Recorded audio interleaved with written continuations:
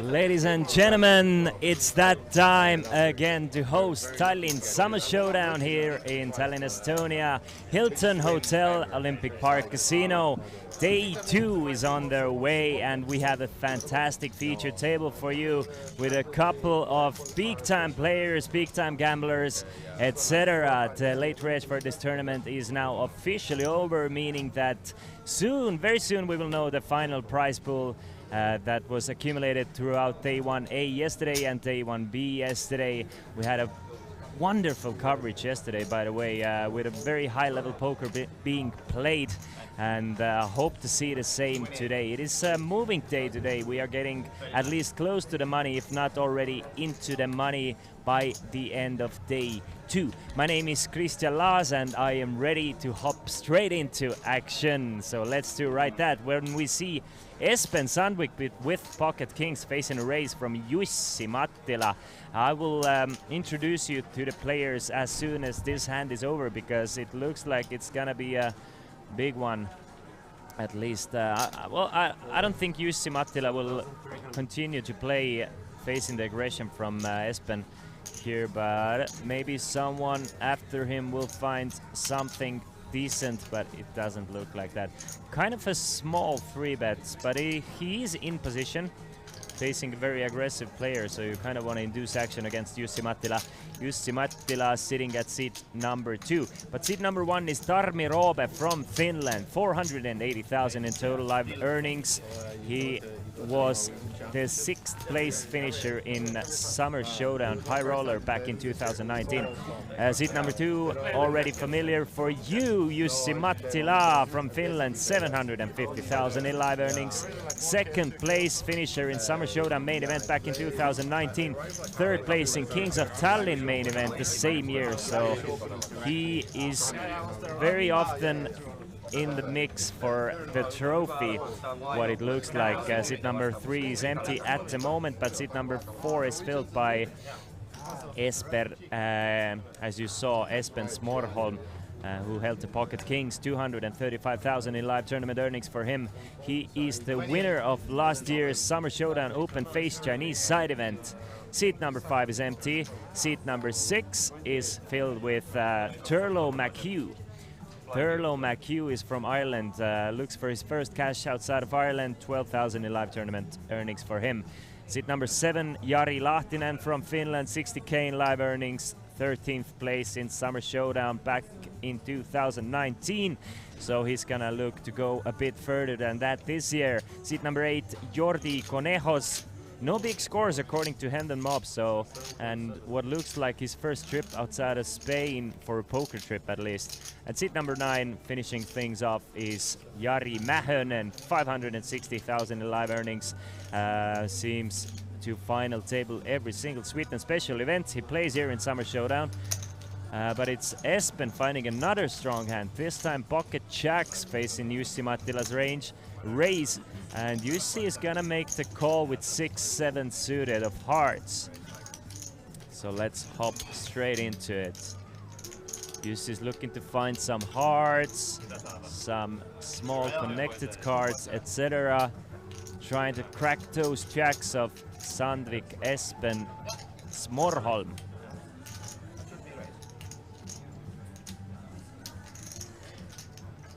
Raza 170 says this should be a good one. I agree with you. I mean, the more Finns we have at the feature table, usually the crazier the action is. There seems to be some confusion about the call from Jussi Mattila here. It's looking like he accidentally might have raised, but not 100% sure what is going on here. But I think it's just a call. Or is it? Maybe they're gonna make him raise because he put too many chips in. So drama in the second hand of this feature table already. Blinds are 600, 1200 with a 1200 peak blind ante. So Jussi is not super deep stacked here. If they're gonna make him 4-bet this, he's gonna lose 1/3 of his stack.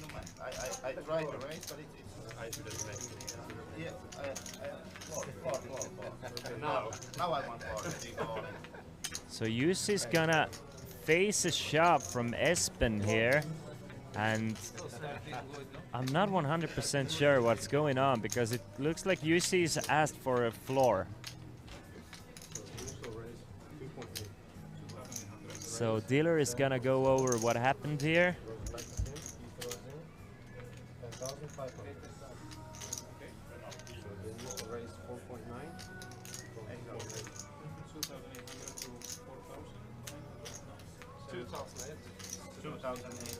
It is enough. It's 2.5 more.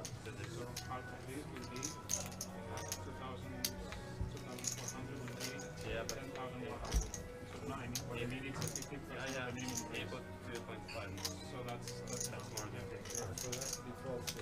It would be 12.6. Yeah, it was 12.6. I have to raise 12.6. Yeah. But if I, that's a raise if I throw those there. It's not a call. No, it's not a call because it's more than 50%. Yeah. More than 50% of the win rate is win. So 12.6. That's 12.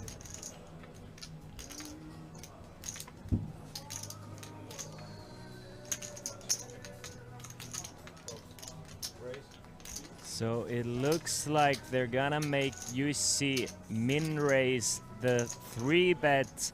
So Jussi might feel his pot committed here facing a shove from Espen, but he's gonna lose 1/3 of his stack at least. And he's gonna have to fold to 6-7. So very confusing but interesting hand from Jussi Mattila straight away. And Espen is gonna add about 12,000 to his stack.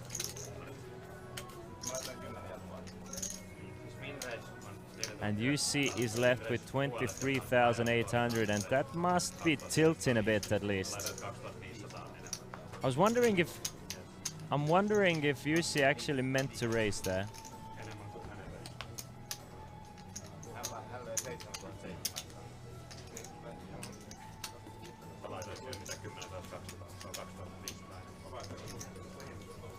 So we have Jussi and Jarttu at the same table. Jarttu, you might know him as a slot streamer, poker streamer as well. And seat number 5 is a new player, Alexei Smirnov, 100,000 in live tournament earnings. He's from Estonia and countless more online, known as a strong crusher at the online felt. AS Leschi. He's gonna make it 2.4 thousand with ace 10 of hearts, and Turlo McHugh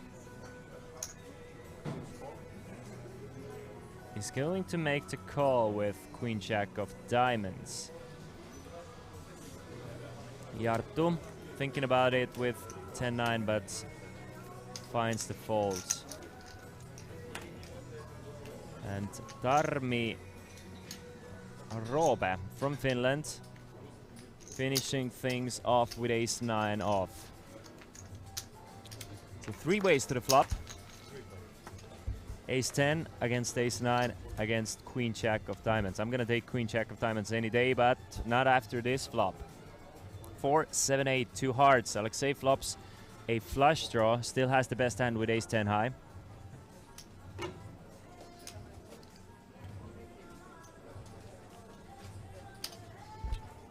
So I expect to see a c-bet on this board. It is a fairly connected one, but we can see that besides Turlo having 2 overcards and a backdoor flush draw, nobody really flopped anything. Leschi is gonna bet 2.6k and take this one down, and I'm sure he's happy to scoop a pot worth 11.6k. I think Alexei just late reg this tournament with a starting stack of 30,000. So adds about 20% to his stack with that hand.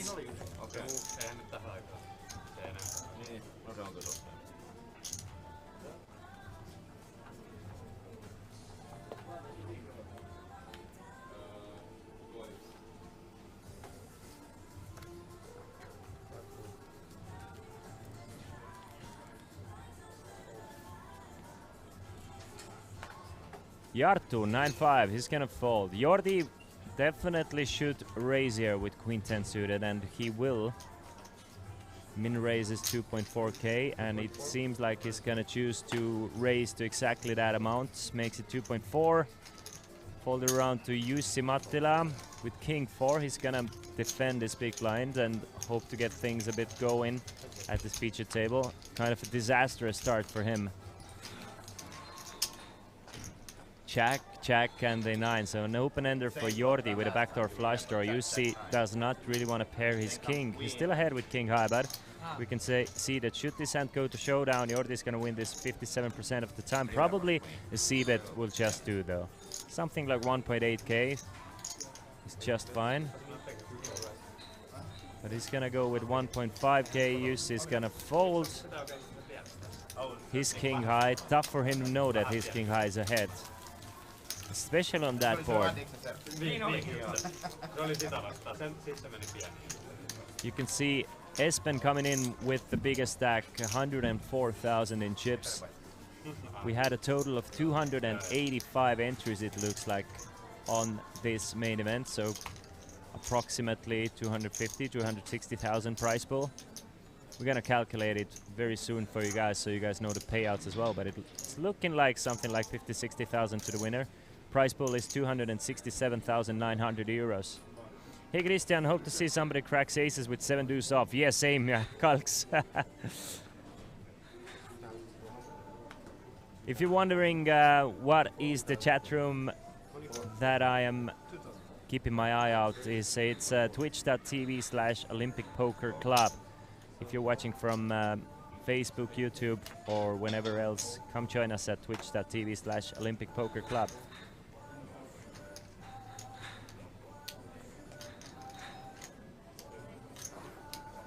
It looks like we're also streaming to Win TV Live. Are we though? Yes, we are. Joy Leshi is from Estonia.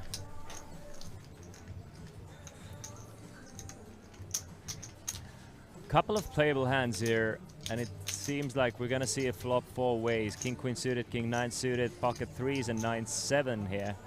So a lot of connected cards here. Johan is looking for a 3. McHugh could do with a couple of diamonds or a king or a queen here, as long as it doesn't contain a 9 as well. Jack, 5 and a 6, so 2 overcards and a flush draw for Turlo. McHugh.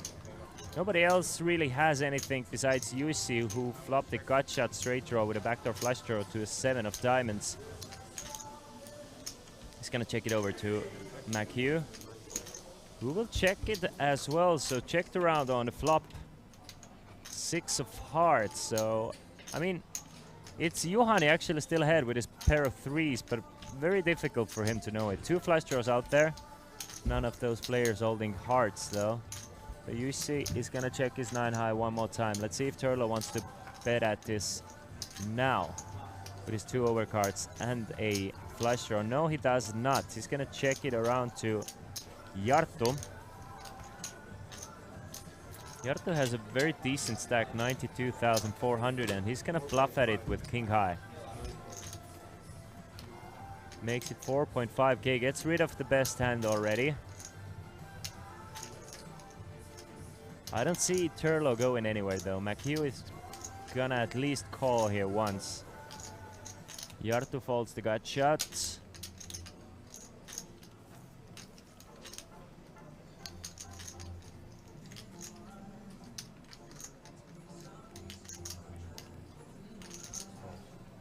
And it's a call from McHugh. 21,000 in the middle. Jartu needs a 5 or a jack or a 9 or somehow bluff his opponent off the hand. 10 of hearts must be a scary card. McHugh doesn't get his flush, doesn't pair it up, so should Jartu bet here, it should most likely work. Let's see how large Jarto bets. 12.5 thousand and gets a quick fall for McHugh here. So a beautiful, beautiful bluff from Jarto here. Now he's up to 110,000 in chips.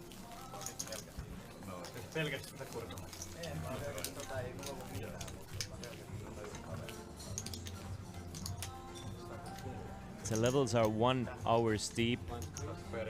We have a free buy for you guys every single day as well. If you want to know, the password for the free buy is Showdown 22. You can type exclamation mark password to our chat here at twitch.tv/Olympic Poker Club. Winner will take a €150 ticket.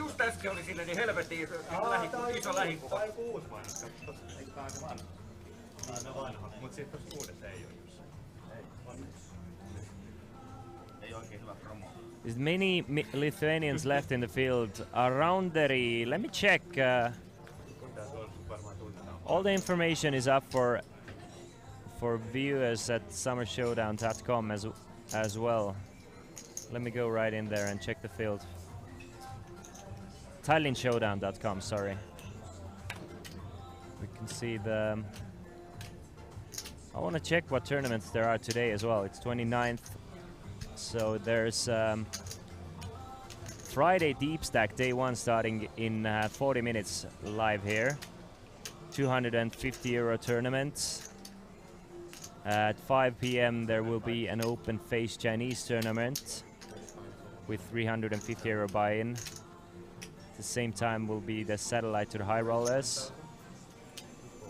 But let's see what's going on here. Tarmi Robe finds an ace-king to 3-bet with, and McTurlo is gonna be in an interesting spot. I mean, he raised it up to 2.4k, got a call from Juhani here, and now Tarmi 3-bet to 9k. I can really see Turlo McHugh go for an all-in here. There's 16.8k in the middle, he has 35,000 behind. Tarmi Robe can definitely 3-bet light there some of the time. Pocket nines is a very strong hand. He has about 30 big blinds effective.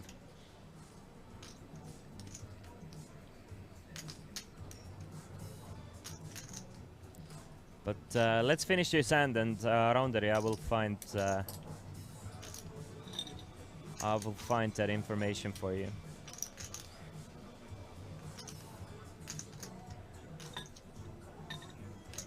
Look at that. McHugh folds the nines. Johan is gonna fold the ace-3, and Tarmi Robe does not have to flip for it.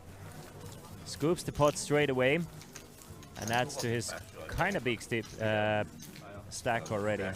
Looks like something around 80,000. So let's see the field remaining. Who started as a chip leader, etc.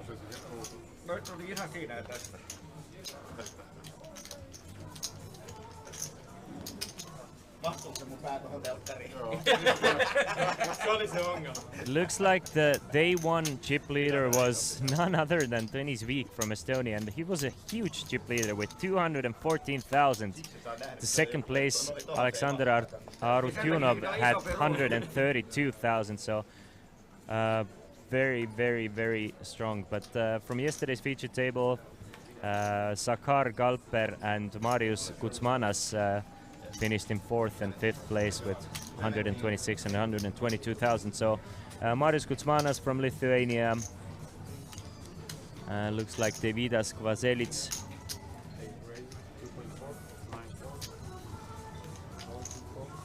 So still quite a few Lithuanians, as I can see from the flags. More than 10 at least. Seems like about approximately 20 or 30 even Lithuanians still remaining in the field.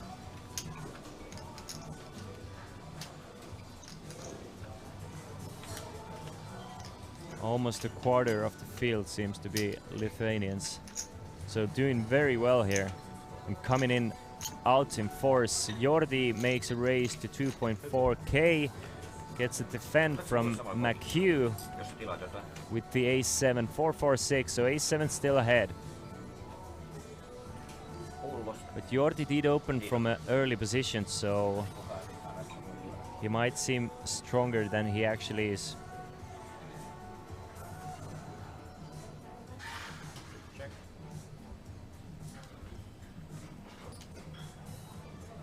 Täytyy halunnut tulla karasta.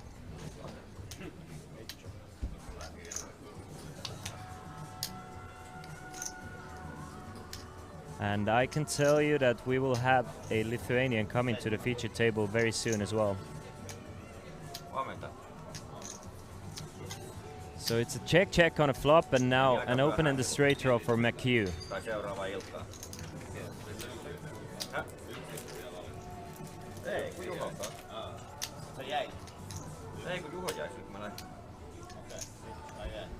Another pair of checks on a turn, and that is a straight for McHugh now. 4, 5, 6, 7, 8 makes a straight. Let's see if he's gonna try to go for some value, or... But his opponent hasn't really shown any tendency to bet having checked to him, so maybe you want to try and bet yourself and try and get an ace high or something to call. Try and get a hero call for something like ace, king, ace, queen, what it looks like Jordi has. Jordi actually has a queen high chest, so probably or definitely not gonna get called, but it's just 1.6k. Jordi might even try and bluff at it. Very small bet from McHugh though, but nope. Jordi didn't flop any pairs, didn't flop any draws, so he just checked it through and folded on the river, and McHugh takes down a small one here.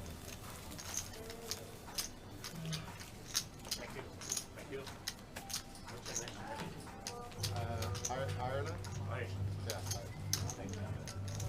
Hola Christian, how many players left at the moment? Dreams, it should be approximately 120 players remaining.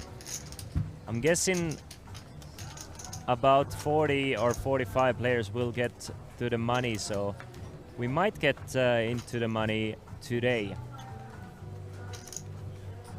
Probably will. And then play down to the final table tomorrow, and then the final table the day after tomorrow. Jordi, this time with pocket fives, comes in for a raise one more time.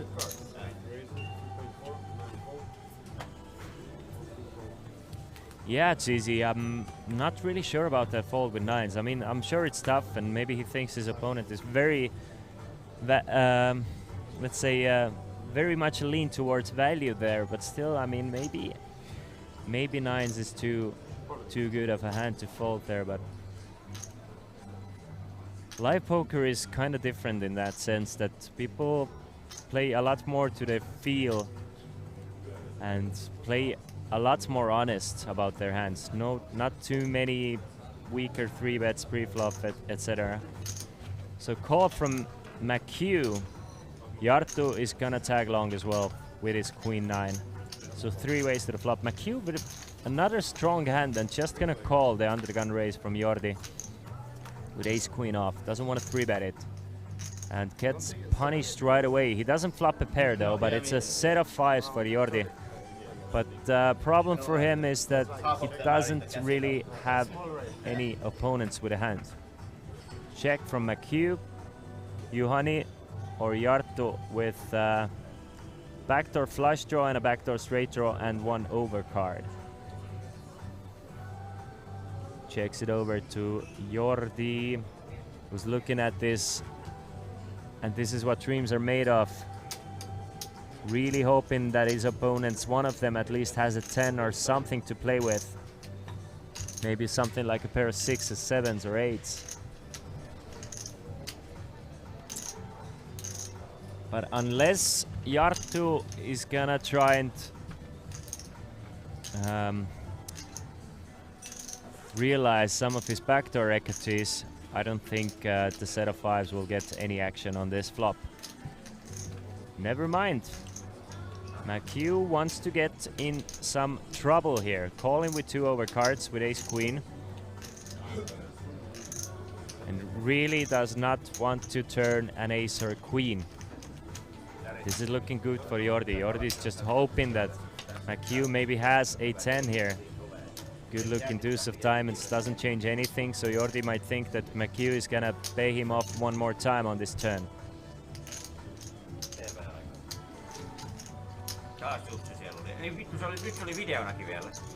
33,000 behind, so let's see if Jordi is going to bet an amount that will allow him go all in on the river potentially.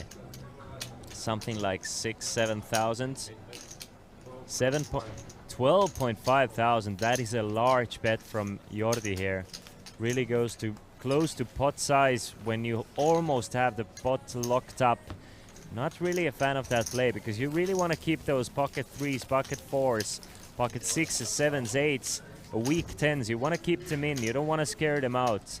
By betting that large there, you're really starting to look like ace 10 plus. Ace 10, jacks, queens, kings, aces coming from under the gun. Or even a set of 5s. So by betting so large there, you're kind of taking away a chance for your opponent to stick in with weaker hands and just go in with a very strong hand. But with you having the lock in the hand, basically, you're just hoping that your opponent has a deuce.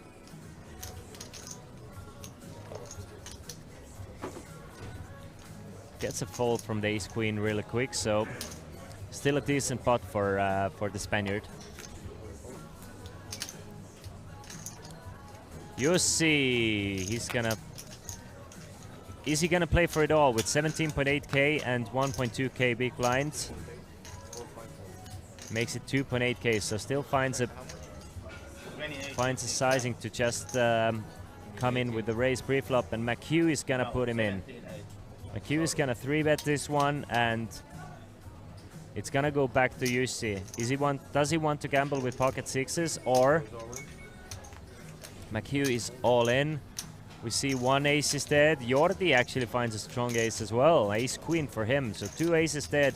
Should Jussi call here? But it might be Jordi going all in, over the top even.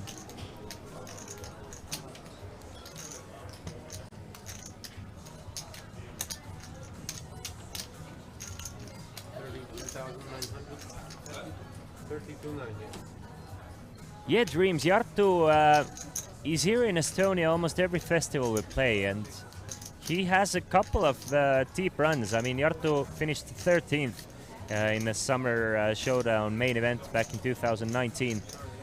So he's a very decent poker player. Sometimes when he streams slots, he streams poker as well. But he is a slot crusher. Hello.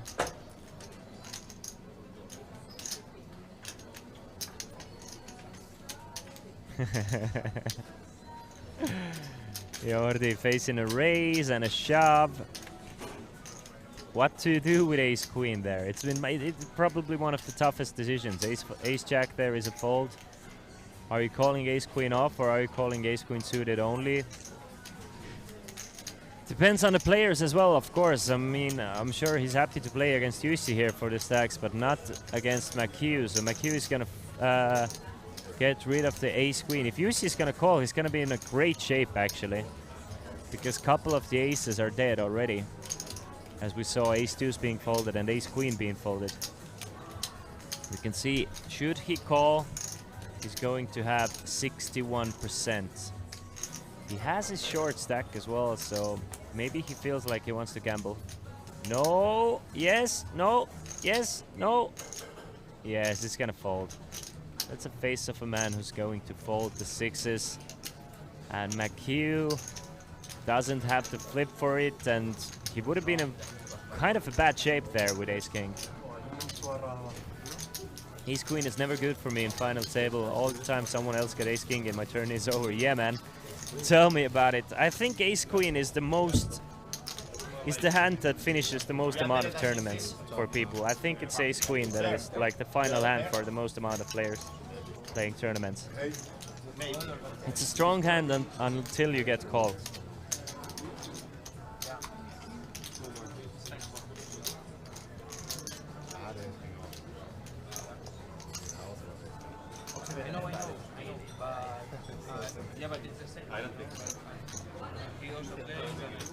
Jussi really hasn't started off well at this featured table. Now down to just 15,000 in chips, or that'll be around 12.5 big blinds. It's Espen with king queen suited though, and he has a nice stack.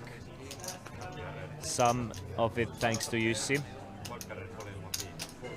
He's gonna raise it up to 2,800. Those green chips are worth 100 each. Red chips are 500. Blue and white ones are 1,000 each, and the dark blue or the purple ones are worth 5,000 each. Couple of folds after Espen raised it up with king queen, and Juhani 8-9 suited. He's gonna defend the big blind. Very playable hand, very good hand to defend with.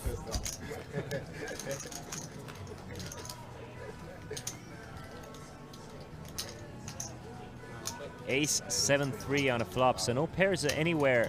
And Espen, should he c-bet it, he should probably just take it down with a small c-bet. Expect to see something like 2.5. 3,000, and that'll be enough. Easy fold with the 9 high. Not even a backdoor flush draw, so he's gonna fold. Seems to be a nice field there. Looking forward to playing the upcoming Bounty series. Gonna be super cool. See it there, man. Same, likewise. I'm gonna play at this one as well. So a bit less than half of the field remaining, meaning that the average stack should be around 70,000 at the moment. 124 players out of 285 entries.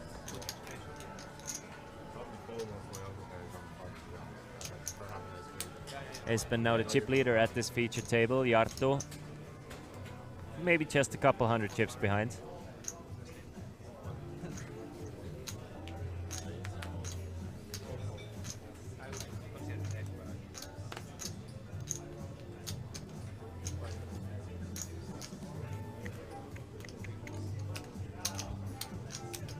And Jartto finds a hand that he's going to want to raise. Queen 10 of the same suit. Diamonds, as they say, are forever, but are they forever for Jartto? Jordi has him dominated with the ace 10 from the button. Let's see, Jordi has a couple of options here. Folding is not one of them. He can definitely 3-bet. He can maybe want to try and call. 3-betting is... I kind of like 3-betting in a situation where you have a 3-betting stack right behind you in the blinds. 3-bet all-in stack from the small blind, so kind of take away that move from the small blind. And also you can just pot commit yourself should they do it.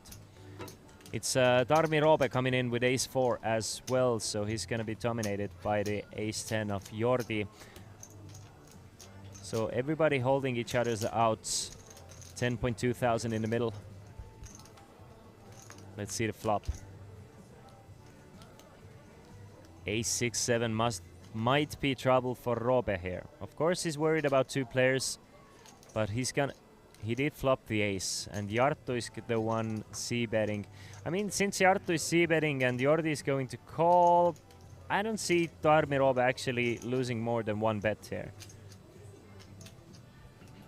Because Jordi is going to just make the call. No reason to raise here with a semi-decent ace. Still, if the chips are gonna go in, your ace is gonna be in a bad shape. So you just call and keep your opponent's bluffs in and just kind of bluff catch and keep the pot small here. Jartto bets 3k, Jordi calls. Tarmi's gonna pay this 1 bet off, but I don't see him losing any more here unless there's another ace or 4, which will give him the better hand.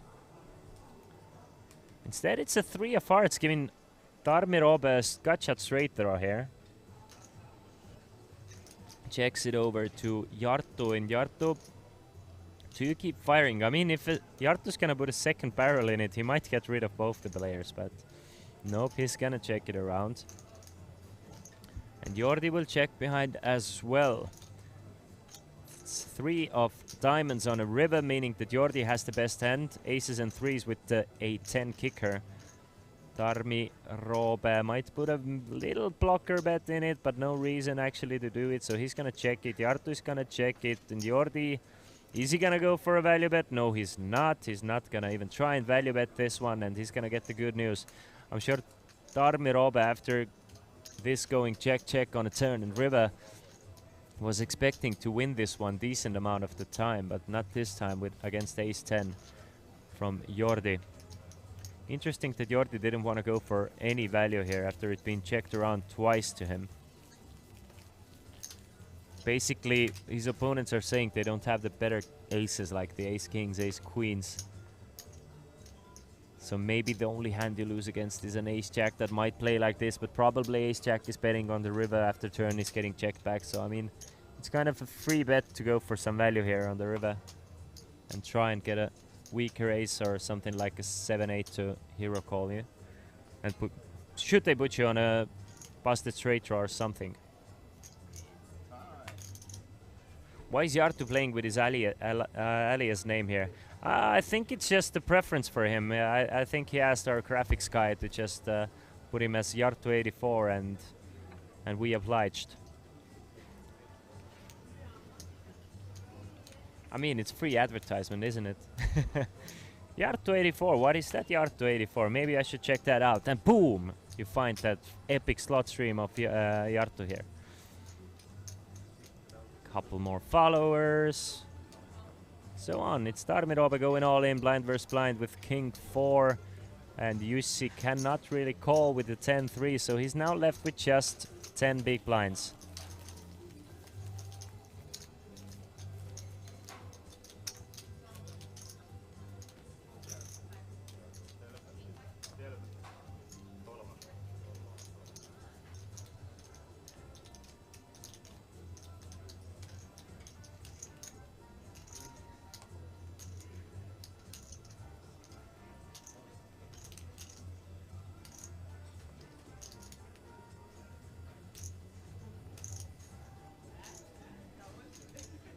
So 20 minutes still this level. Alexei Smirnov now finds a decent hand to raise with.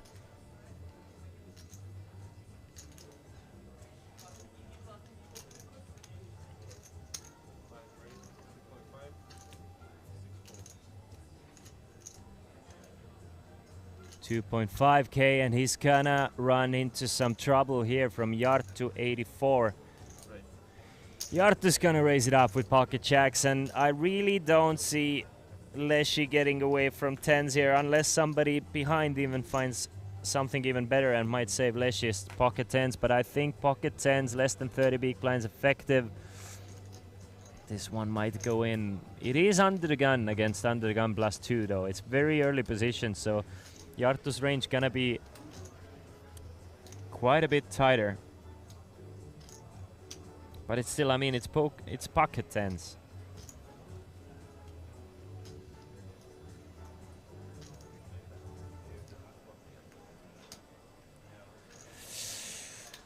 I mean, yeah, I'm sure he knows it's gonna be a tighter range, especially getting 3-bet there. It's gonna be very ace king, ace queen suited 10s plus heavy here.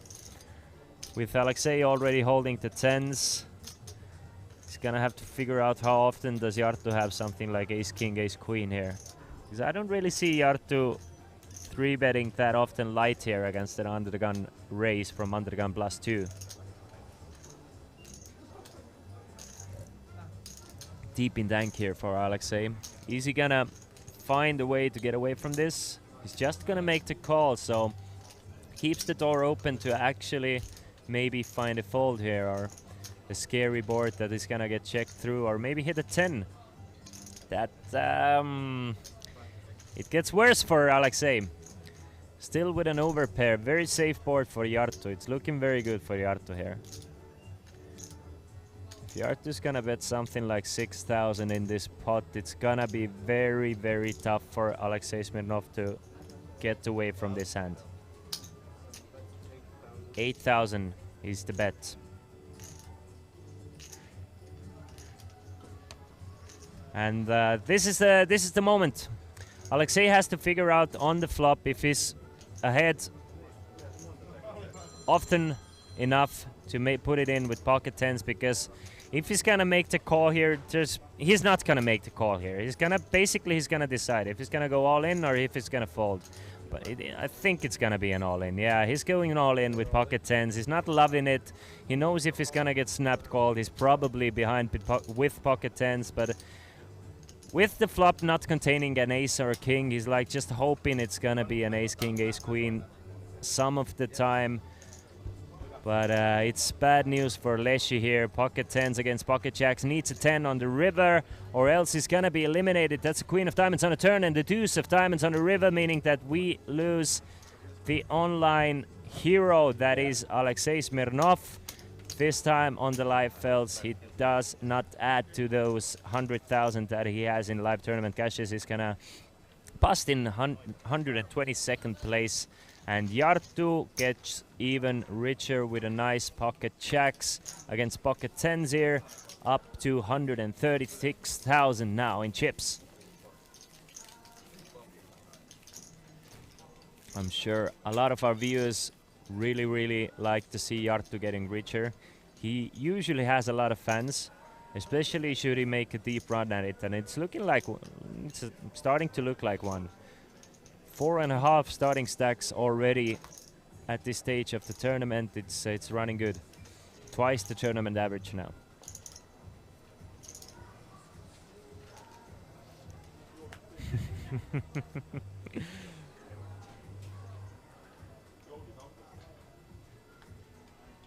Put those Jarttu hello waves in the chat, ladies and gentlemen. It's Jordi with ace jack this time.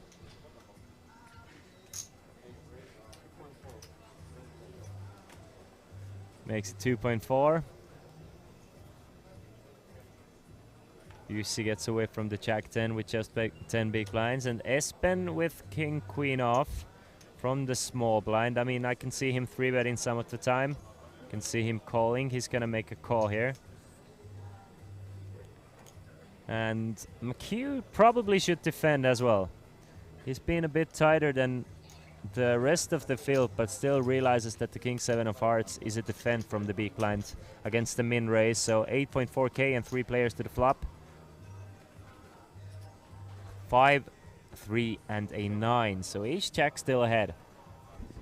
Espen checks, McHugh checks, Jordi with 2 overcards and a backdoor flush draw. Last time we saw him check back in situation where he didn't flop anything, and he's gonna check back one more time and see a turn that will pair his aces. The other players are drawing dead in this situation, so checks it over to Jordi. Jordi's gonna bet probably something like 3-4k. No way, he's checked it through on a turn as well and sees a very bad river for him. Let's see if Espen or McHugh really are going to try and steal this one away, maybe. 4 spades on the flop or on the board at the moment, so no players with a spade. So if anyone should bet at it, it might work. Espen, the door has been opened and Espen is whoa. Espen is betting 30,000 into a pot of 8.4 thousand and instantly gets 2 folds. So a sick overbet from Espen here on the river, trying to get rid of a lot of hands. Knows that most of the king high flushes bet either on the flop or on the turn. And by checking the turn there, the Spaniard actually manages to lose this pot away. Not really sure about that check on a turn. You really want to protect your hand against flush draws anyway. So why give a free card on the turn there? Kind of suspicious.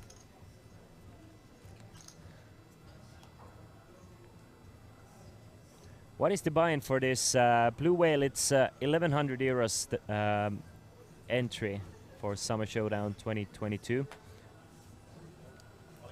The prize pool is more than 250,000 euros. Jussi finds a hand to go all in with. Last 10 big blinds with ace-7 of clubs. And Jarttu is going to call from the big blind, and he's gonna have Jussi in dire straits here. Jussi needs some clubs or a 7, or else he is going to be eliminated in 120th place in this tournament. 4, 6, and a jack. So running straight cards or a 7 needed. Needs a 6 or a 4 or a 7. 3 of hearts on the river, meaning that we will lose Jussi in 120th place, and Jarttu eliminates another player. He's like a freaking machine taking out players left and right and east and west and north and south and up and down. Jarttu now up to 150,000 in chips. Takes down another bounty with Ace King. For now.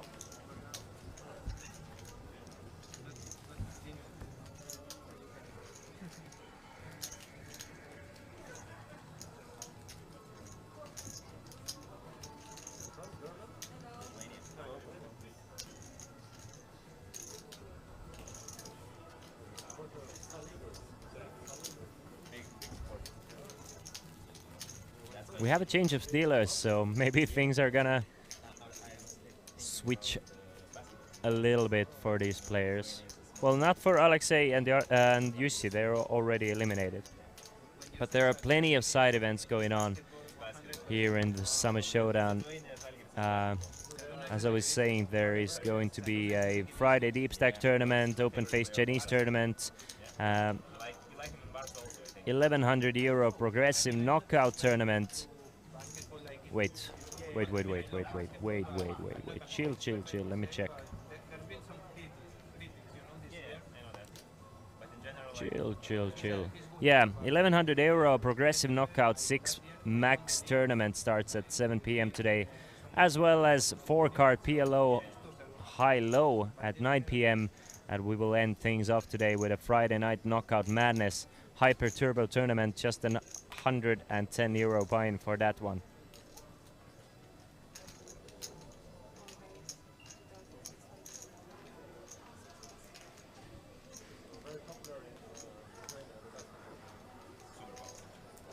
Espen mixes it up with 9-6 suited.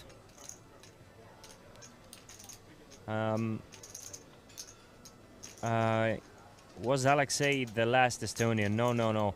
I think Markku Koplima entered day 2 with a very big stack. Yeah, Markku Koplima was 13th after day 1 with 99,000. The chip leader, Tõnis Viik, Estonian, 215,000 chips. Alexander Arutyunov, second in chips. So Estonians are doing very well in this tournament after day 1 ace. Gert Laanemets still in, Jargo Alaväli, Ranno Sootla, Igor Pihela. Wow, we have a very strong Estonian field here left. Who else? Tarmo Tammel still remaining.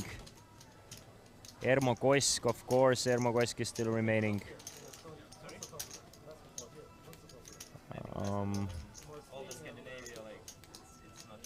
Tanel Merida, Richard Koppel, Kaspar Laursoo, Rain Mölderkivi, Mati Pirn, and that is it for the Estonians.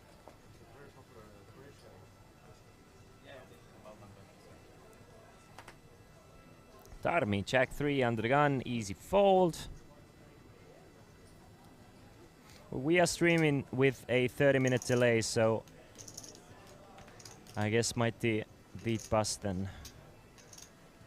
It doesn't matter that much. It's Mighty did come into the stage with a very small stack, so he needed to get things going soon.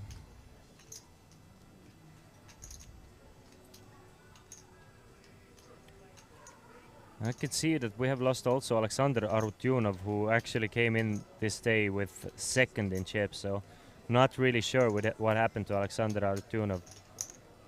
Came in with 130,000.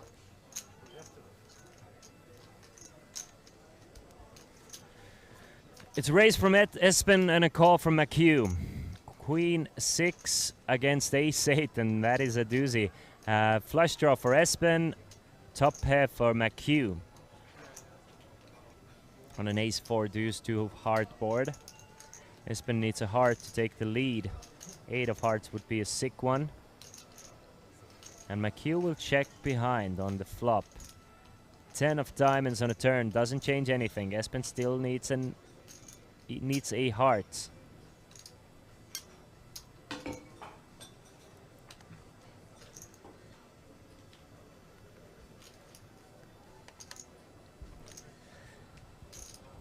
Aranderi, we are still calculating the prize pool. We don't know it just yet what's the prize pool is, but as soon as we find out, I will let you know. The payout information isn't available just yet, but we will know in an hour or so. Because the late reg for this tournament just finished before the last level, so they still need to calculate everything. It's a bet of 10,000 from Espen, so super pressure. He really likes those overbets. Putting a lot of pressure on that ace-8 here. But McHugh is going to make the call, leaving himself with 22,000 behind. That is a 6 of clubs on the river, meaning that unless Espen is gonna bluff McHugh out, he's going to lose this pot. So Espen now pairing his 6 and hoping he's against something like King Jack of Hearts. He's gonna check. McHugh is probably, after facing an overbet on a turn, he's probably gonna check this one back and not go for a thin value here. Because facing an overbet range, you're either against a monster on a turn or against a draw on a turn. None of those hands you really want to bet against on the river, because the draw is not gonna pay you off, the monster is gonna crush you.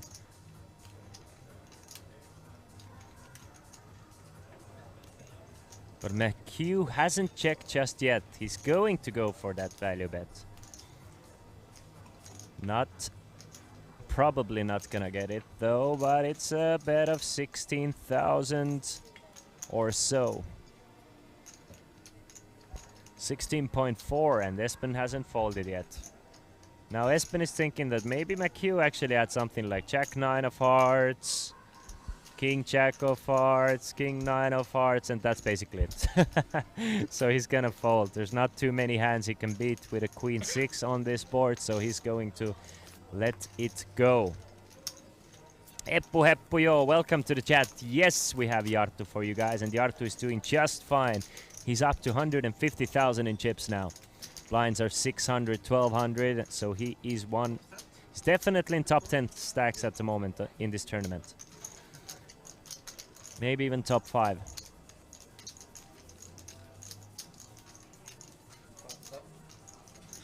Five times the starting stack. Everybody started with 30,000.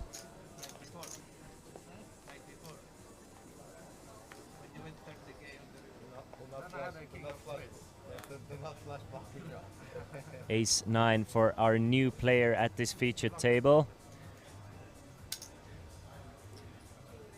Sitting at seat number 2, taking Jussi Mattila's place, Ruitis from Lithuania. Let's see if I can find some information about him real quick. Ruitis Sandaras.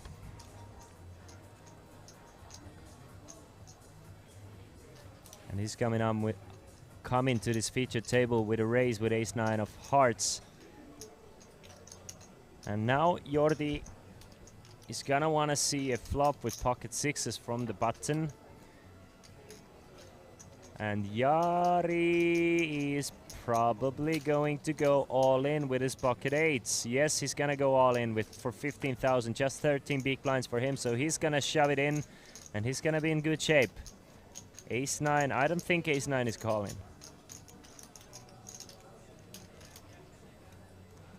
But Jordi might call, and Jari has Jordi in a bad shape here.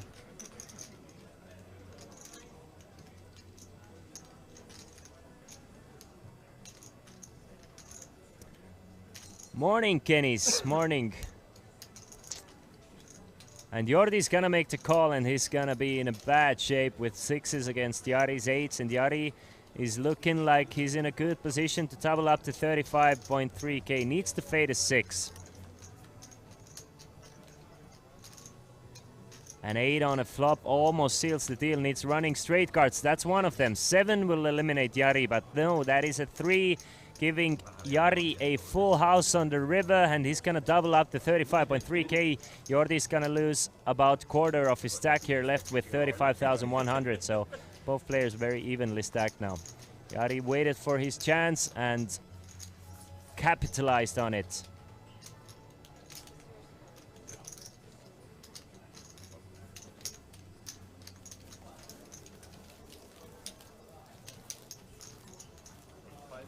Rytis Sandaras, our new player from Lithuania, has 20,000 in live tournament earnings. Let's see if he has any cashes from the Summer Showdown Festival. Doesn't look like it. Bunch of cashes from Spain, some from Lithuania, one from Macau. His biggest cash comes from the EPT Barcelona back in 2018. No big scores just yet, but looking to change that right here, right now. Ace King for Bruno Nicolas, another new player, sitting at seat number 5, it looks like. Taking Alexei Smirnov's place.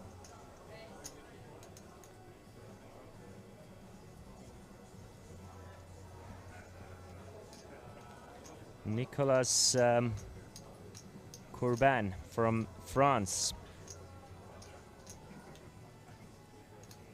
Let's find some information about him. We can see that he brings about 25,000 to this feature table, and the hand that is a strong hand. Ace King off. We're gonna see him go all in first hand on this feature table because McHugh has 3-bet him with a King 10 suited, and Nicolas has nothing else to do than go all in here.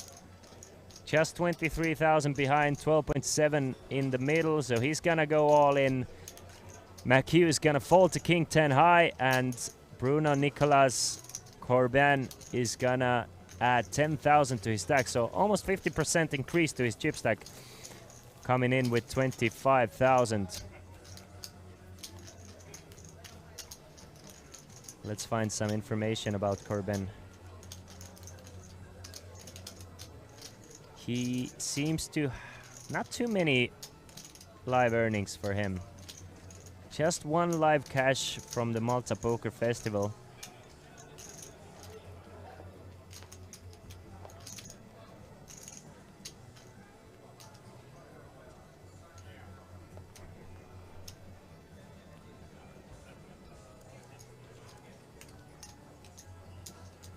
Next hand, the blinds will go up though. They were 6 and 12. Let's see, I think they're gonna go to 8 and 16, right? Couple of folds to the dealer, but Tarmi doesn't want to go for the blinds with the 8-7 off. Rytis though wants to see the flop with Jack 3. Espen will not let him do that. Espen will raise it up. Something 3.6 or 4.2, around that range. 4,000 is the bet. And it's gonna be an easy fold for Rytis here. Tried to see the flop for cheap, did not, because Espen found ace king from the big blind. And Tarmi got away with the steal here because he didn't, because he elected to not go for a steal, he didn't lose any chips. Ask anything about Lithuanians, know everything. Like a spy. I remember, Kennis, you actually helped me out quite a lot yesterday. So the new blinds are 800, 1600 with another 1600 big blind ante. So 4,000 in the middle every single hand to be stolen away by the thieves of poker table. Ask me, Kennis doesn't know shit. Hello, Riff. Welcome, welcome, welcome. This is Summer Showdown Day 2. We are playing hopefully down to money today.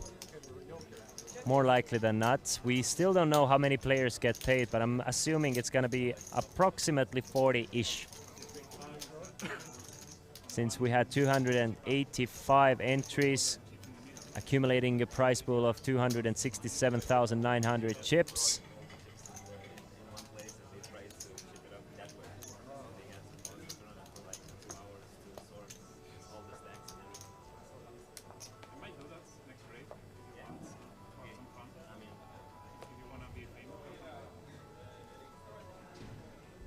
So what can you tell me about the new Lithuanian player? Because I really don't find much about him besides a couple of cashes worth 20,000. Ritis Sandaras. Does he have an online background? Is he just a casual grinder?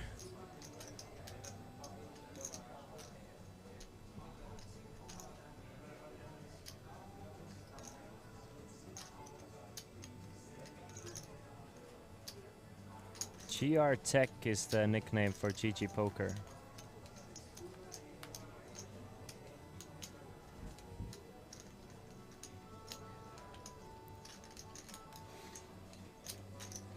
Ritti is one of the best Lithuanian high-stakes MTT players. Mid high stakes, so he's a very good player then, if he's crushing mid to high stakes. I mean, it's not an easy feat to do online. Jordi makes it 3.2 with King 10, gets a call from Tarmis, Ace-Jack suited. Bruno Nicolas is coming in to the party with 7-4 suited, so 3 players to the flop, 11.4 in the middle. 7, Jack, and a 10, so everybody flops a pair, no diamonds anywhere. Jack, Jack, and Tarmi, do you want to start betting your top pair, top kicker here?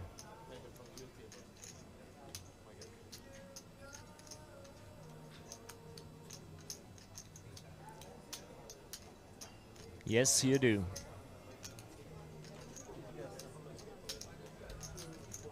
Bets 4,200. I think that is gonna be it for the 7-4.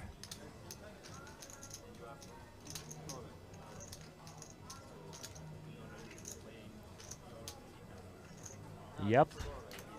Now the question is, does Jordi want to stick around? No, he does not. He's gonna fold to King 10 right quick.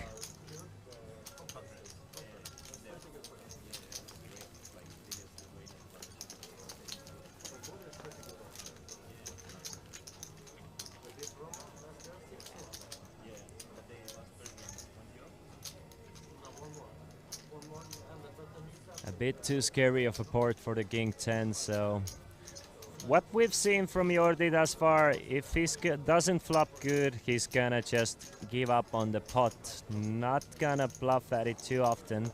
Wants to stay away from trouble and get value when he has a good hand.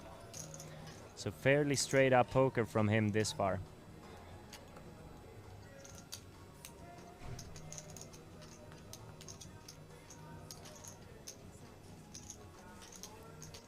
Couple of folds to Jari, who looks like he wants to play.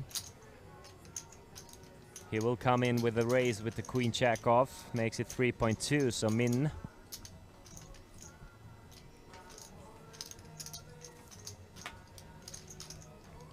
Folded around to the blinds here. King Jack suited for Bruno. He's gonna fold to King Jack. He did have Jari dominated, but McHugh gets a big blind discount. 1.6 to win 7.2, 5-3 suited.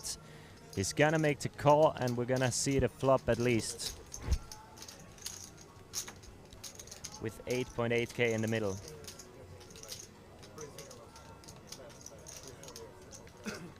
And that is a good one for a 5-3. Flops a middle pair with 9, 5 and a 4.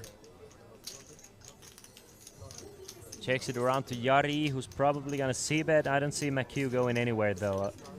He's gonna at least call that 3.2k and see what develops on a turn. Could be, may as well be ahead already with his pair of 5s. Could catch up should he be behind. So he's gonna call.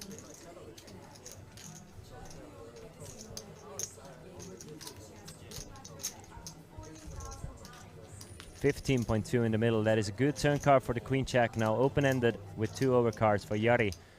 Would really like to see him continue pressuring this pot and put another bet here on the turn.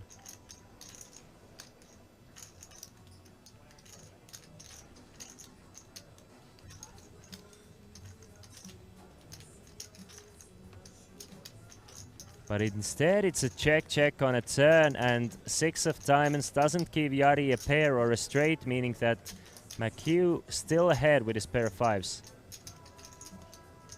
Interesting check from Jari here. That is the perfect card to continue betting on the turn, but he doesn't elect to do it. Wants to realize his equity by checking. Another check for McHugh on the river. Jari gives up, and McHugh takes down a nice one worth 15.2k. Jari does show the queen check. Left with just queen high on the river.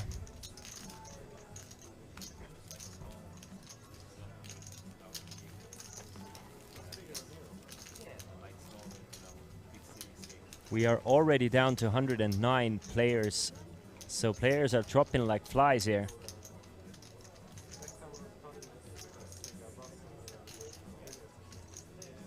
Ivaras won 2 events in a row, Hyper Turbo and Short Tech. Yeah, I mean, Lithuanians are doing super well. So by the field, from what I saw from the players remaining in this field, it looked like almost quarter of the field was Lithuanians doing very well. So I expect to see a lot of them making day 3 as well.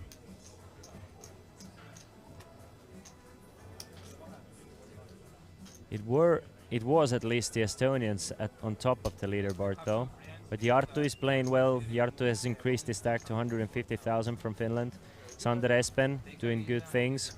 A6 from the cutoff is gonna raise.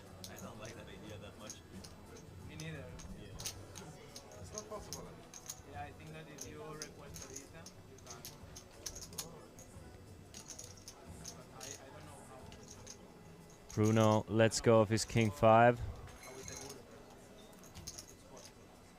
McHugh, very playable 10-9 suited. He's been quite active actually. I mean, he hasn't done any crazy things, but he's been in the mix quite a lot. I'm guessing he has the highest VPIP of this table. Would be a nice hand to 3-bet with, the 10-9 suited. And he's gonna count out a 3-bet, or at least he's gonna count his stack. Realize that he has 49,300. So something like, I don't know, 11,000 3-bet here. 12, 13. Instead he's going, did he go all in? I love it. I love it. All in for 32 big blinds effective. 10-9 suited is a good hand. Very difficult for your opponents to call. Jarttu hasn't folded yet, but he will. And Espen is definitely not calling with a6 off, so McHugh crushes it with just an all-in. Figured if he had any room to 3-bet or wanted to shove there, realized that 32 big blinds for him. He wants to go all in with 10-9 suited. Pajus, it's probably because Jarttu asked for it. I'm guessing Jarttu asked for the graphics to show him as Jarttu84, and we obliged.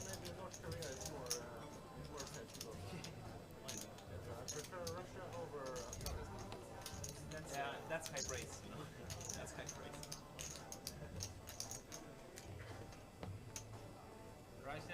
praise. Hello Bervaturian, hello Mike Wills.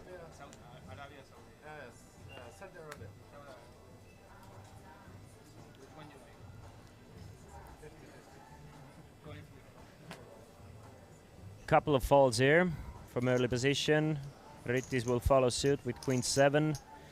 And Espen, do you want to go for another steal? Yes, you do. With what? We don't know just yet, but it's a raise to 3.2. 3.6, sorry.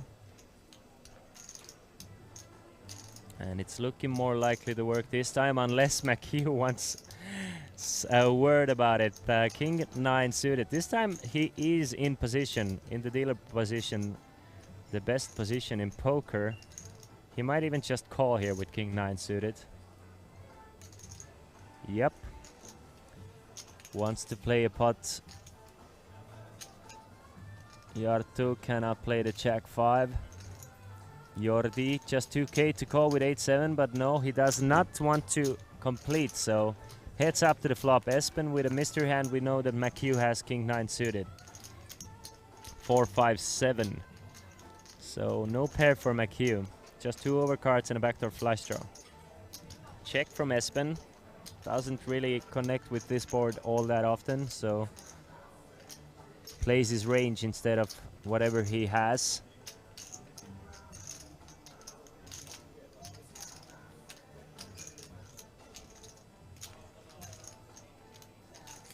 So is it possible to come and play anonymously?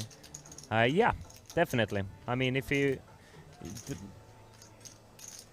can't really. The thing is, if you want to play anonymously at the feature table, it's possible, but you still have to enter with your real name to the tournament, and it's gonna be in the live vlogs and stuff. But if you ask for a special name for a TV table, it's definitely possible. McHugh bets 2.6k. And Espen will call. Jackson, we will stream the main event throughout this event, so just the main event coverage coming for you. 3 of spades on a turn, so completing a straight with a 6. Another check from Espen. And does McHugh want to keep firing at it now? Kind of a perfect card to fire one more time as a bluff. Not too many 6s for Espen here. Espen does have quite a few over pairs coming in with a check call on a flop, so McHugh checks behind. Pairs is 9 on the river. Not really sure if he's ahead now, but it's looking a lot better for McHugh though.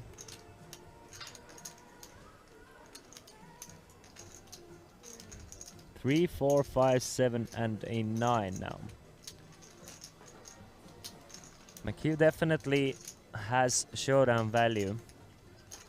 Does he have value to bet? And as well as will Espen lead into this spot now? Kind of hard to put him on a 6. Coming in with a raise from the hijack, check calling this flop, not betting or c-betting into it. Would assume that Espen will c-bet a lot of his 6s. And it is Espen betting 12,000. And a tough spot for McHugh. I really wouldn't know what to do with King 9. What are you beating? What is betting 12,000? What is checking the flop and calling? Check calling the flop. And now leading into you on the river. Pocket 3s that you lose against. Pocket 6s might sometimes do it. Aces might play like this. Aces or kings. But what bluffs do Espen have here?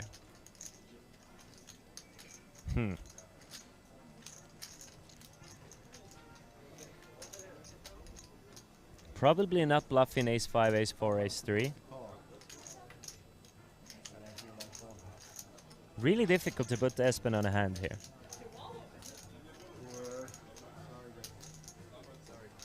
It's kind of looking like, I don't know, ace 2, does it continue on a flop?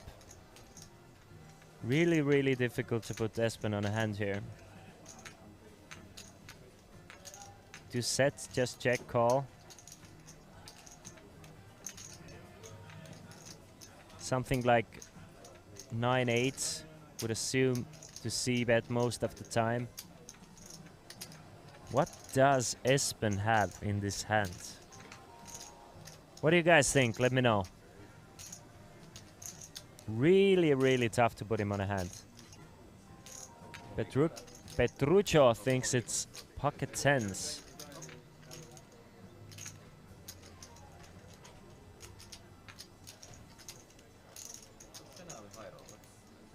Ace 2s is what Galks thinks. It's kind of looking like ace, I don't know, ace queen of clubs is one of the bluffs I can think of that might play like this. Something like 9-10 for value. 9-10 of hearts. Ace-8. Yeah, ace-8 is possible, but I still think that ace-8 might c-bet this flop quite often. Rather than aces make a lot of sense. Really, really tough to put him on a hand. Really, really tough that plays like this. Pocket sixes. I expect to see a c-bet most of the time. The thing is, the fact that he check called the flop just confuses me so much here. And I'm sure it confuses McHugh as well. McHugh's gonna let it go, and we will never know. I was really hoping McHugh is gonna call so we could at least know what Espen had here. But unfortunately, we will not know. If somebody's friends with Espen, let us know. Ask him and let us know what Espen had in this hand. I'm going with ace-queen of clubs.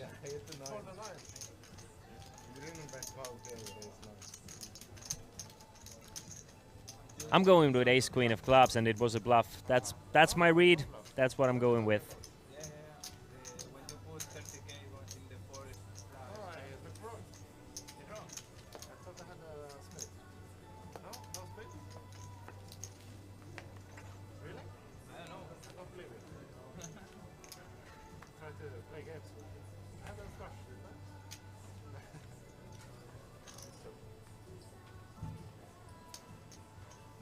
Interesting hand, to say the least, this King 9 suited hand.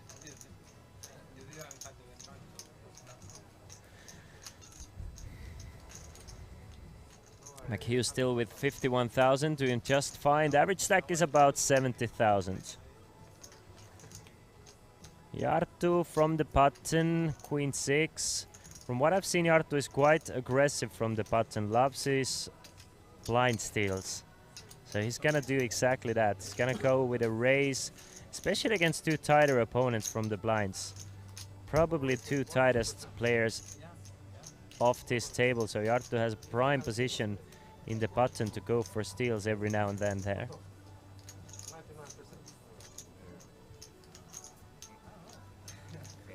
He's so happy and relieved after the hand must have bluffed. I really want to know. I hope that we'll figure out somehow. Maybe I can see Espen on the field and ask him. Are you commentating?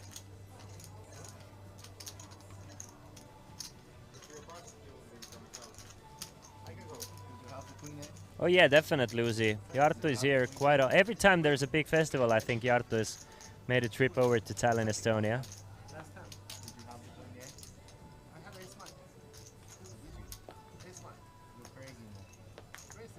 Let's go, Bruno. We played main event satellite yesterday, same table. Jackson, I hope you won the ticket though. Xerox, I did not know that. I did not know that Jarttu lives in Tallinn. Rytis folds the pocket fours. Finds an awkward stack to raise with pocket fours. Doesn't want to get any pressure from the other players. So approximately 40 big blinds deep, 28 big blinds deep. Just folds the pocket fours from under the gun. I'm sure he's gonna raise fives and sixes. But pocket four is really tough hand to play under the gun with a short stack. Can we see royal flush today? We saw straight flush yesterday. The same guy got straight flush and quads in 1 hour in live poker. This is something that doesn't happen that often. Raise from Jordi, call from Tarmi. Jordi does have Tarmi out-kicked, but that is a 7 on a flop, top pair, and a queen kicker for Tarmi here. Jordi has checked every single time in this situation. Will he do it one more time? If he doesn't flop a pair, he usually checks. Like, not usually, but every time from what we've seen. Now would be a bad time to bet, though.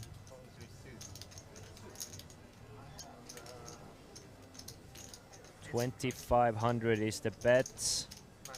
Tarmi is going nowhere with top pair. He must be a bit afraid, though. I'm sure he noticed that Jordi hasn't really c-bet that often. I just keep folding to you. I just keep folding.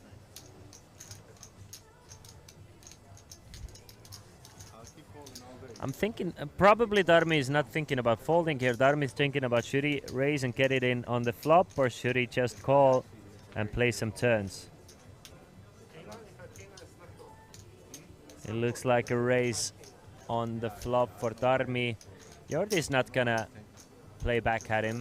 Jordi's just gonna fold to queen high, and that's gonna be it. Darmi makes it 7.6. Jordi will fold, and Jordi left with just 22,200 in chips.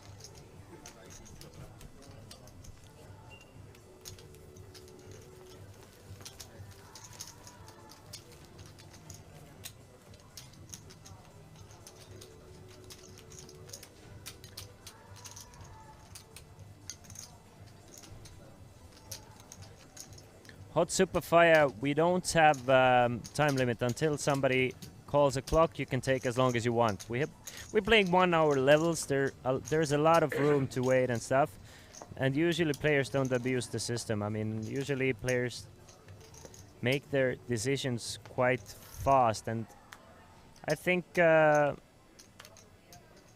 McHugh didn't even take that long there. Maybe just a couple of minutes, 3 minutes maybe. He was called the clock right before he folded though. Espen makes it 3.6 with ace-7 of hearts. It's everybody to fold but the blinds. But Darmi will fold to ace-4. Ritis 8-9. I expect him to call here. 2k into a pot of 7.6k. So kind of connected hand. So he wants to see a flop. Ace-9 and a 10. So both players with a pair. Ritis with a pair of 9, so bottom pair on the board. Bet of 2.5k on the flop, and Ritis against a bet like this probably wants to call once. He can turn a flush draw, a straight draw, 2 pair trips. So a lot of hands to increase his equity should he be behind. So he's gonna make the call. 14.6 in the middle. 6 of clubs gives both players a straight draw now. Espen with a pair of aces, so Espen way ahead in this spot, 88%. Ritis needs a 7 or a 9 to take the lead. So just 5 outs for Ritis. We can see the 7 of clubs is already dead and folded by rest of the field, so 4 outs. And Espen with a lot of draws out there, top pair. Ritis probably raises a lot of the stronger aces pre-flop anyway, so he can discount those cards. He feels confident to bet another 6,000 on the turn.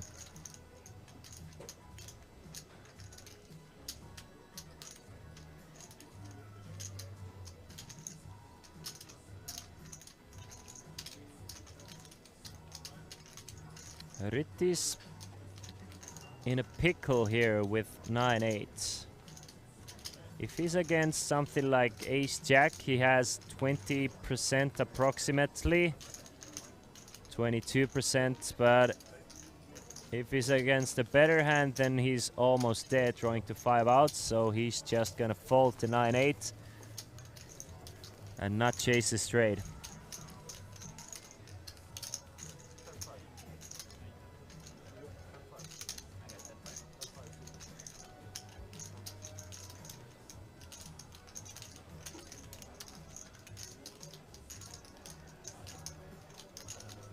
See aggression frequency. It's Espen being the most aggressive thus far. Of course, the sample size isn't that great just yet. It's just about 20-30 hands.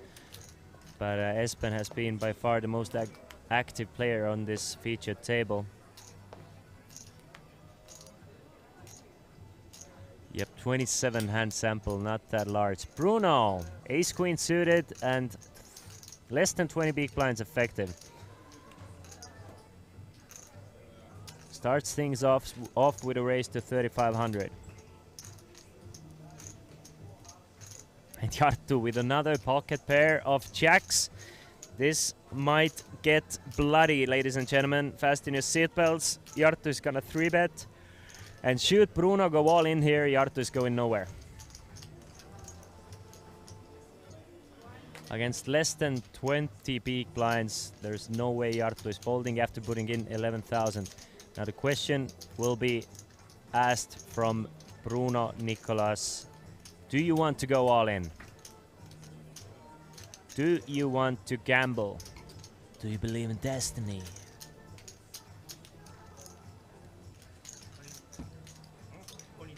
All in from Bruno Nicolas. Jarttu is going to make the call, so we're gonna see a flip for 65,000. Jarttu has already eliminated 2 players from this featured table. Can he make it 3, or will Bruno Nicolas double up to 65,000? Ace Queen against Jacks. Bruno needs an ace or a queen or a diamond now. A flush draw for Bruno, and that is it. Jack of diamonds is dead already, giving a royal flush to Bruno Nicolas, but it doesn't come, meaning that Bruno Nicolas turns a flush and doubles up to 65,000. Jarttu is gonna lose 30,000 in chips, still with 170,000, 17,000, still doing good, but gets a small dent to his stack, loses about 22% of his chip stack this hand. A rounder says the Jacks never hold against 2 overcards. Jacks seems to be kind of cursed, don't they? And this time they fall victim to Bruno Nicolas' ace queen of diamonds. Much needed hand for Bruno, now up to 65,000. Blinds are 800, 1600, 1600 peak blind ante as well.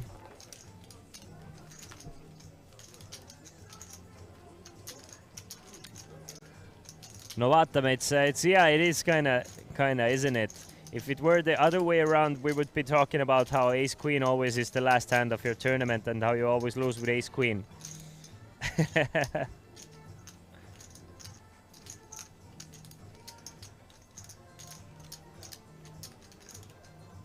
In the end, it's just a flip, but a very important flip for Bruno Nicolas.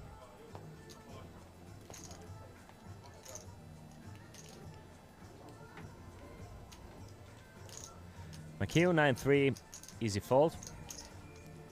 Jarttu 10-9, easy fold, unless he feels like gambling. No, he does not. But that is a strong hand for Jordi. Jordi has 14 big blinds, so he's just gonna go all in with his ace-king. Can he find any customers? Doesn't look likely unless the blinds find anything good. Fold from Espen. And Bruno with Jack-9 of clubs. I'm sure he wanted to see a flop, but not against an all-in, so he's just gonna fold to Jack-9. And a couple of blinds and antes for Jordi here, up to 26.2. So he actually increased his stack by close to almost 20% by just taking the blinds and antes there.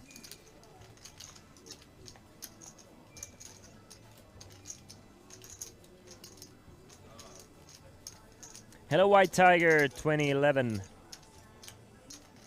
Rooting for Jarttu here. Jarttu, after losing this pot, still the chip leader of this feature table. So he had built himself quite a nice chip lead before he lost that 65k pot.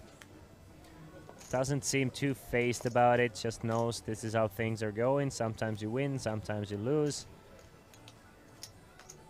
Sometimes win, sometimes lose, always win. That was the saying.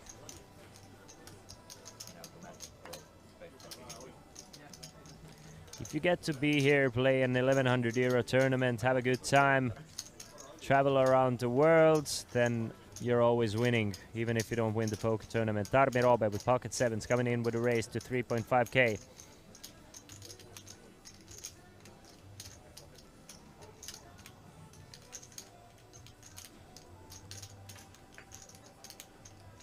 Didn't know Uncle Fester played poker. Oh man, you're doing Jari Mähonen dirty. And the fact that I know that you were referring to Jari Mähonen makes me doing him dirty. Espen 3 bets to 11.5k. With ace say it off.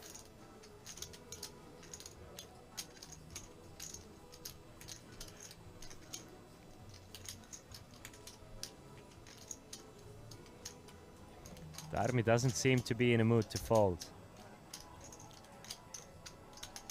The color just adds to it. So 3-bet pot, 27,000 in the middle. Tarmi Roobes pocket sevens against ace-8 of Sander Espen. Check from Tarmi. Hello, Super Mario. Welcome to the chat. We are streaming to twitch.tv/Olympic Poker Club if you want to join the action, as well as twitch.tv/WinTV Live. But we are focusing on the Olympic Poker Club chat. The chat is in English, ladies and gentlemen, since this is an international tournament. We can see that Tarmi Roobe has Espen in quite a bad shape. 5,000 is the bet on the flop. Tarmi will call.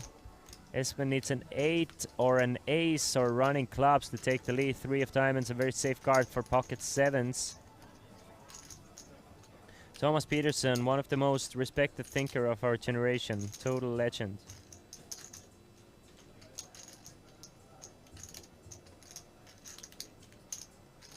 Espen probably the best crusher of this table. Espen has been playing well. Another check from Tarmi, and I don't think Tarmi can call another bet from Espen. And Espen is not gonna bet small. He's gonna bet large. 23,000 instant fold from Tarmi, and Espen will just brute force this pot his way.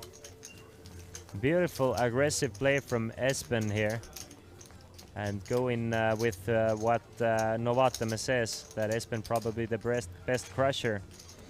A lot of familiar faces on this feature table though. A lot of familiar faces. We've seen, like, throughout the summer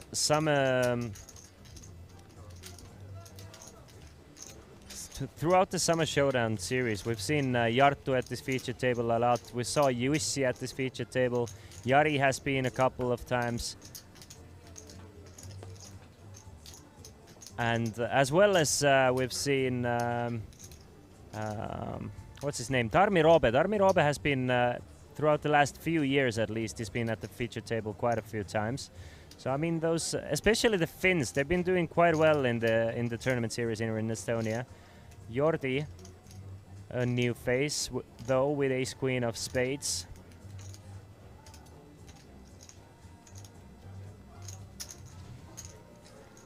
It's gonna come in with a raise.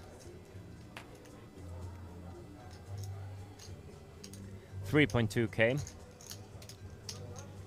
From what we've heard, then Ritis is also an online crusher. Crushes meet to high stakes poker tournaments online. Is it hot there? No, it's not.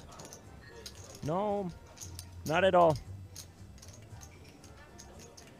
Bruno Nicolas with a very good looking king queen of hearts. We can see that he's dominated against Jordi's ace queen of spades.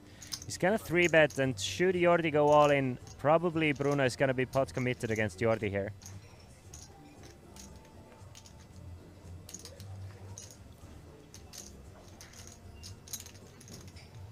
Three-bet to 7.5k. Jordi just has 23k behind. If he's gonna go all in, it's gonna be a pot worth of 37,000 or 38,000 even almost. And Bruno Nicolas would just have 18,000 to call. So getting 2-1 with a king-queen suited. After 3-betting Jordi here, I think Bruno has to call this one off.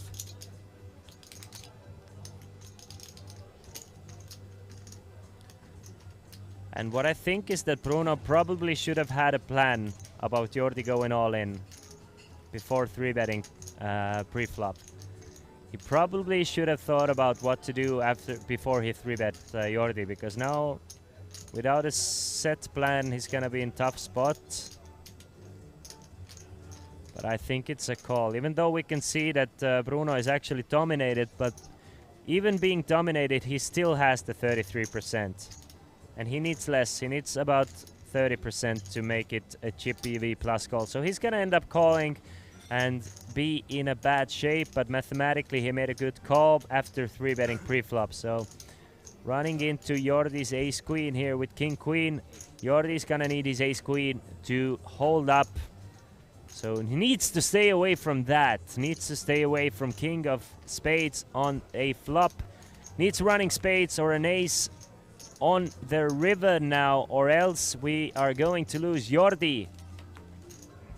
That is another king for Bruno Nicolas, who is now up to 91,200 in chips. We do lose Jordi Conejos from Spain though, so he does not get a cash here in Summer Showdown main event. Still plenty of side events to run though. Unfortunate finish for this Spaniard. We will be paying 34 places. 34 places. Prices will be in a few minutes. 34 spots. That's 5 tables. Okay. Just one seat of the So the tournament director came over to the players and let them know that 34 players will get paid in this tournament. So 100 players remaining and 34 will cash.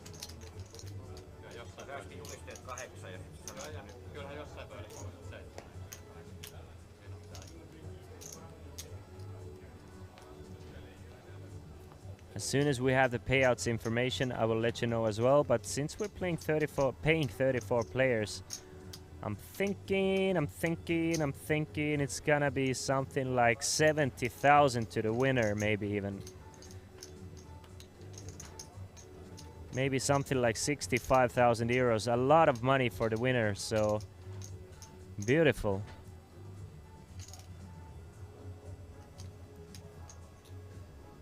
Arounder thinks it's closer to 55,000. We'll know soon.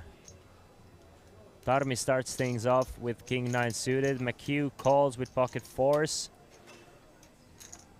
How many Estonians still remaining? Let me check real quick.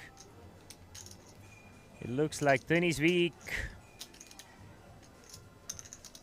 Marku Koplimaa, Andre Mägi, Gert Laanemets, Ranno Sootla, Igor Pihela, Oskar Ojaveer, Ermo Kosk,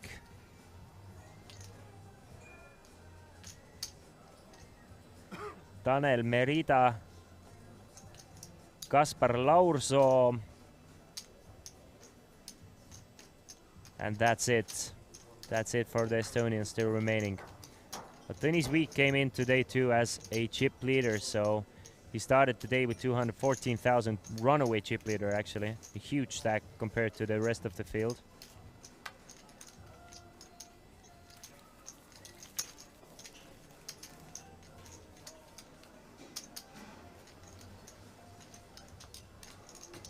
Yeah, the prize pool is usually quite top heavy. Which I don't mind. I think it's better if the prize pool is top heavy. More action, more players playing to win. It's more interesting to watch as well.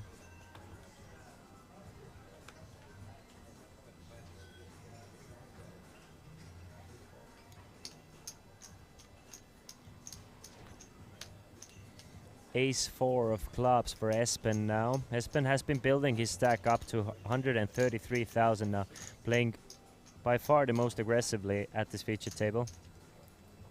Super Mario from Estonia, there might be some that I missed, some that I don't recognize the names of. So I'm guessing something like maybe 15 Estonians still remaining. Because I'm thinking that maybe Eduard Kruglov, Arutyunan might be Estonian as well, etc.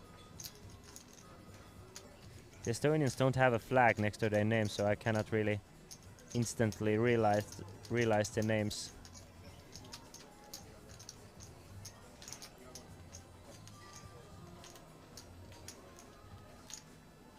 Max August Avela seems like an Estonian name. Something like 15, I guess. Ace King for Tarmi though. From the big blind. Facing a raise and 2 calls.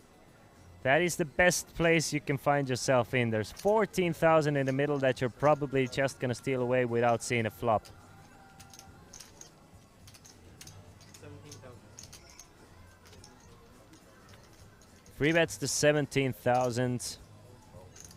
Jarttu's folding and everybody's folding. No, what? Jari went all in with ace-4 suited. That was unexpected. Jari, I guess he realized there's so much dead money in there. He's gonna take the 30-something% he has against Tarmi anyway. Needs a 4 or a check.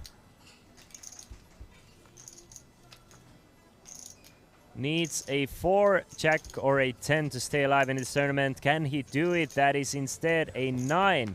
So Tarmi Robe gets kind of gifted 30,000 this hand, and now up to 97,000, and we lose Jari, who's been playing very patiently, and now all of a sudden put it in with ace-4, calling with ace-4 suited, basically. Very, very interesting. You're not ever really ahead in this situation. Not sure about the call off for the tournament live, but as it is, we lose Jari from this featured table, and in 97th place he will not cash. 34 players will get to the money, so approximately 1/3 of the field still remaining get the cash.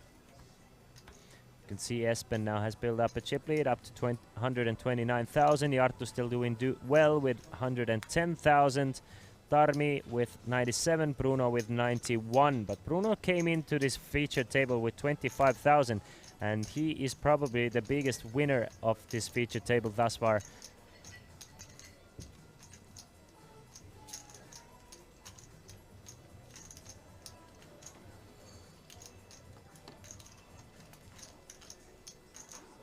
Couple of raggy 7s hit the muck.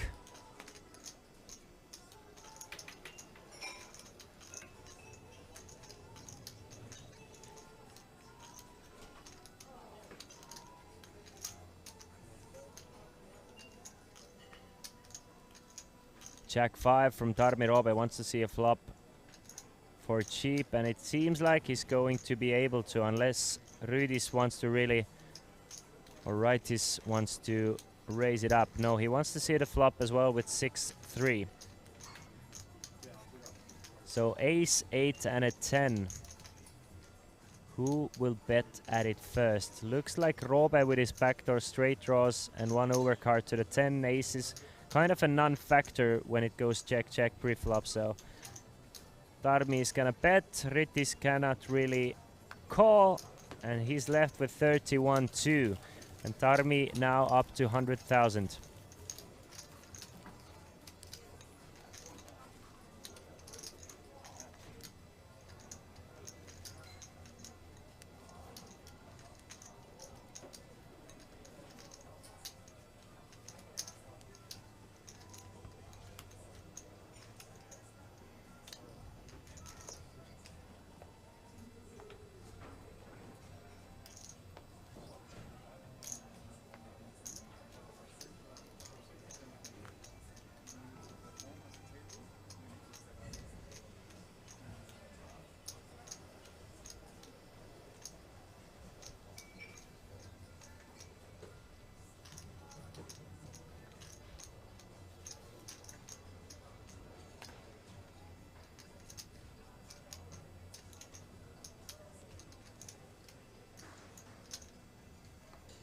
King Queen off for Tarmi Robe. From the button, a very beautiful hand to come in with the raise with. So he does exactly that. I don't think Espen is going anywhere with Jack 9 though. He might even 3-bet.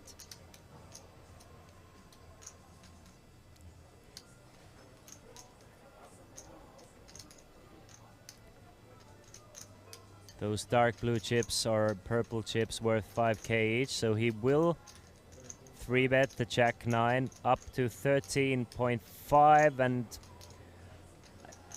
I expect Tarmi to just call here. I don't think Tarmi is gonna fold ever to a single 3-bet from Espen with King Queen off, especially being in position here. So he will make the call, and another 3-bet pot against this between those two guys. King Queen against Jack 9 suited, both very much alive here.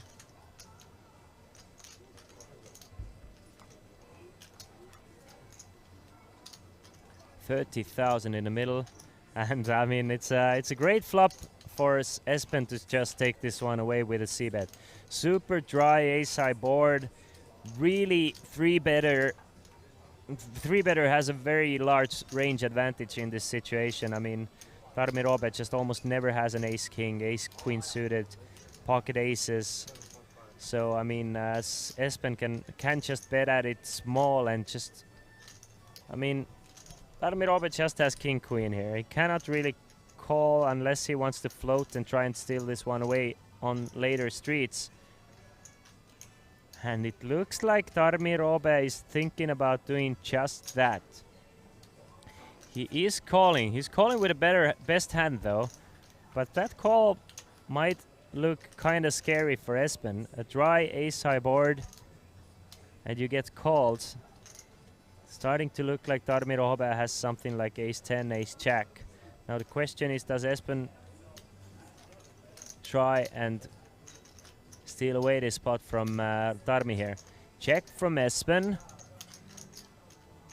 And now is the time for Tarmi, if you elected to just float here, to possibly steal this one away on later streets. Now is your chance.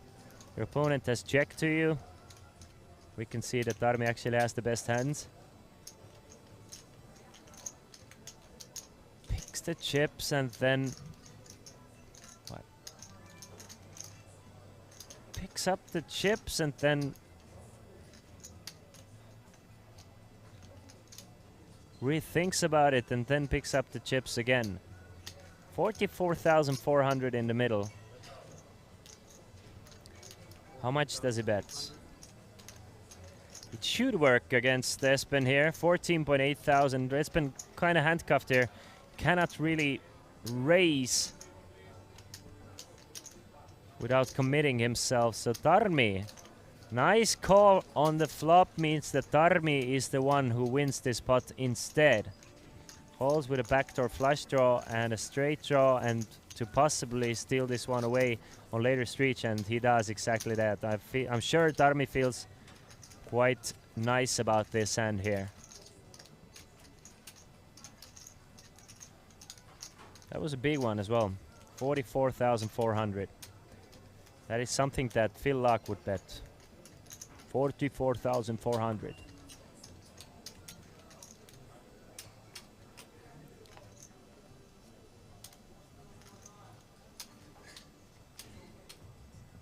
Must have a live read on him. I mean, it's kind of standard to sometimes call those dry ace-high boards, because if you're just calling them with ace-highs, it's gonna be super easy to put you on hand. So you have to sometimes call with backdoor equities as well to kind of be balanced in that sense. And because Espen went for a small bet, he decided this was a perfect chance to just float one off in position and try and see what develops. If Espen is continuing to barrel, it's easy fold. If he gives up, then he can maybe steal this one away. Raise from Jarttu with Queen 9 suited. Probably a defend from Bruno here with a suited king. So we're most likely gonna see this flop heads up.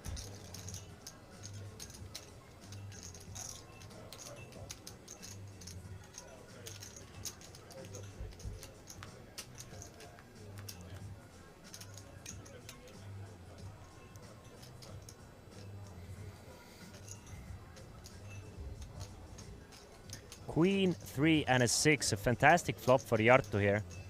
Top pair and a flush draw, and Bruno Nicolas actually has a piece of it with second pair of sixes. So I'm assuming Bruno is gonna call at least once here, and he really doesn't want to see something like King of Diamonds on a turn. 3.8k. Should get called by Bruno here. By calling pre-flop.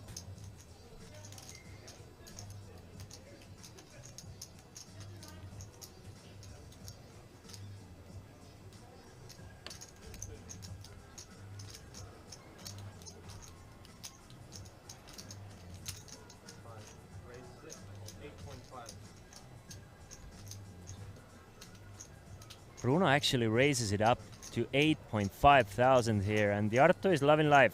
Of course, the thing is, once your opponent starts raising this flop, you kinda start being afraid that your queen 9 might not be good, but at the same time he has so much equity with the flush draw as well, and a chance to hit the better 2 pairs, etc, etc. Sometimes you're still ahead with queen high, so it's just best to just call this raise and see what happens on a turn. So Jarttu does call.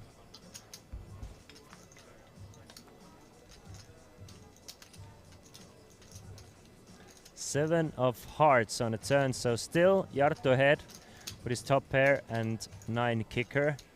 He still has the flush draw. Bruno Nicolas, now after you raised on a flop and got a call, do you give up now, or do you really start turning your 6 into a bluff? That is not a bluff. That is kinda blocker slash... Yeah, that is a blocker bet. Jarttu's never folding anything against that 5k. He's maybe trying to get value from, I don't know, ace-king with a diamond. Jarttu even is going to raise. No fear for Jarttu. I know I would have just called here. Jarttu makes it 17.5 now. This is a huge leveling war going on here.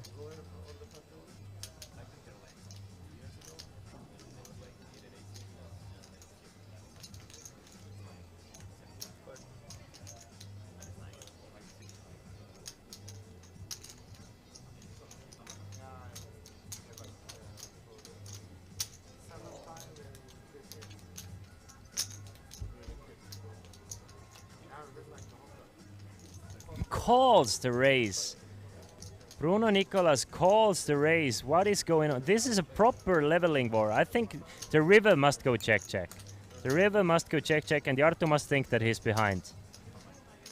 And Jarttu gets the good news that he's actually ahead without getting the flush. The queen 9 was good all the way through, and Bruno Nicolas just did not believe Jarttu here. Jarttu gets max value here.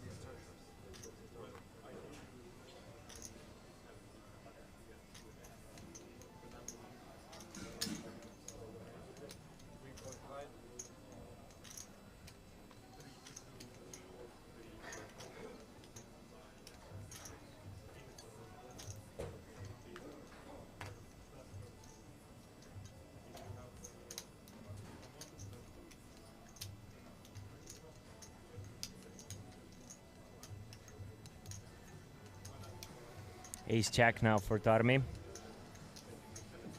Facing a raise from Jarttu. Jarttu now back up to 140,000.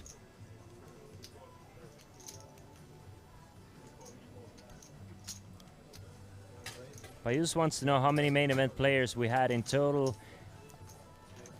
Something close to 280. 279 if I remember correctly. We can see it from the back screen very soon though. Tarmi comes in with a 3-bet though with 11.2 thousand. And Bruno Nicolas still thinking about that hand with king 6.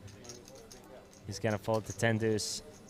McHugh, I'm sure he wants to see a flop with a hand like this, but facing a raise and a 3-bet, he's gonna fold.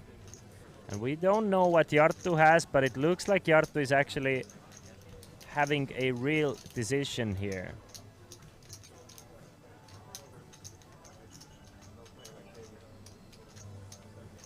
But no, he's just gonna fold against Tarmi Robe. So Tarmi and Jarttu, the biggest stacks at this feature table after Tarmi has has won a couple of those pots in a row. One against Espen and now 3-betting against Jarttu. It's going well for Tarmi as well.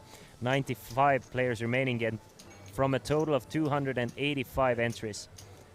285 entries. And we have a new player at this feature table sitting at seat number 9, it looks like. Seat number 9, an Estonian, Eduard, coming in with 85,600 and chips.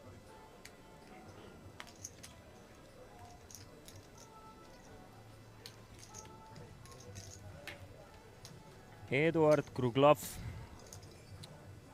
from Estonia. Let's see if I can find some information from him as well, so we know who we're dealing with. Not very familiar with him myself personally. Seems to have 25,400 in live tournament earnings.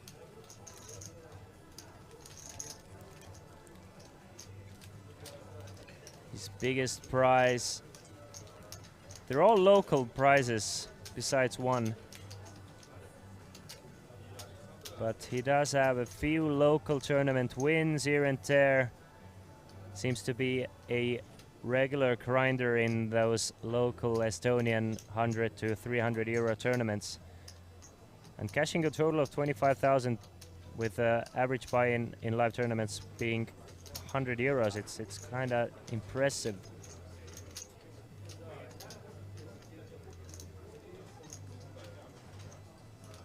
And McHugh facing a raise from Espen. Espen has been very active pre-flop, so McHugh probably thinking about 3-betting here.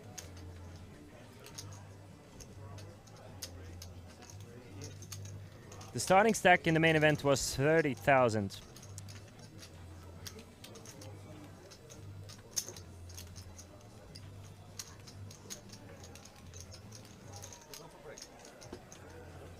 So he's gonna 3-bet and it's gonna work against Espen, so nice 3-bet from McHugh here. And we have another new player sitting at seat number 8. It's another Lithuanian bringing in 54,000 in chips. It's Arnas Lideka.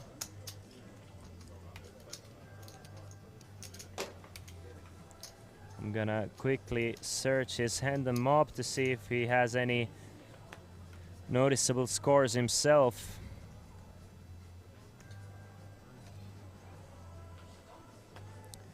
Seems like a total of 5k in live tournament earnings, so not too many noticeable scores, just 3 live tournament scores. One of them is a win though, from Kaunas Open Championship.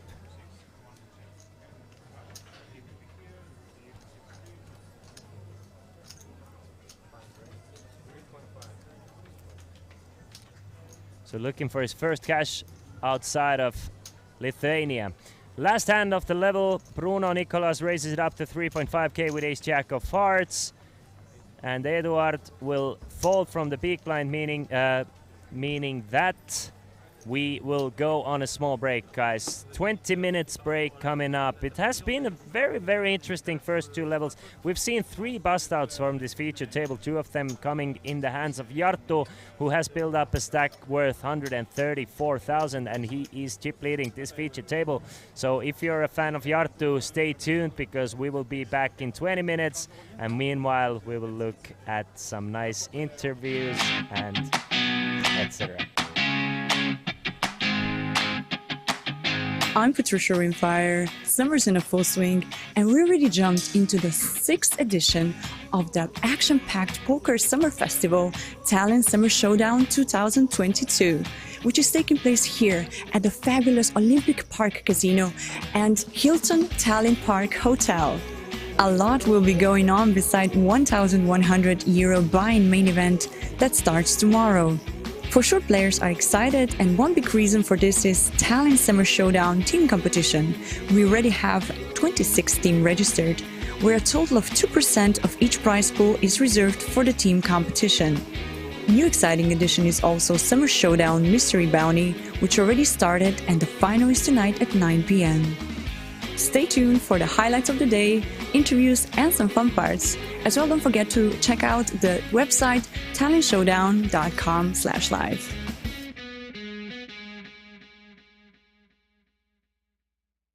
Welcome back. I'm Patricia Rimfire, and we are here at the Tallinn Summer Showdown 2022, and I'm joined by Kimo Kurko, right? Yes, Kimo, yes.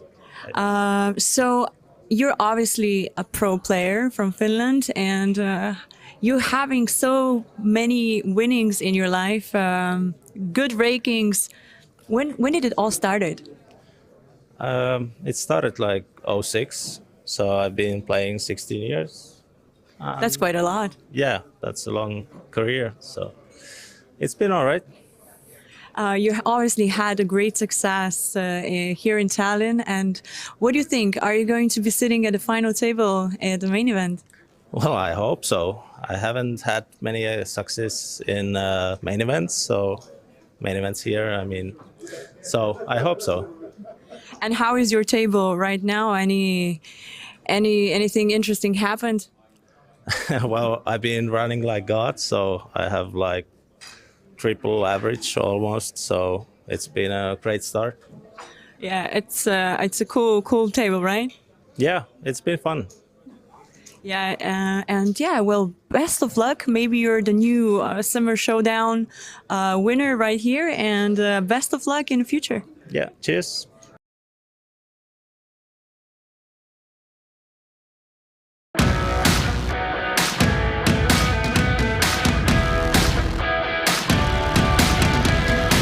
Hello everyone, I'm Patricia Rimfire and welcome back to Tallinn Summer Showdown 2022. The place behind me is absolutely bubbly as the main event of 1,100 euro buy-in kicked in at 12 o'clock. You can still jump into this event as late registration closes tomorrow on day 2 at the first blind level. We are all wondering who will be the next crown champion, who will win this tournament after some big poker names who won it already, such as Jargo Alveli, Matthias Silander, Neil Firaldo Ferro, and the last year winner Christian Zitting. Yesterday was a final day of 250 euro mystery bounty, and the players were super excited to grab their envelopes. We have our first player opening the envelope. 300! 1,000! And the luckiest one, Blazin Dida, got the one with the 5,000 euro, and he also won the tournament. What a lucky guy! Later on is the final day of the 550 NLH Summer Showdown. But if you want to get involved in poker today, there's a schedule that boasts many different side events, including Pot Limit Sweden Special, 440 euro 5-card PLO, Progressive Knockout, and 120 short deck. As you can see, loads is going on here at the Tallinn Summer Showdown 2022. Make sure you follow our page on Facebook, our website, and as well live updates on pokerlistings.com.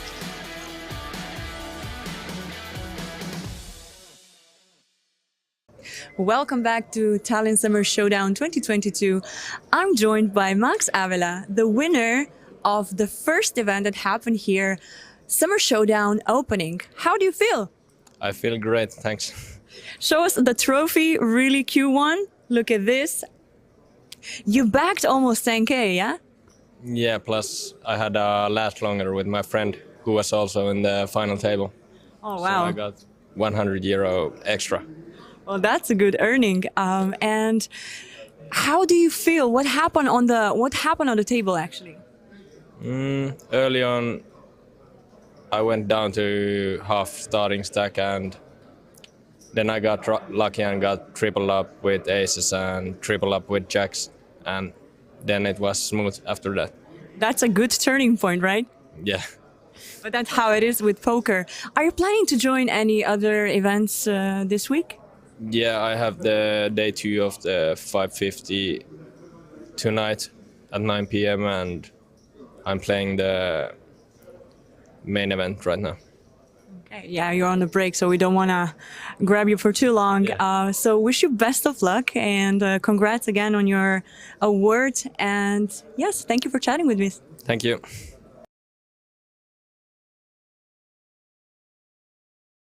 Welcome back. I'm Patricia Rimfire, and I'm joined here by the winner of Progressive Knockout Tournament 250 buy-in. Congratulations, Adam Anderson. Thank you very much. How are you feeling?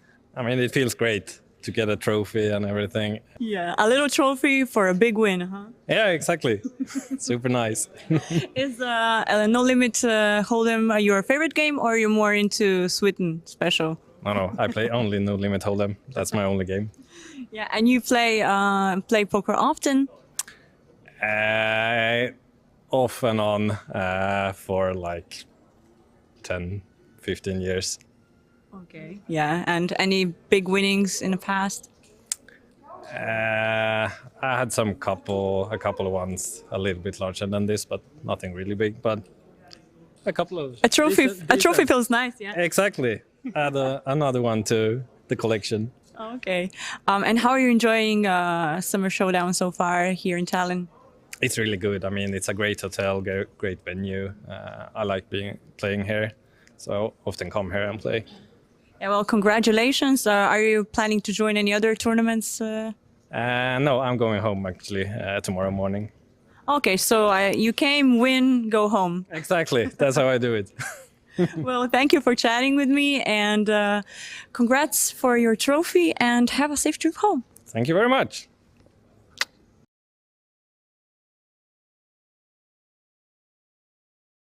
I'm Patricia Rimfire, and welcome back to Tallinn Summer Showdown 2022. And I'm joined by Kshitij Kocheria from India. land way back. So how are you doing so far? You playing the main event, doing pretty well? Yeah, I can't complain. I have 3 stacks, so definitely I'm doing good here till now. What was the hand that gave you the most chips? I actually stacked 2 people for the whole stacks for 30k. In one hand, I opened with queens. There was a 3-bet and there was like a small jam. I reshoved and the guy called with ace king and I won the flip. Then there was one more hand in which like I flopped gutty and top pair in a 3-bet pot, and all the money went until the river and I hit my gutty. She had a lower straight. So yeah. Seems like a quite good action. And how are you enjoying the festival so far? How do you like it here in Tallinn? Oh, it's really great. I mean, I like the management, I like the players, I like the environment, and it's pretty different from India. We don't really have a lot of big events there, and it's my first time in Europe also. So I was on a backpacking tour, and it was like good to have this in my schedule. Oh wow, so this just like go backpacking and play some poker? Yes, for me. Sounds like a great travel plan, right? Yeah, you can say that. Yes. So how long have you been playing poker? I've been playing poker for like almost 3 years now. So yeah, and I do it for a living. I play only tournaments. So Okay, well, like a pro, right? yes. Well done. So wish you best of luck in the future hands, and great to talk to you. And where are you traveling next? Oh, from here I go to Scandinavia for a month in August. Like I'll be in Finland and Sweden. So, and then Eastern Europe. I was in France for 3 weeks. So Okay, great. So travel and poker. What a nice life. yeah, I really like it. Can't complain. So thank you for chatting with me, and best of luck.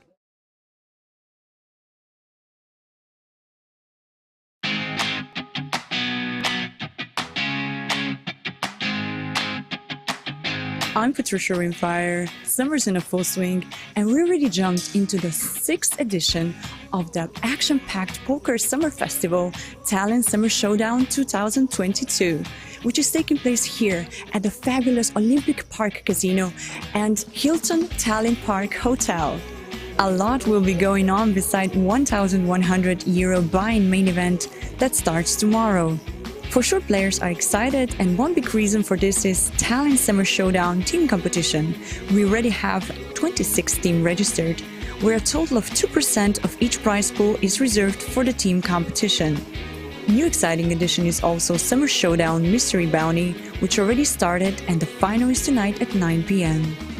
Stay tuned for the highlights of the day, interviews, and some fun parts. As well, don't forget to check out the website tallinnshowdown.com/live.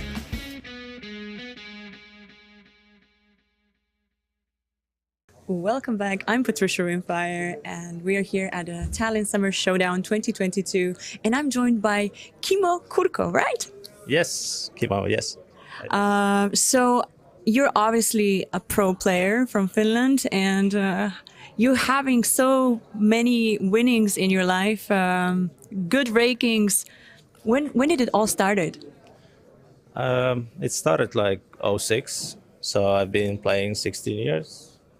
That's quite a lot. Yeah, that's a long career, so it's been all right. You obviously had a great success here in Tallinn, and what do you think? Are you going to be sitting at the final table at the main event? Well, I hope so. I haven't had many success in main events, so main events here. I mean, so I hope so.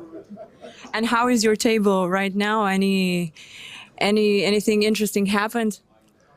Well, I've been running like God, so I have like triple average almost. So it's been a great start.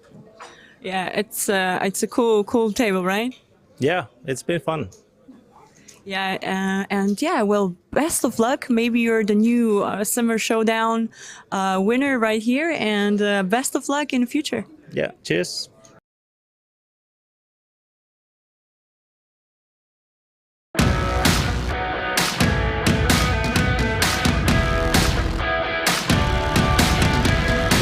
Hello everyone, I'm Patricia Rimfire and welcome back to Tallinn Summer Showdown 2022. The place behind me is absolutely bubbly as the main event of 1,100 euro buy-in kicked in at 12 o'clock. You can still jump into this event as late registration closes tomorrow on day 2 at the first blind level. We are all wondering who will be the next crown champion, who will win this tournament after some big poker names who won it already, such as Jargo Alveli, Matthias Silander, Neil Firaldo Ferro, and the last year winner Christian Zitting. Yesterday was a final day of 250 euro mystery bounty, and the players were super excited to grab their envelopes. We have our first players opening the envelope. 300! 1,000! And the luckiest one, Blazin Dida, got the one with the 5,000 euro, and he also won the tournament. What a lucky guy! Later on is the final day of the 550 NLH Summer Showdown. But if you want to get involved in poker today, there's a schedule that boasts many different side events, including Pot Limit Sweden Special, 440 euro 5-card PLO, Progressive Knockout, and 120 short deck. As you can see, loads is going on here at the Tallinn Summer Showdown 2022. Make sure you follow our page on Facebook, our website, and as well live updates on pokerlistings.com.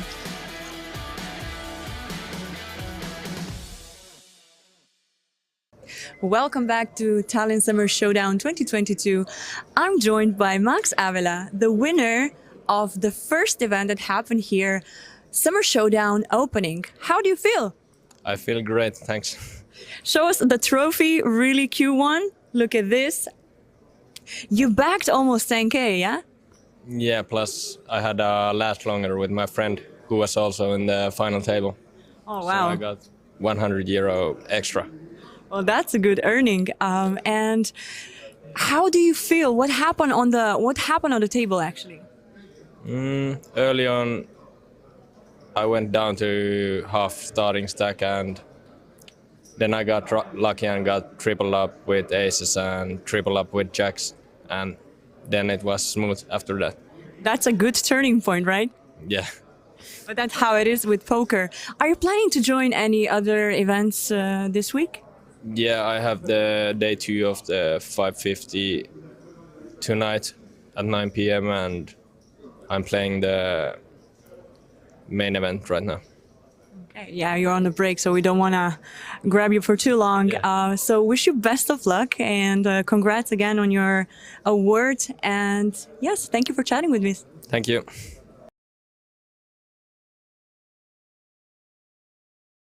Welcome back. I'm Patricia Rimfire, and I'm joined here by the winner of Progressive Knockout Tournament 250 buy-in, Congratulations, Adam Anderson. Thank you very much. How are you feeling? I mean, it feels great to get a trophy and everything. Yeah, a little trophy for a big win, huh? Yeah, exactly. Super nice. Is No Limit Hold'em your favorite game, or are you more into Sweden Special? No, I play only No Limit Hold'em. That's my only game. Yeah, and you play poker often? Off and on for like 10, 15 years. Okay. Yeah, and any big winnings in the past? I had a couple of ones a little bit larger than this, but nothing really big. But a couple of A trophy decent. feels nice, yeah. Exactly. Add another one to the collection. Okay. And how are you enjoying Summer Showdown so far here in Tallinn? It's really good. I mean, it's a great hotel, great venue. I like playing here, so I often come here and play. Yeah, well, congratulations. Are you planning to join any other tournaments? No, I'm going home actually tomorrow morning. Okay, so you came, win, go home. Exactly. That's how I do it. Well, thank you for chatting with me, and congrats for your trophy, and have a safe trip home. Thank you very much.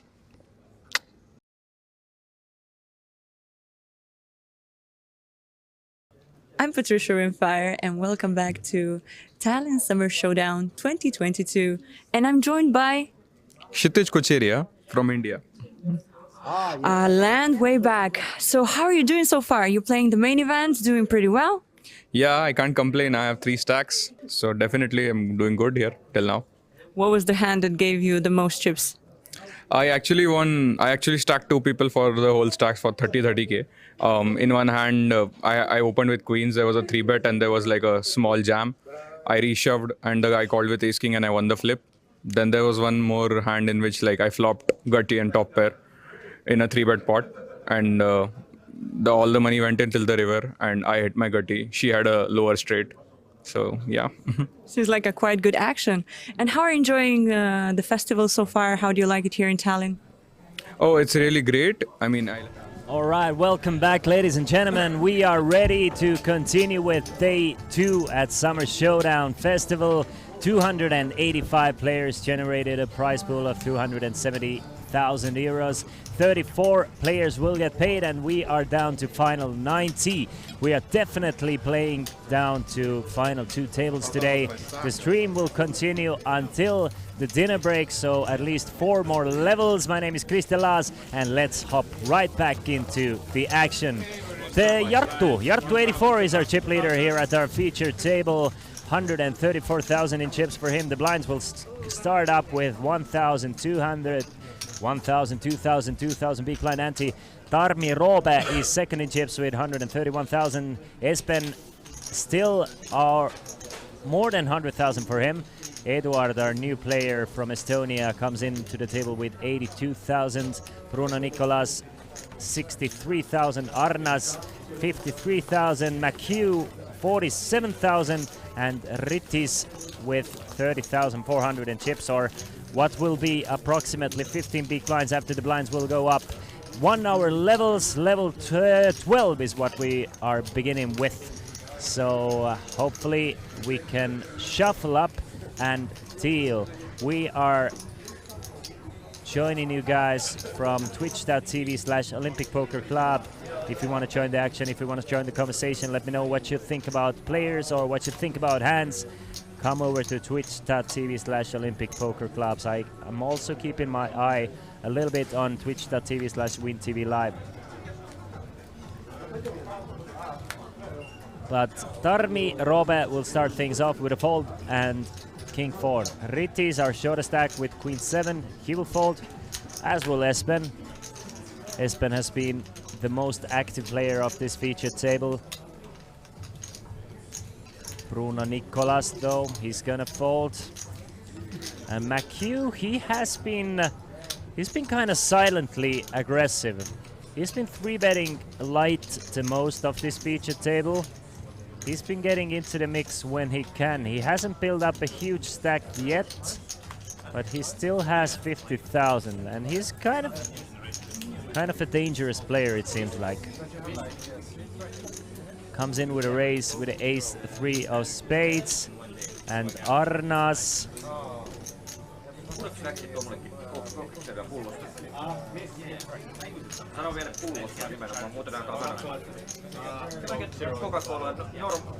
will think about it with 4 deuce. Muuten ne ottaa sitten helvetin hanasta sitä, niin jos sanoo, että pullosta. Mulla on hyvin, kun on lasipulloja niin pieniä, ne on parasta mun mielestä. Mun mielestä alhaalla on vaan niillä. Oi, hieno hana kyllä. Makes a call. Just 2k to call.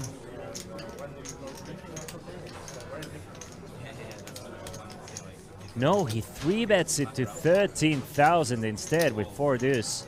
Not a call indeed. Chooses a 4 deuce to 3-bet here.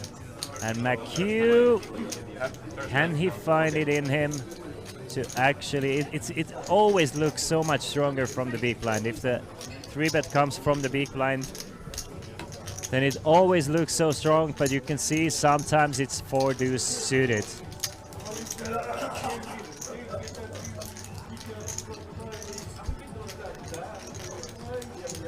Because players in the big blind, to get a big blind discount, they already have 2k invested. There's a lot of merit for them to just call and see the flop. But sometimes you have to 3-bet your weaker hands and your stronger hands. And he chooses 4 deuce suited to 3-bet here. Hats off to McHugh though, he hasn't folded just yet. He smells something wrong here. Thinking about shoving all in probably. Most likely not just gonna call with a hand like ace-3.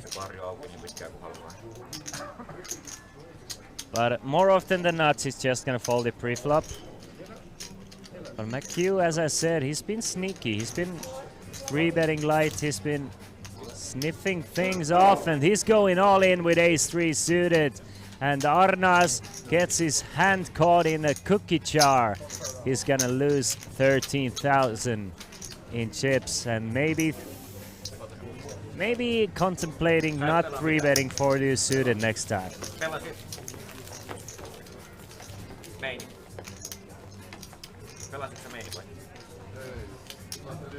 Okay.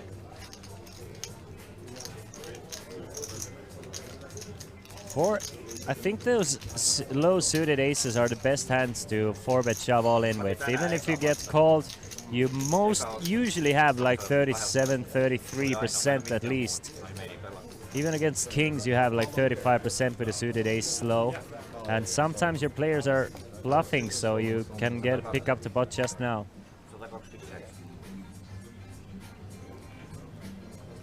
Of course you don't want to do it every single time, but you have to do it like 15 to 20% of the time you get 3-bet on. I would have to give up 15 seconds.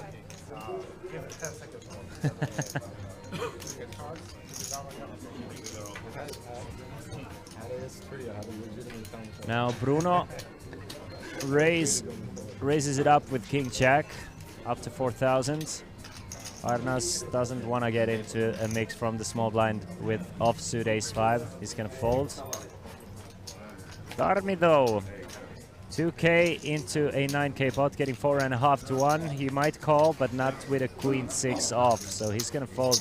And Bruno Nicolas up to 77.5 now.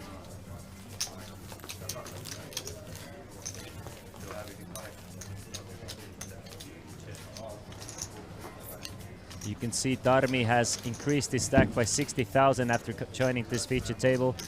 Jarto up 40,000, Bruno Nicolas 42,000, Espen 20,000, McHugh up 16.3 after this last hand. And our overall chip leader at this feature table is Jarto still. Tarmi close on his heels.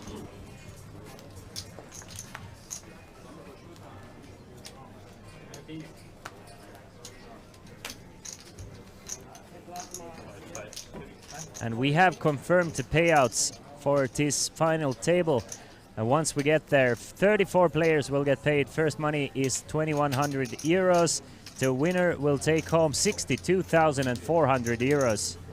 Second place 42,300. Third place 28,300. Fourth place will take home 21,300, fifth 15,800, and sixth place will get 11,400. So 6 players get 10,000 or more. Final 8 will get 6,300. So final table will be 8-handed. Unofficial final table 9-handed.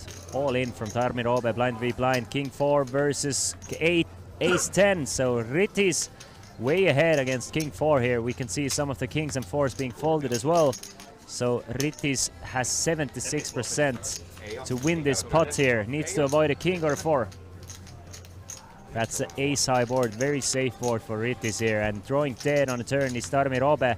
And he will double up Rittis up to 60,000 now.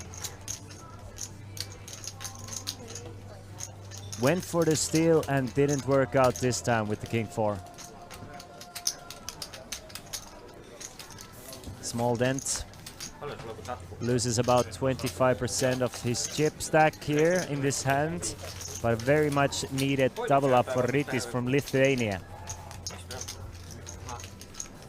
So 62,400 euros for the winner. Not a bad payday, not at all. Joo. X4 vasta oli sun AK vai mikä tuli? Joo.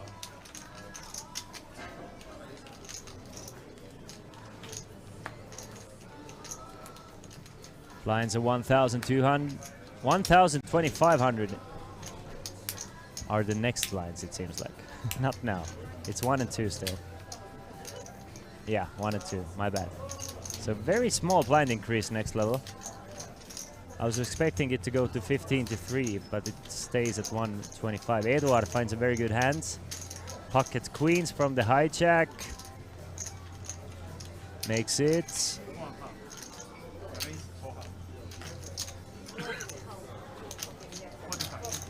$4,500. We have lost the 100 chips, so he wanted to make it 44, but 45 is the min raise. Well, min raise is 4, but 45 is next to that. So Espen will defend his big blind with Queen 9 suited. Eduard has Espen in very good shape here with his pair of queens against Queen 9, but we still need to see the flop. 10, 10, and a deuce. Good flop for Eduard. Nothing really going on for Espen besides a backdoor straight draw. Bets another 4,500 and takes this one down. So Eduard now up to 88.5. Espen after losing a few butts in a row now down to 95,000, less than 100,000 for what seems to be a longest time for him. When we started this feature table, it was Espen running away with it, increasing his stack every single pot he played, but now players have been starting to play back at him and it's been working.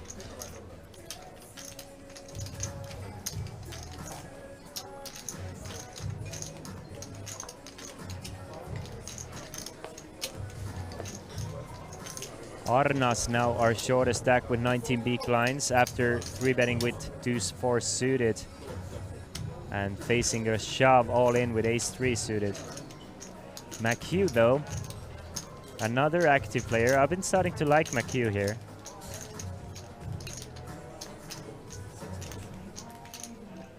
McHugh makes it 4K with king jack off.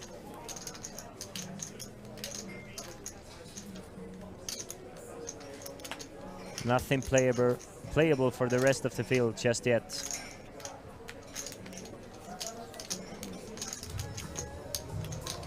Folded all the way to Bruno in the big blinds.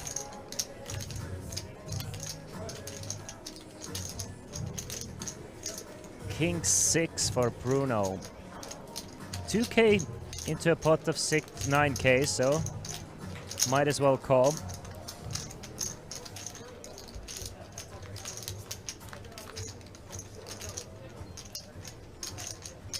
4-7-9 on the flop, so no pairs anywhere to be seen.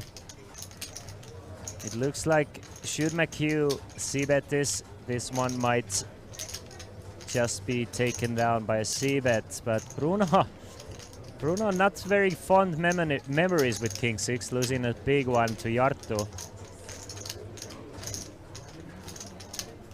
Last time he played the King 6. So maybe he wants to stay away from trouble and not even try and raise this flop. He has a couple of backdoors, so maybe something will develop, but a bet of 6.5k I think will do it. That's a kind of a bet on a larger side as well, so kind of takes away the 3-betting opportunity here.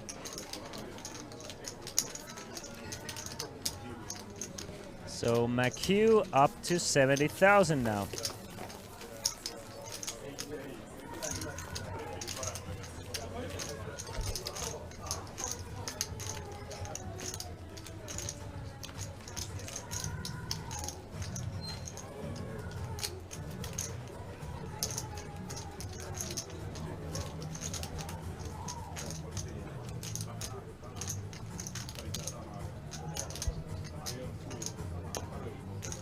Boss. The boss that Jarttu is. You can read it from his shirt. The boss is not gonna play 6 deuce though.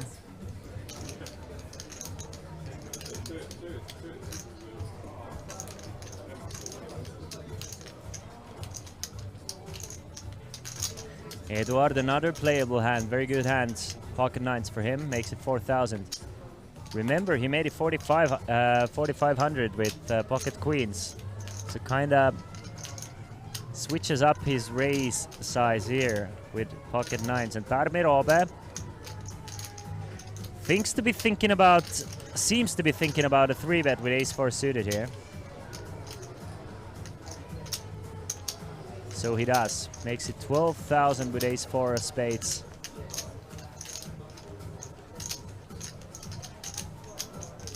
Everybody gets out of the way, but I don't think Eduard is gonna fold just yet.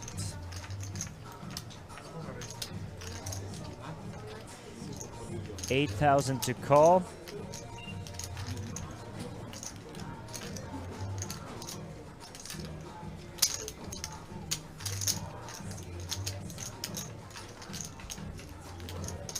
And he does make the call, so heads up to the flop. Queen, Jack, and a 6. Not a pretty looking board for Eduard here. 2 overcards to his pair of 9s, but we can see that he's way ahead actually against Tarmi. Tarmi might not love this board either. Eduard does call a lot with his ace queens, king queens, queen jack suited. As well as something like 7s, 6s, 8s, 9s, 10s that he may get to fold with a bet, so he might stab at it. But he does give up, at least on the flop. Another jack on the turn. Doesn't change anything. Eduard still with 2 pair now. Checks it over to Tarmi one more time. But since the flop went check, check, I think should Tarmi start betting here, I think Eduard is gonna look him up at least once here. Thinking there's a decent chance Tarmi has something like an ace-king maybe. We can see Tarmi instead has an ace-4. Needs a queen or an ace to take the lead in this pot. 15-5 is the bet from Tarmi Robe. Eduard not going anywhere. Snaps it off. Quick call with pocket 9s. Let's see if Tarmi can get a queen or an ace on the river. Another jack on the river. So full house for Eduard now. And doesn't really change anything. 60,000 in the middle. If he thought he was ahead on a turn, he's definitely gonna be ahead on the river as well. But will Tarmi keep firing? Will it be plausible for Tarmi to represent aces, kings or ace queen there? Probably not, so he's gonna give up. And Eduard takes down a pot worth 60,000, now up to 121,000, and Tarmi down to 72. I think the street to try the bet on was the flop, not the turn. I think once you check the flop, you need to check the turn as well and see what happens on the river.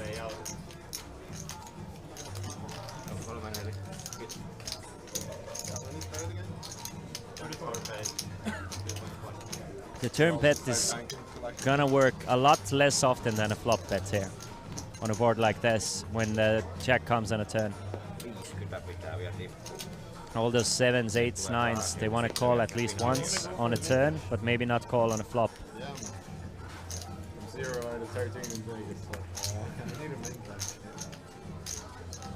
What did you say you got over 13?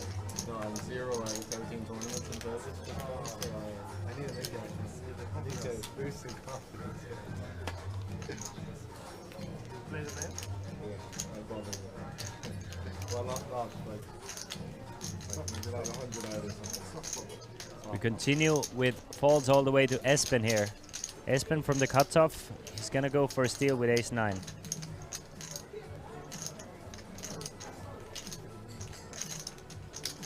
Ahead of the range of hands he's gonna face from his opponents.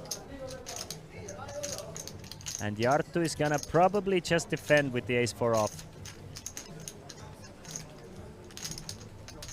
And we're gonna play a pot worth... No, Jarttu actually thinks that Espen might be a bit too loose from the cutoff, so he's gonna 3-bet the ace-4 and get the Espen to fold, and nothing seems to be working for Espen after coming back from the break.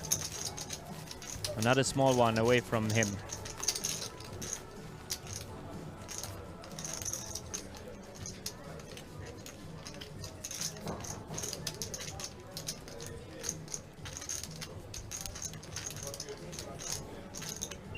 What do you think? If you're as active as Espen is, then you have to assume that players are gonna start playing back at you.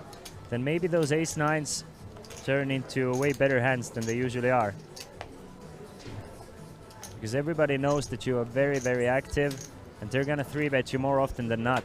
But how do you respond with ace-9 actually? You don't really wanna 4-bet commit yourself, you don't want to shove, you really don't want to call, so I guess, I mean, it's a tough situation when you're an active player and you get those medium strength hands.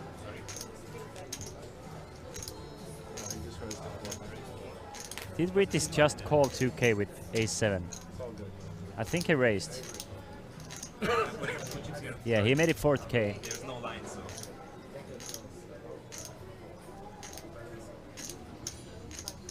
The buy-in for this tournament was 1100 euros, yeah, 1100 euros.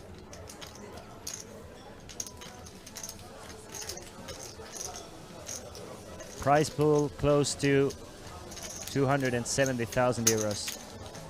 Winner will take home 62,400.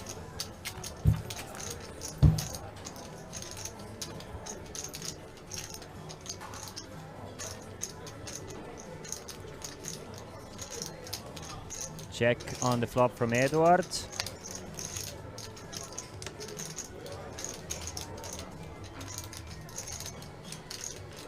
Ritis continues, and that should be enough, right? A bet of 3k, Eduard just with 9 high. So a nice little continuation bet from Ritis takes this one away.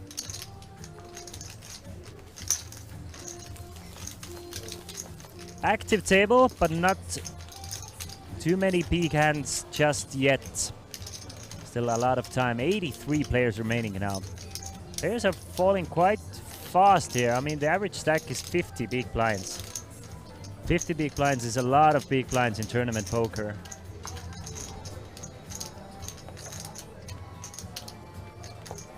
So I'm a little bit surprised how fast the player field is dropping, but since the average stack is getting very high, I'm assuming it to slow down considerably in the next few levels.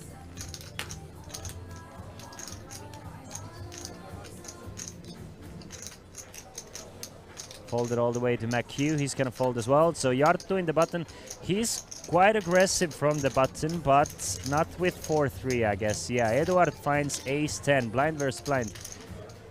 Now that his opponent has less than 20 big blinds effective, is it gonna be a raise call? Is it gonna be a limp shove? Is it gonna be an all-in altogether? He's gonna go for a raise to 4.5. And Arnas cannot make the call with 7-3. So Eduard doesn't need to raise big here to take this one away. Just a very small almost a min raise blind v blind.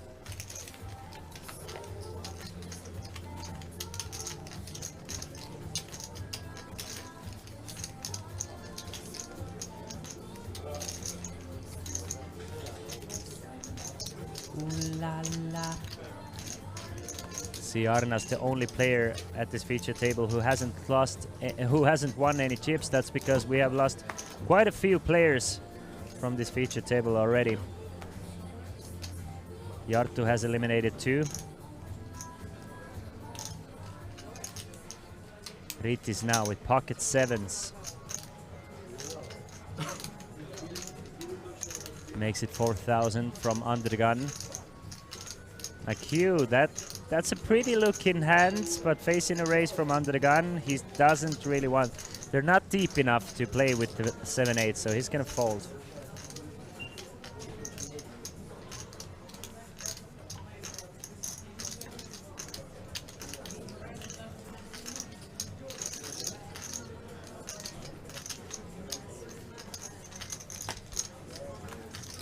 Tarmirobe 9-5 from the big blind. He cannot defend with the raggy 9. So Ritis, another pot goes over to him. Now up to 70,000 in chips. Building. That's what we call building.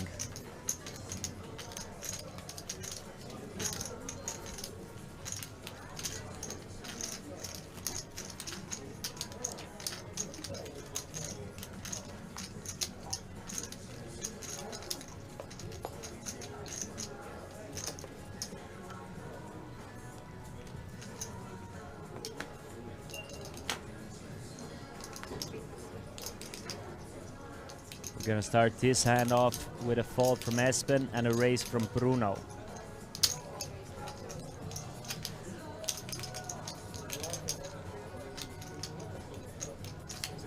Makes it 4K from under the gun +1. Eduard, king 3. Not his hand, Arnas.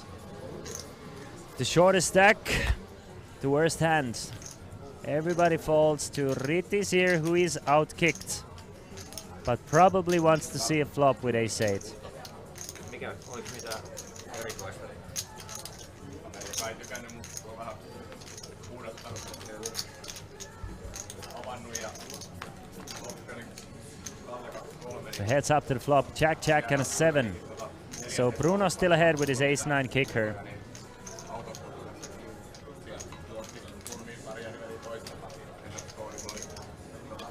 Checks the flop. Ritis does have the backdoor flush draw. Got backdoor straight draw for both of these players. 2.5k, I think, is gonna get looked up from Ritis here. Just a small bet with all the backdoors. Ritis wants to see the turn. Ace-high might still be ahead as well. 3 of hearts gives Ritis a flush draw now. Has the ace of hearts to draw to the nut flush. Checks it over to Bruno.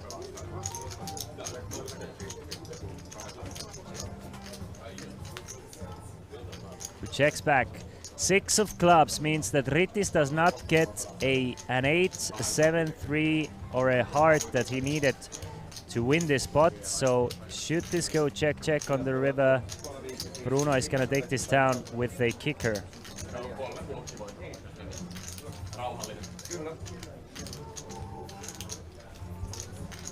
But Ritis, do you want to turn your ace-8 into a bluff here? Try and target those ace-jack, ace-10s, ace-queens. No. He's going for a check back, and Bruno Nicolas outkicks Ritis here.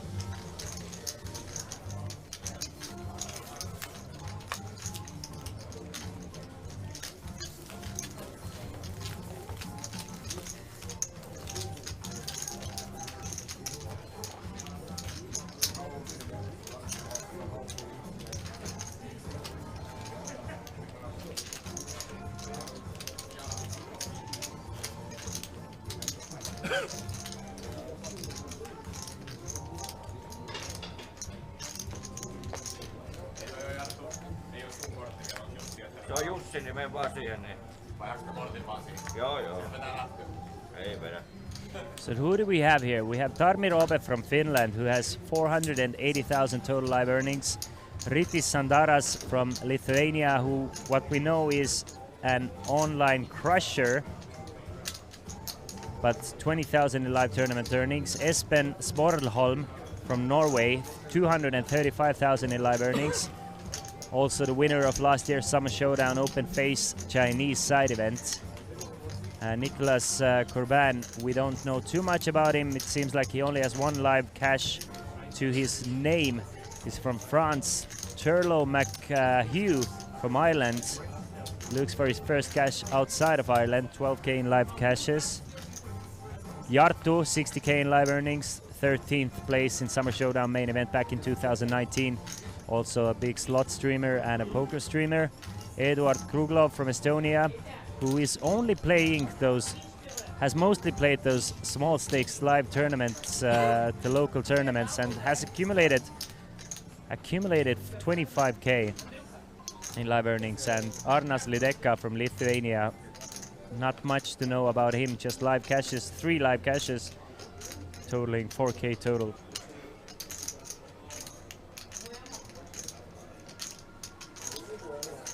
But it's Arnas coming in with the raise from the cutoff with King 8 suited. With the shortest stack, Espen is gonna 3-bet him. Espen is not gonna give him anything for cheap. He is the shortest stack, saying, do you want to play for it all, boy? Not much has been working lately for Espen as well, so he's really hoping for the 3-bet to work. And it looks like it's going to.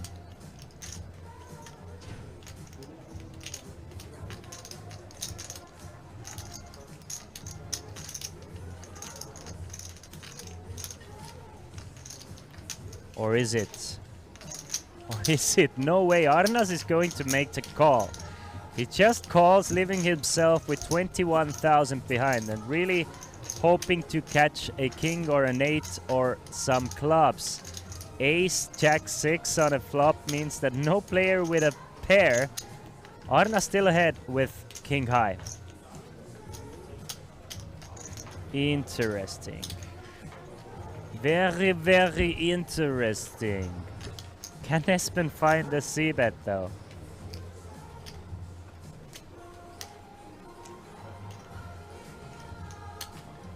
Yes, he can. 5,000.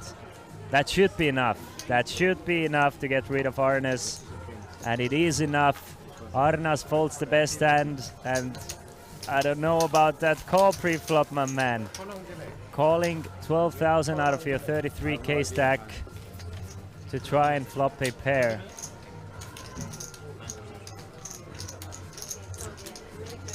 Didn't work out this time for Arnas here. Just 21,000 remaining for the Lithuanian.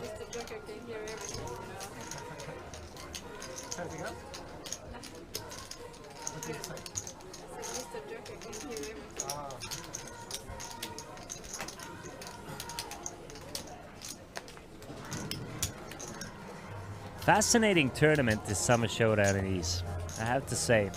Very fascinating players. Quite a nice mixture of styles, but at the same time it's this good old, strong, aggressive Northern European poker being played.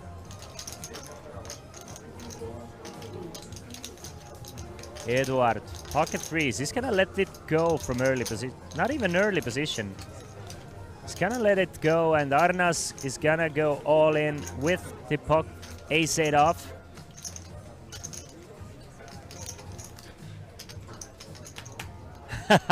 Ay, ay, ay, ay, ay.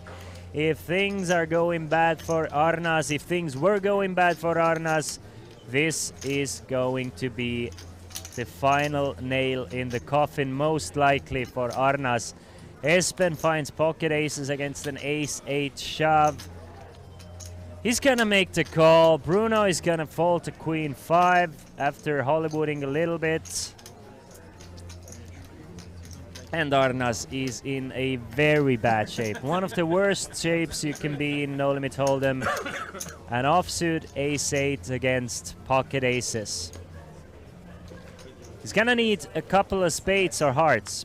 A lot of them, actually. Or a few eights will do. But it's not looking good. That is a spade at least, but no. That means Arnas is drawing dead on the flop. Espen flops top set. Arnas flops top pair, but that means c'est la vie for Arnas from Lithuania. On his bike he goes. Off to the side events. And Sandvik Espen is now back up to 130,000 after finding an... I mean, there's no better feeling than finding aces after your opponent goes all in front of you. It just... that makes poker easy, and that makes poker... I mean, that's always something you wish for in a tournament, right?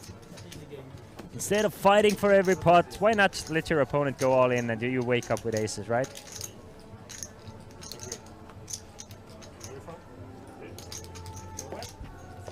A Frenchman, a Norwegian, couple of Finns, a Lithuanian, an Irish person, and an Estonian. 8 players, 7 different nationalities. But we do lose Arnas Lideka.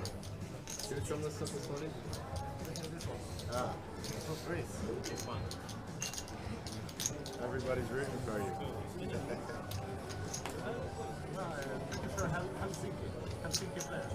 King Queen off for Tarmi.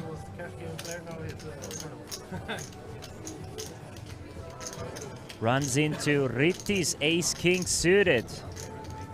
Not looking good for Tarmi here. Ritti's probably gonna see bet to something like 11, 12,000. Being in position, trying to make it look like he can still fold to a 4-bet.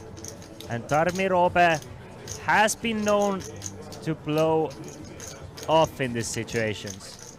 From what I've commentated on previously, I've seen Tarmi Robe move in facing a 3-bet quite often. 3-bet to 14.5, so goes for a larger size instead.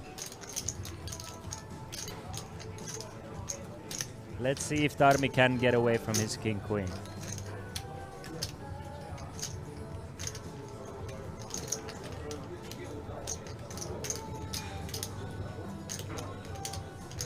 $10,000 to call, but I don't think Tarmi is just gonna call. I think Tarmi is gonna either fold or shove. Nice fold, Tarmi Robe. Gets away from it. He has matured a lot since we last met Tarmi Robe. This is why he has accumulated 480,000 in live tournament earnings. By the way, he was 6th place finisher in Summer Showdown back in 2019. Already has one Summer Showdown main event final table to his name. Wants to add to that this tournament, and he's doing a good job by getting away from tough situations.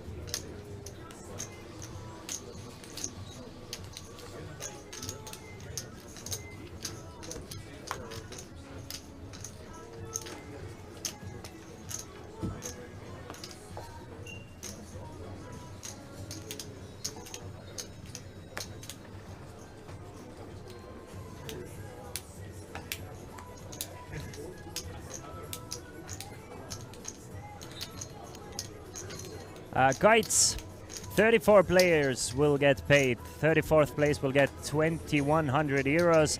The winner will take home 62,400 euros. Top 6 will get 10,000 or more. So 62.4 for the winner, 42.3 for second place, and 28.3 for third place. A nice payday here.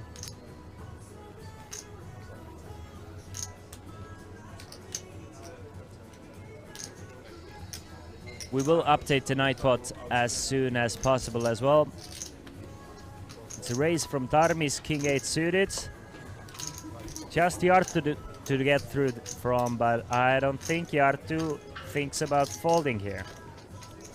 Aggressive opponent is raising it up. You have ace jack off. How do you proceed? It's a 7-handed table at the moment. Do you just call? Do you 3-bet? He's gonna elect to 3-bet. 12,000. So quite a small 3-bet from Jarto. Being out of position, but it's enough to get rid of Tarmi. Tarmi folds the king 8 and now down to 58,000. At one point Tarmi was up to 120 or something. So he has lost about half of his peak. Still alive, average stack in this tournament 108,000. 79 players remaining. Ja kuva kaverina. Pieni. Ai joo.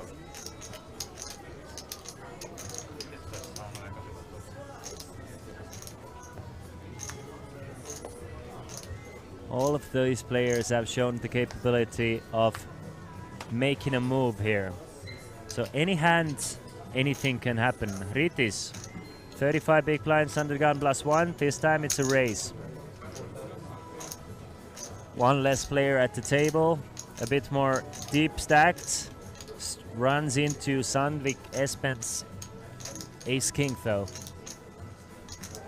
We're gonna see a 3-bet here.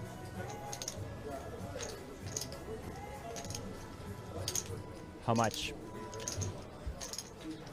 Looks like 13. 13,000 is the raise from Espen. McHugh. Gonna let go of his queen 10. Can anybody else find anything playable? I think Ritis is just gonna fold, especially now. Especially now. Eduard finds another ace king. We can see that Ritis would actually be in a fantastic situation here against 2 ace kings, but very difficult for him to know that. What do you do if you're Eduard? There's an undergun +1 open. There's a 3-bet from Espen, who's been quite active. And you have ace king. If you 4-bet, what's the size?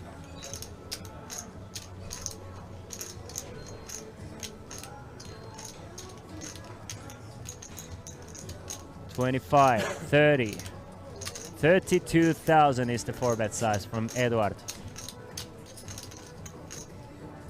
Easy fall for Ritis after getting 3 and 4-bet behind. Espen goes away.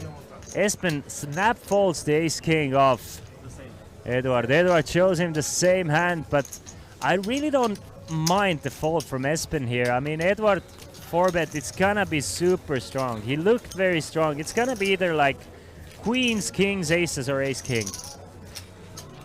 Maybe not even queens. I don't know. So against that range, ace king is not looking that strong anymore. So Espen gets away from the ace king. Eduard being in a good position to 3-bet, he's gonna take this one away.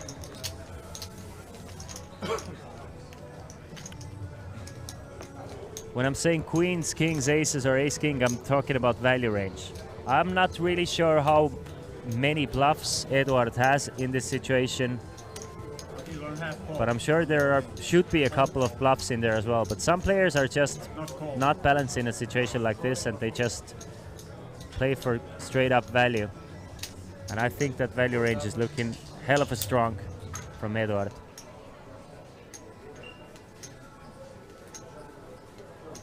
Espen right back into the mix with king jack off.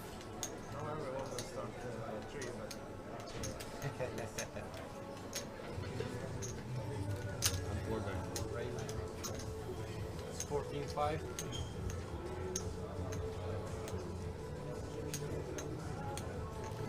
Gets a 3-bet from Bruno with ace-7 off. Interesting. So Bruno has also taken notice that Espen is playing a lot of hands. And that's the thing, coming back to what I'm thinking here. If I'm Espen and everybody's playing back at me because I'm so active, when will I start replaying back at players? I mean, if I'm Espen and I feel like my opponents are raising as wide as ace-7 off. Either tighten up pre-flop raises or start playing back.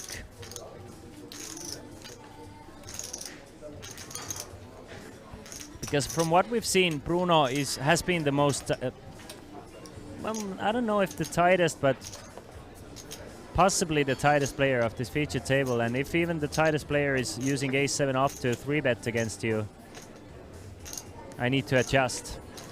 Of course, it's hard for Espen to know that just yet, that how much people are 3-betting him. Comes in with a raise one more time. Runs into kings this time. Again from Bruno.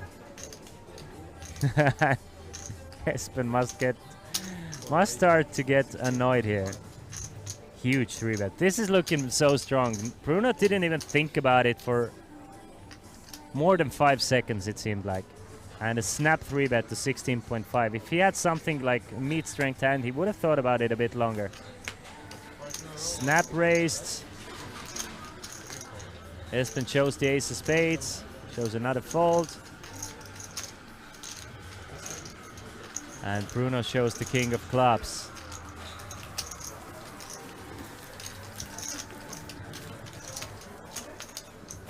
Espen probably thinks he was against ace king or kings there, which is correct.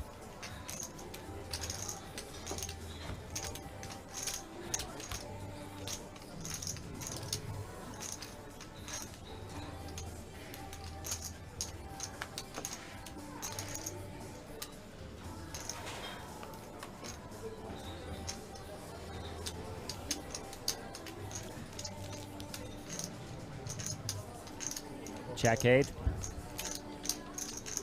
McHugh, man from Ireland, with a fantastic 4-bet shove.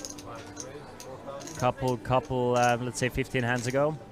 This time ace queen off. He's gonna start with a raise to 4,000. The R2 is sitting out, so he's gonna fold, as will Eduard, as will Tarmi. Rittis will follow suit, and just Espen to get through from the big blind. From how fast Espen just called, even though we don't see Espen's hand, I'm thinking he has something like 10-9 off. 9-9-3 on the flop though. So less likely that Espen has the 10-9 up, but I'm thinking something in that range. How fast he called. He didn't think about fold, he didn't think about 3-betting, he just snapped called this. Possibly, we will never know. It's a bet of 2.5 thousand on a flop from Hugh.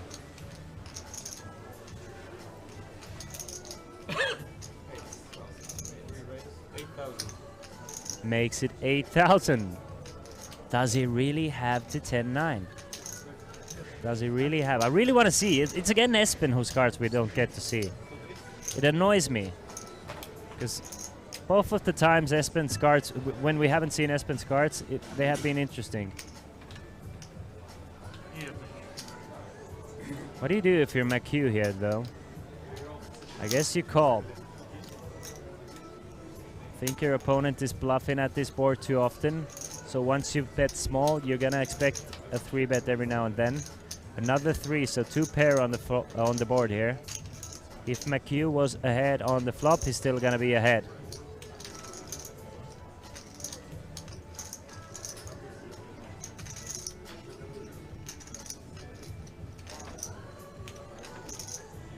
Dimitri, let's hope he makes it so far, so we can put him on the featured table. Would be nice as well. Espen does not slow down. At least it looks like. 11,000 is the bet this time. Starting to look scary now. Espen is saying he either has full house or nothing here.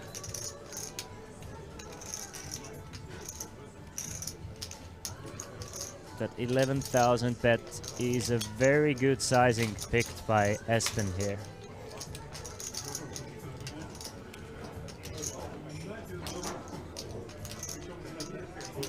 McHugh doesn't hold the spade, so it makes it more likely that Espen has a spade draw. So he might end up calling here with ace queen without a spade. Very good candidate to call off with. Doesn't block those backdoor draws. Doesn't block a spade, doesn't block a 10 or a jack or an 8. So it's 49,000 in the middle now. And king of spades comes off on the river. Does Espen continue barreling? Or does he give up? Or check it over to McHugh? I feel a bet coming. I feel a bet of all in coming on the river. Yep. There it is. There it is. I put Espen on 10-9 pre-flop just because of how fast he called pre. Does he really have it though? And McHugh is in a pickle.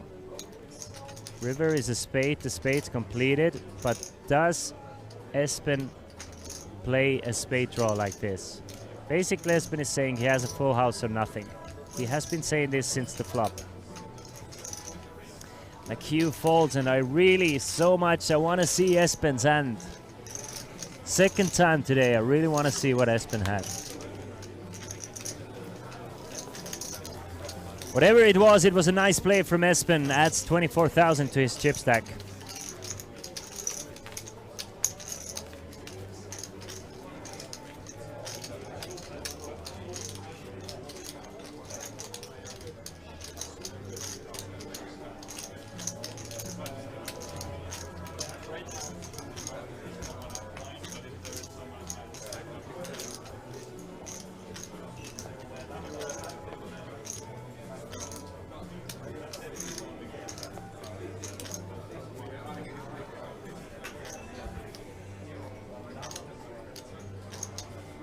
All right, McHugh was left with just 37,000, less than 20 bigs now.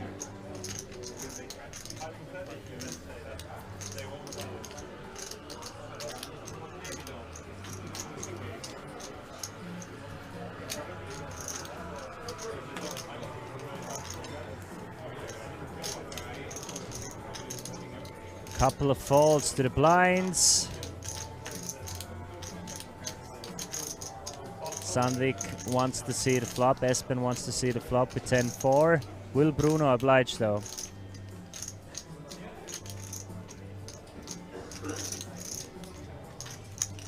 Yep. He's gonna let him see the flop for free. Which is a jack, 7 and a deuce. So no pairs anywhere. Check from Espen. Bruno with a backdoor straight draw, backdoor flush draw. He's gonna check it through. 7 of hearts doesn't change anything either.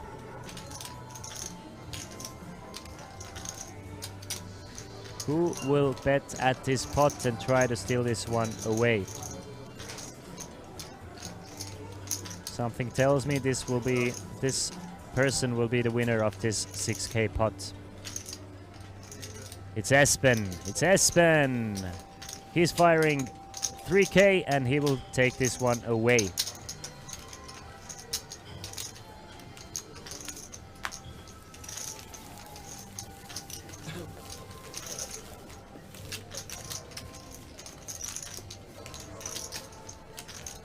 You can see it's the big winner of this feature table is actually Bruno from France.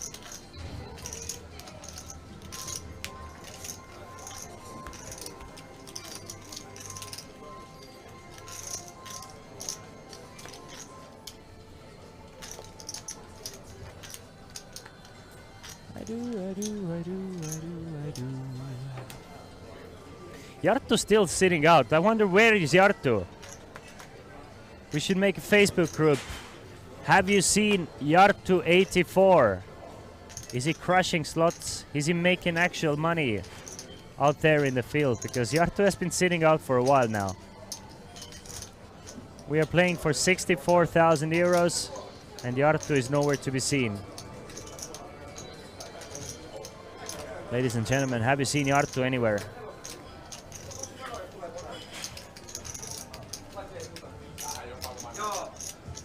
But it sounds like he's getting his way back to this featured table though. Yep, there he is.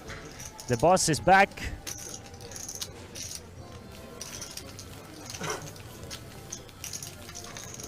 Ready to crush some souls at the poker table.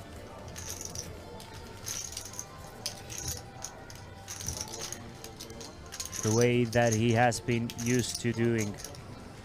Koulu pitää tapahtua, niin. Okay.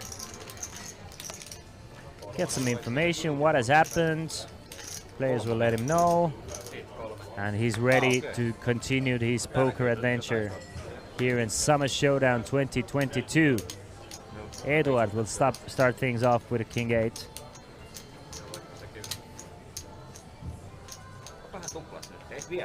But no, he will just fold.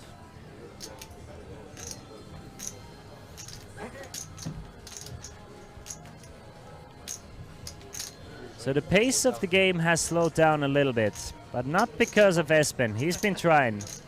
And he's still hovering around at 130,000 now. After eliminating a player with pocket aces. Got back to this 130, and Jarttu straight back and straight into action as well. This table missed Jarttu.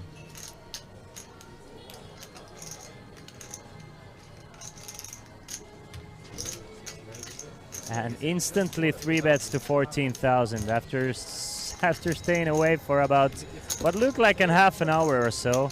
Comes back and takes back all those chips that he was blinded out. 143,000 for Jarttu 84.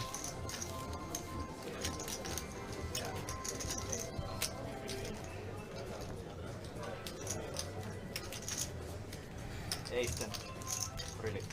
Off-suited. No, suited. I was wondering, Jarttu just told the guy what he had and then randomly lied that it was offsuit. Then he corrected himself and said it was suited instead. Next time it's not ace-10. Couple aces. Tarmin. Now down to just 50,000. Less than half of the tournament average. Espen. Around that tournament average, a bit over. Bruno. I hear something there. I'm not sure if it's a commentator or who is. 4,000. Let's see what they're talking about me.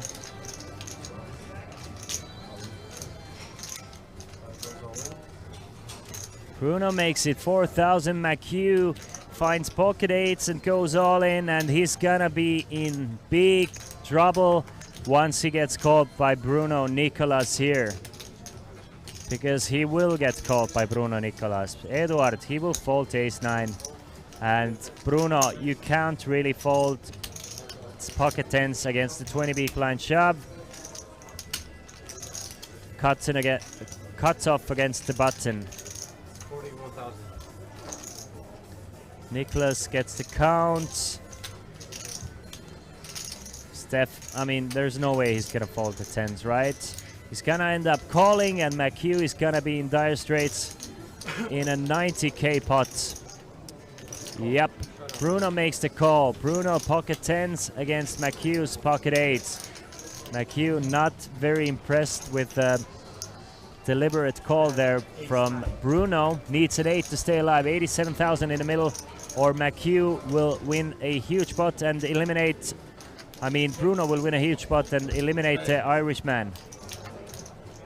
No 8 to be seen anywhere. 8 on the river, or else McHugh is finished, and that is it.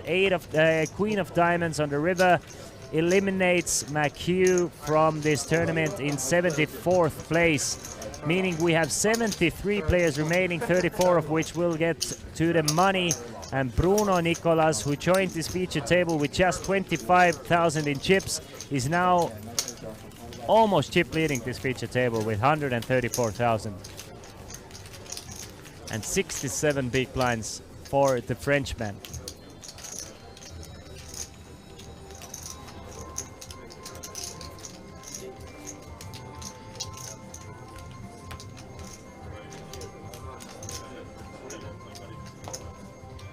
Lemoinzik, I don't think Laur played this.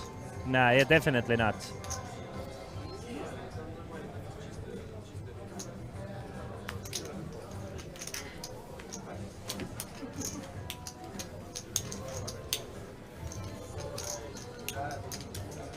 Jarttu, queen deuce from the button.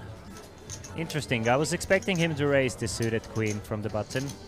From what I've seen from him, seems like he's usually quite aggressive from the button, meaning that Tarmirobe will get a walk with his 10 deuce.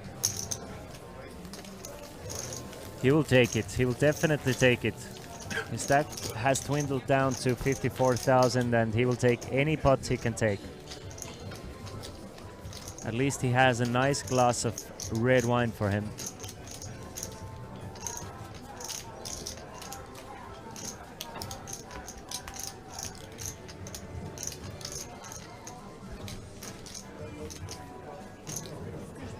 I mean, it's one double up and you're back to even with the tournament average. It's nothing to worry about. 27 big blinds in tournament poker is heaps and heaps of chips. Just wait for your spots, play aggressive where you need to, and good things will happen more often than not.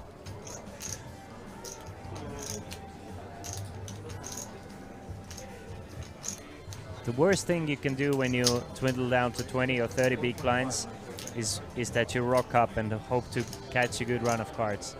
You still need to put and apply pressure where you can. Jarttu makes it 4.5 with king 3 suited.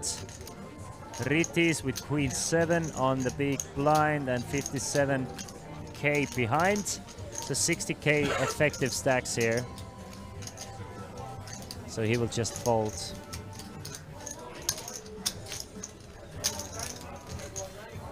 As I said, this table needs Jarttu. If he's not sitting out, he's applying pressure and not letting the pace of the game really fall off. 110,000.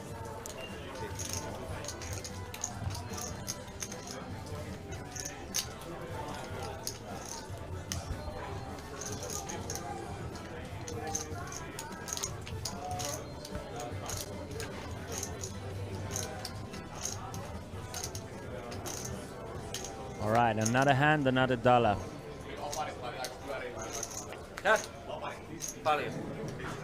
Jack 7 will hit the muck very fast. 6-4 will follow suit.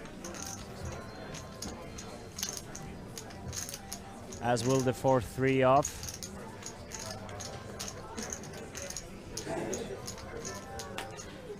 As will the 8 deuce, so blind versus blind. Rittis finds a very strong hand. He's just gonna call. He's gonna play it sneakily. Hope for his aggressive opponent to come in with a raise.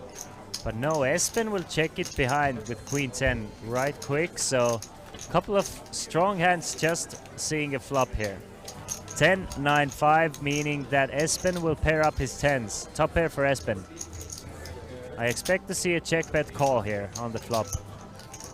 No reason for Rittis to bet here actually, and no reason to start folding either. Check from Rittis, probably something like 3.5 from Espen, and a call from Rittis is what I assume will happen.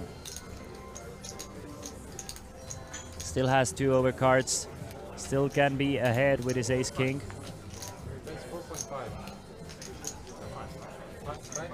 4.5 is the bet.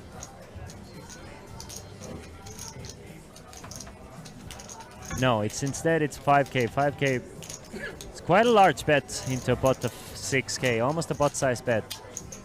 But I still think Rittis is gonna call once here, at least.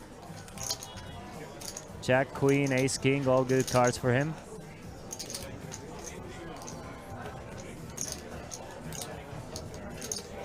Still can be ahead.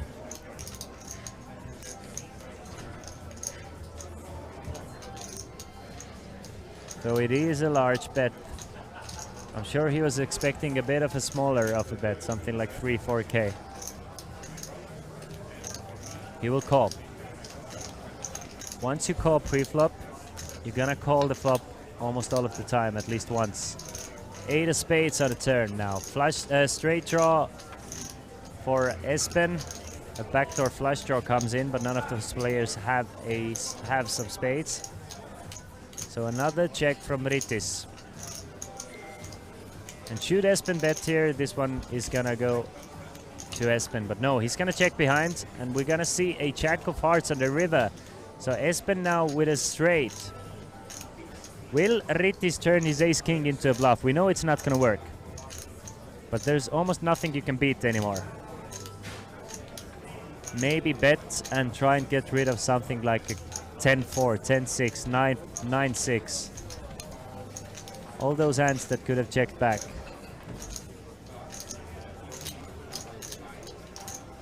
Nine deuce, 10 deuce. How much will he fire into the abyss? The answer is 12,000. 12,000 that Rittis will never get back. If Espen had just a pair of 10s, it would have been a very tough spot for him. And he probably would have folded. But the fact that Espen checked back the turn made him 12,000 because Rittis cannot really put him on a queen. I guess Rittis expected Espen to bet most of his queens on a turn. But Espen will go all in, Rittis will fold, left with just 38,000 now after this hand, and Espen up to 146,000. I don't mind the bet from Rittis at all. I think he assumed most of his opponent's queens are gonna continue on a turn.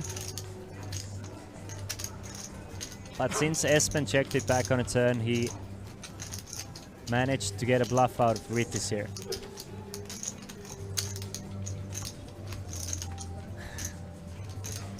Finns seem to have like a written rule. If one is drinking beer, everybody's drinking beer. If one starts drinking red wine, then everybody's drinking red wine. Jarttu brings himself a glass of red wine now.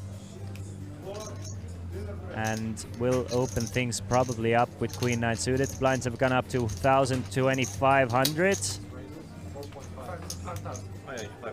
So a min raises to 5,000, he makes it 5,000.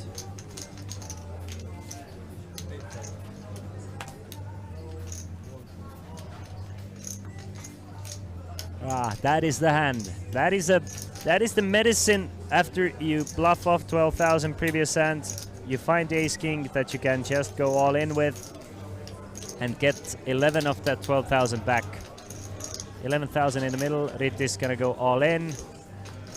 Let's see if the blinds can call him. At least the small blind cannot. Neither can the big. Neither can Jarttu. And Rittis will be back to 49,000 in chips. Jarttu does not drink red wine. I think it's Coca-Cola.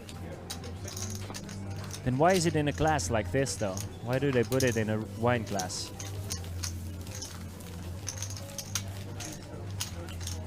Or maybe. We have a new player joining us at our feature table.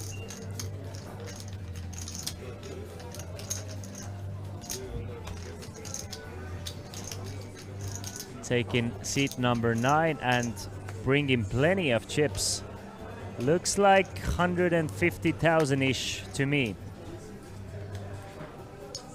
Eduard, ace queen off, 131,000 in chips. And it is Igor Pihala from Estonia joining us at seat number 9. With a hefty stack. All the Estonian fans, go crazy now. I know you were waiting for Igor Pihala, Mr. Walter White look-alike. Eduard makes it 5.5. Tarmi, we don't know what Tarmi has.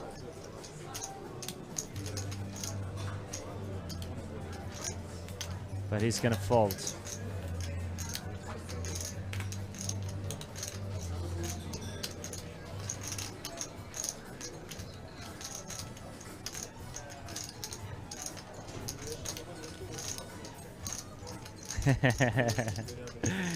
Espen with King Jack and the button facing a raise from Eduard, who you assume has been the tightest at this feature table, so he's just gonna fold to King Jack.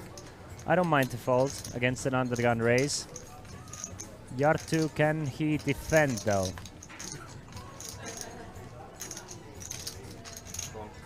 Once more, we don't see what Jarttu has, but he's gonna call at least.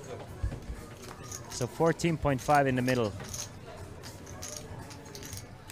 6, 7, 10, an ugly board for ace queen against the big blind calling range.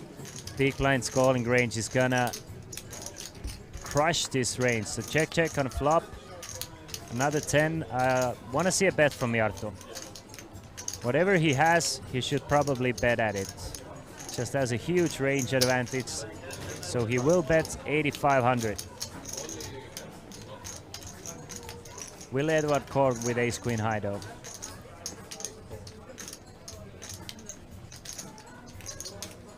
Yes, he will. Likes his ace high still, knows that Jartto is gonna bluff at it decent amount of the time. King of diamonds on the river. Edward still with just ace high.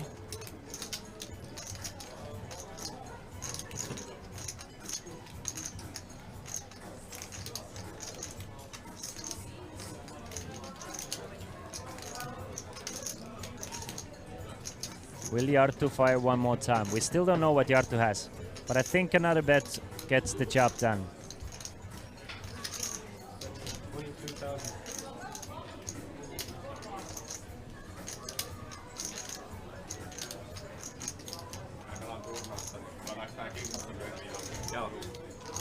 It's a bet of 22,000 on the river. He gets called by Edward, so let's see what Jartto has here. Jartto shows 9-5 for a busted straight draw, and Edward makes a fantastic call with just ace high, winning a pot of 75,500 chips.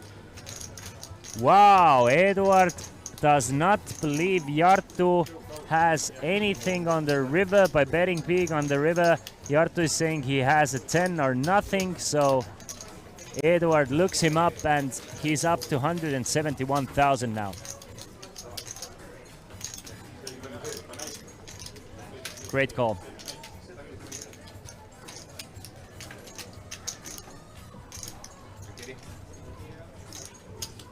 So the new player Igor Pihala coming from Estonia, 250,000 in live tournament earnings for him.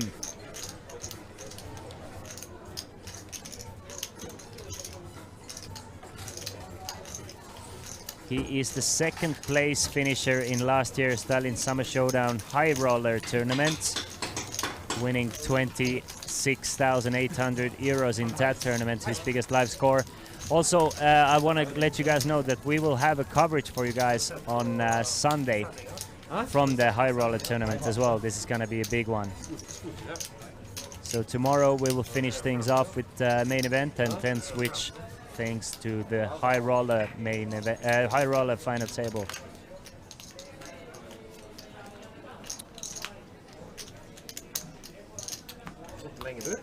Yes, sir. You can get live updates. The page for that is tallinnshowdown.com. tallinnshowdown.com.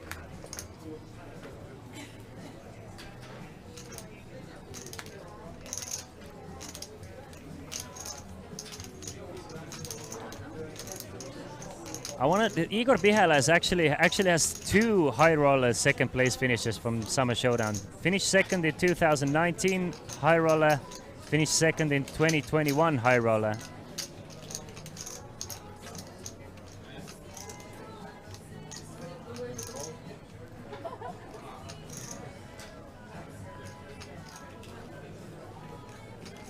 So Igor Pihala, that's the reason he brings in a big stack. He is a crusher. Tarmi Roobe with pocket queens.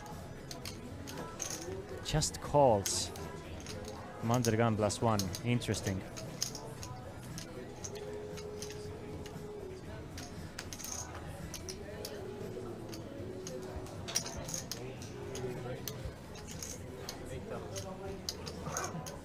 And Espen will take the bait.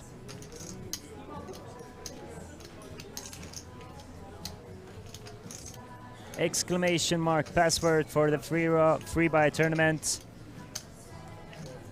It's Showdown 22.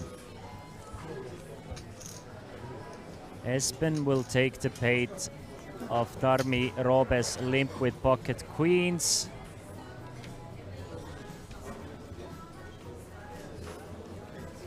Edward gets out of the way, And now is the time for Tarmi to let Espen know who really has the strong hand here. It's always suspicious when an early position player limps in, right? You don't expect to see queens that often, but more often like aces and maybe sometimes kings. But it's an all-in from Tarmi. Espen will fold to king jack. And Tarmi takes down 14,000 without seeing a flop, so now up to 67,000 after that limp. Definitely not. Would have been interesting if Espen showed the queen there. I'm pretty sure nobody's gonna put him on a pair of queens. Do you think it's like aces are a small pocket pair or something?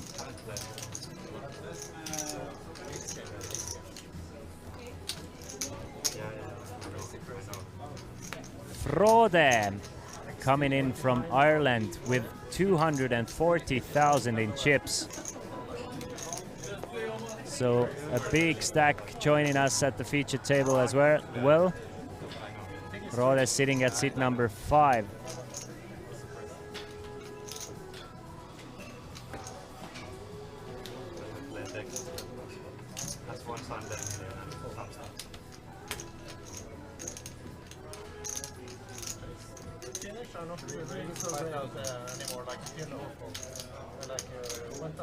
Espen right back in it with pocket fives this time, makes it 5,000.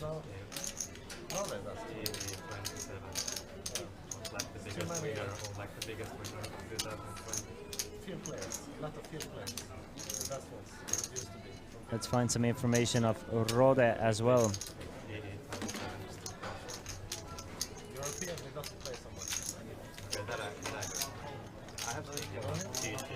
Cannot really find anything just yet.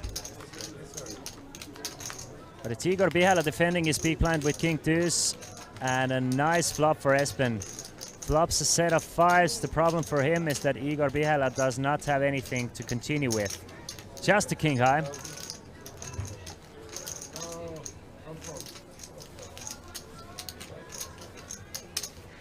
So a c-bet will finish it off. Espen, I'm sure, was hoping to get some action with his flopped bottom set. We haven't seen any big setup hands just yet.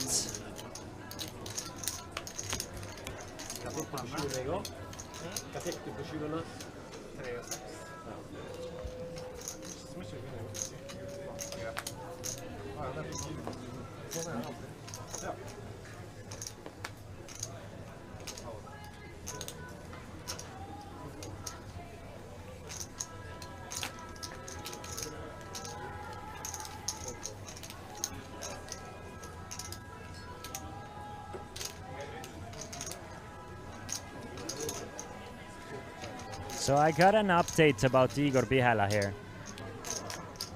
And you're not gonna believe it. Igor Bihala joining us at seat number 9. He was the winner of 2018 High Roller.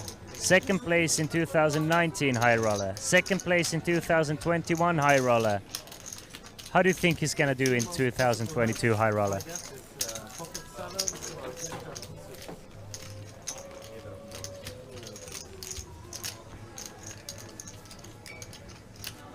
This man is a high-rolling crusher. His son, his name mate, also plays a lot of poker, quite successfully.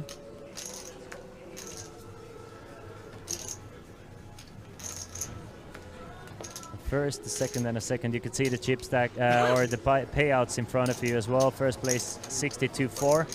And Espen, he's just relentless. Also, he's been getting a lot of playable hands. Pocket eights this time. It looks like every time we play a pot, it's Espen coming in with a raise. I really, really want to see the stats of pre-flop raise stats. Yartu, he wants to see a flop with Jack-9 suited. It has been looking like almost every second hand. It's been Espen raising it up, and somebody else sometimes 3-betting, sometimes calling, but it's always Espen opening things up. Tarmi now with king jack suited, facing a raise and a call. Does he want to shove? Does he want to call? I don't think he wants to fold. Goes all in for 68,000. 26 big blind shove here. If things don't work out post-flop, make them work out pre-flop. First difficult decision for Espen here though. Jarttu is out of there, but Espen has a legitimate problem here with pocket eights. Do you want to call? Or do you want to fold? Jarttu probably doesn't have you beat. Or even if he does, he might even fold hand like 9s or 10s or jacks after Espen goes all in. But Jarttu, from what we've seen, he's 3-betting those hands, so I think he's not too worried about Jarttu. He's thinking about how he's doing against Tarmi Robe's shove there. There's dead money in the middle. He's getting decent odds to call if he thinks he's flipping most of the time. But he will not fold.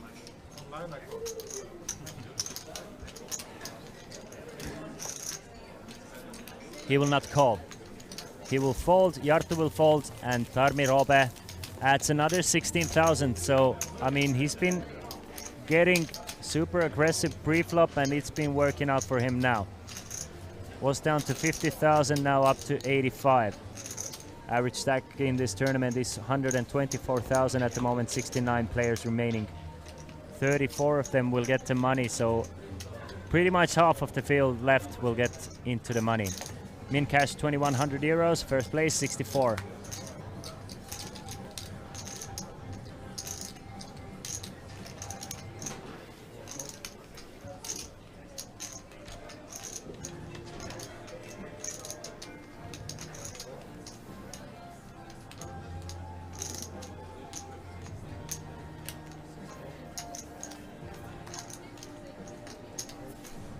Couple of folds to Igor Bihala from the cutoff with 10-9.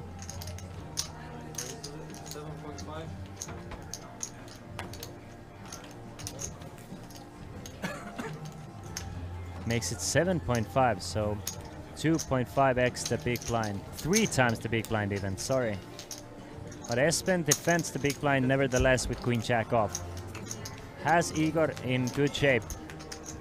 Or Igor in bad shape. Is in good shape against Igor, and that is an interesting flop here. Bihala flops top pair. Espen with 2 overcards and a gut shot straight draw with a backdoor flush draw with a heart and a jack of hearts as well. Bihala does continue though.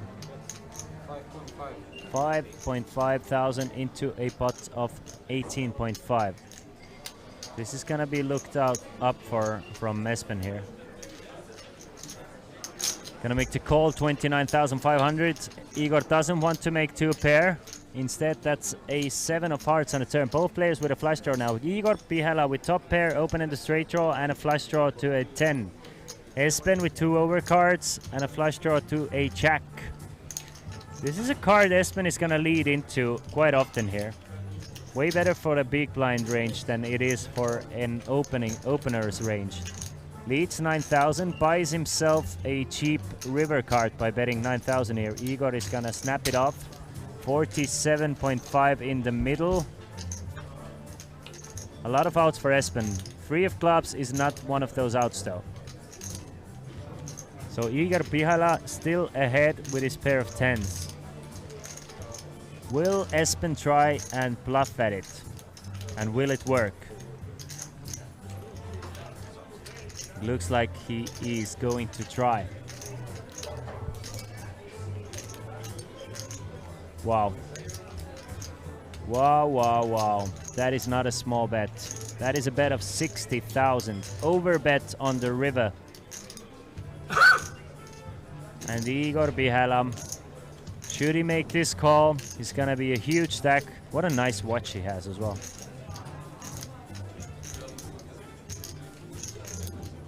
Let me know in chat Let me know in the chat. Do you think Igor is gonna call or do you think he's gonna fold? He looks like a man who's gonna fold though. Yep. Never mind. Igor Bihala folds the top pair on the river and Espen overbet works and does him wonders. Up to 163,000. Now Igor left with 123. Frode comes in with a chip lead and 240,000 in chips. Let's find some information about Frode.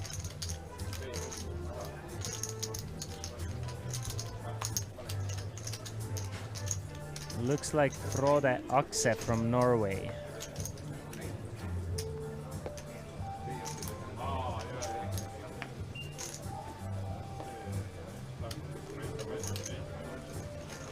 Frode, Queen 8 of clubs and a huge stack, twice the tournament average.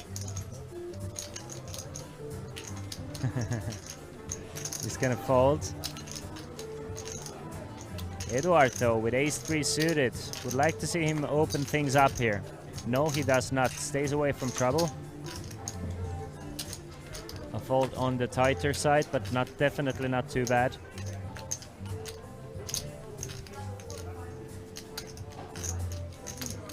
Espen with King 8, blind versus blind. Does he call or does he raise? Do you stay or do you go? He does call.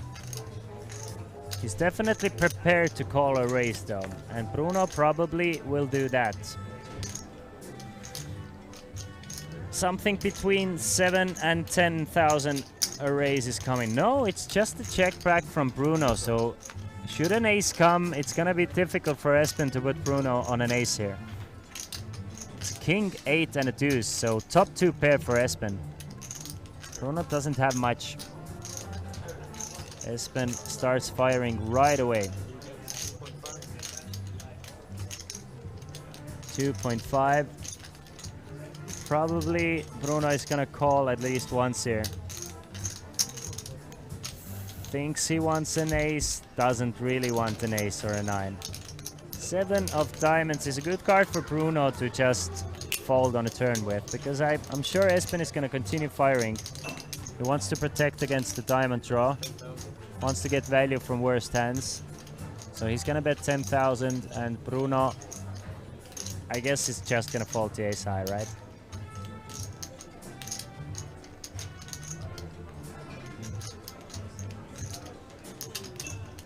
Not many good rivers for Bruno here. Might be drawing slim already. As we can see, he's already drawing dead. And things going well again for Espen. Espen has been so active that at one point he was back down to 80,000 and now up to 171,000.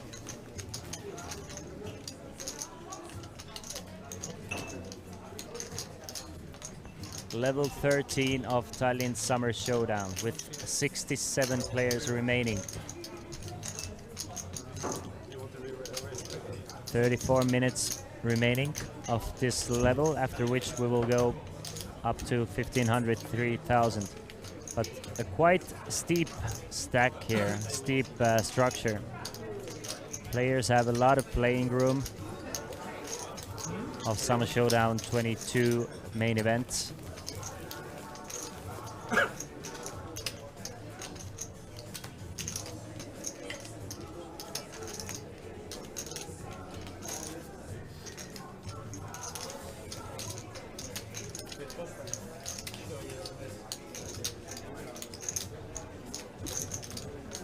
There we have it. 2 of our shortest stacks of this feature table. Sitting at seat number 2, the Lithuanian really needs to make something happen soon though. We are getting closer to the money, but at the same time he is getting shorter and shorter in stack. Jartu, 97,000, folds the pocket deuces.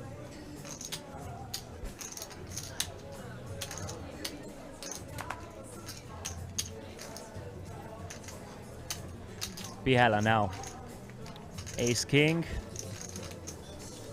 6,500 seems to be the raise. He raised it to 75 at 10-9. So switches up his raise size to 65 this time. Espen with pocket threes. Has outplayed Igor Bihela once already. Tries to do it again by just calling pre. Frode with his big stack and ace-4 off. He's gonna fold to ace-4.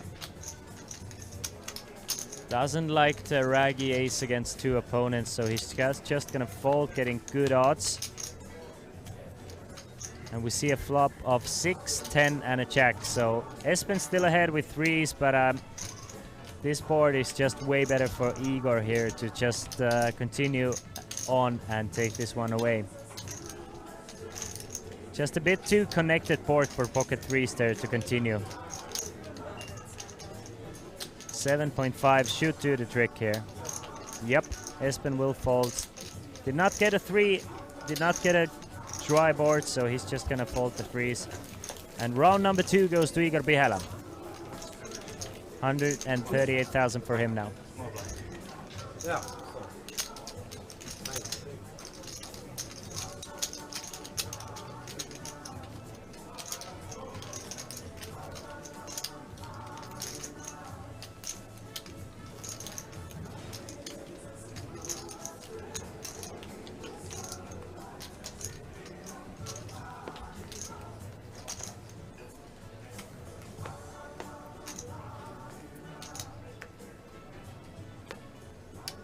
Queen 5, easy fold. Blinds 1,000, 2,500. 2,500 big blind ante, 6,000 in the middle every hand. Cardinal, the password is Showdown 22. You can type !password for the password as well if you want to see how it's spelled.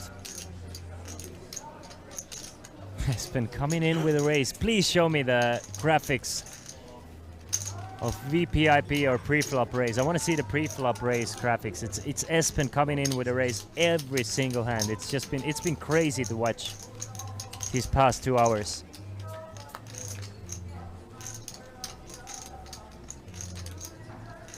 Ace, jack, and a 9. So Espen flops a pair of 9s. Jarttu left with just king high. I think it's gonna go just a very small bet from Espen though.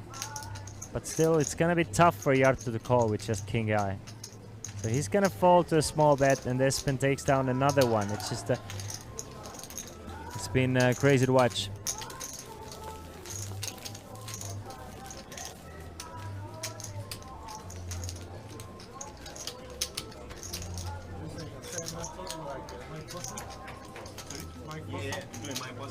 I just want to know what you got the hand against me. It's real, right? Yeah,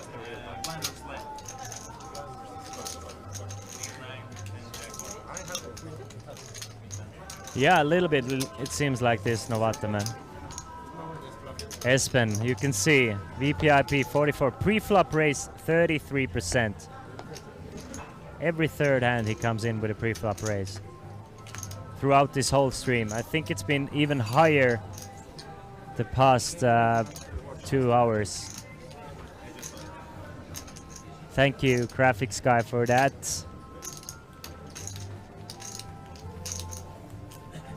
Went to Showdown 0%. I didn't even notice that.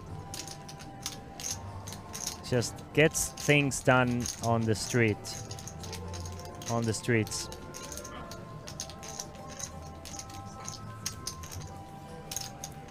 The streets of poker.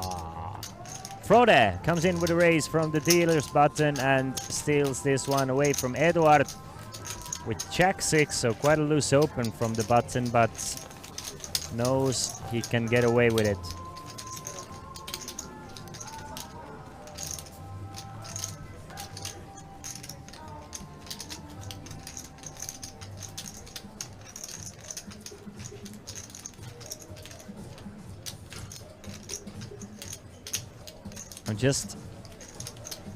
We're just here waiting for Espen to open up another pot.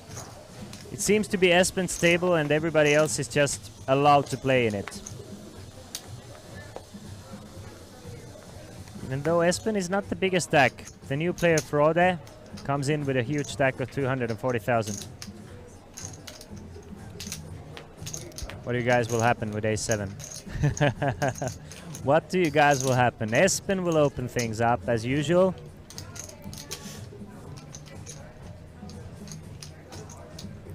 Gets rid of 1. Gets rid of 2.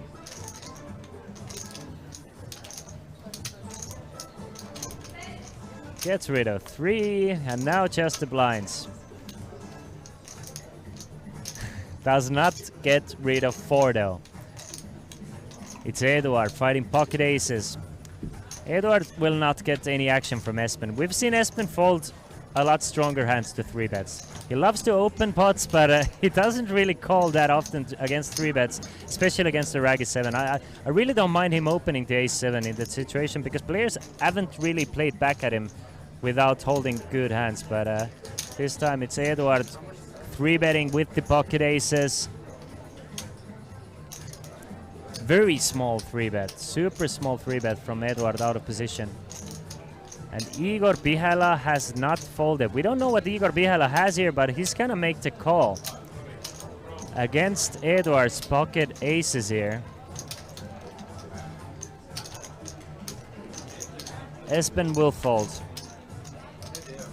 He will fold. So heads up between Igor Bihala, who... What can Igor Bihala have here? Something like 9s, 10s, jacks, ace queen suited. So something that connects with that board, I'm guessing.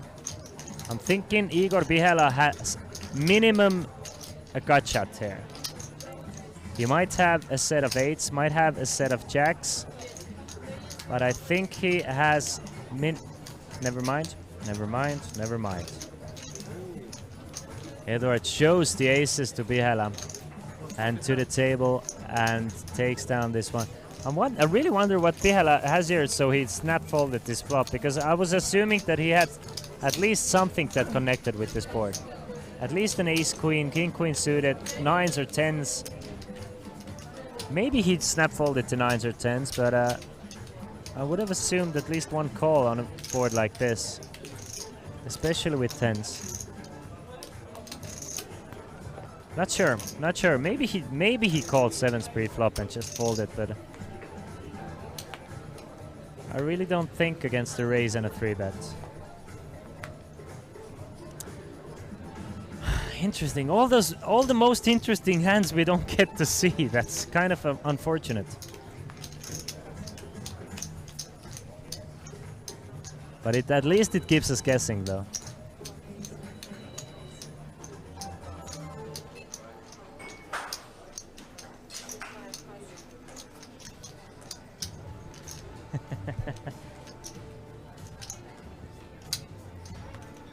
Good one, Riff. Bruno, now it's his turn to come in with the raise. For once, Espen folded, so he can come in with the raise and take down the blinds and antes with the worst possible pair of deuces.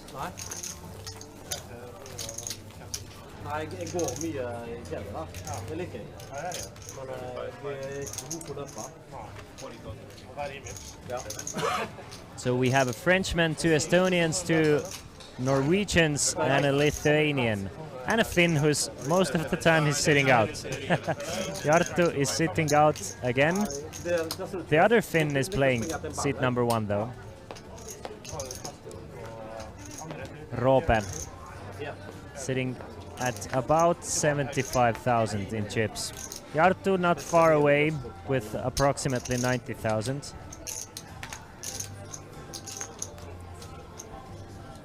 The good thing about sitting out is, with a stack of course, is you cannot bust. You also cannot make any chips, but at least you cannot bust. So we will have Jarttu for a longer time. I guess so, Raza. Fold from Jarttu, fold from Eduard. Igor will not fold. Makes it 7,500 from the dealer button, so it goes back to 3x the raise. Tarmi. He will fold. And our shortest stack, Ritis, he will fold as well. Just 38,000 behind for him. 38,000 is still 15.5 big blinds though.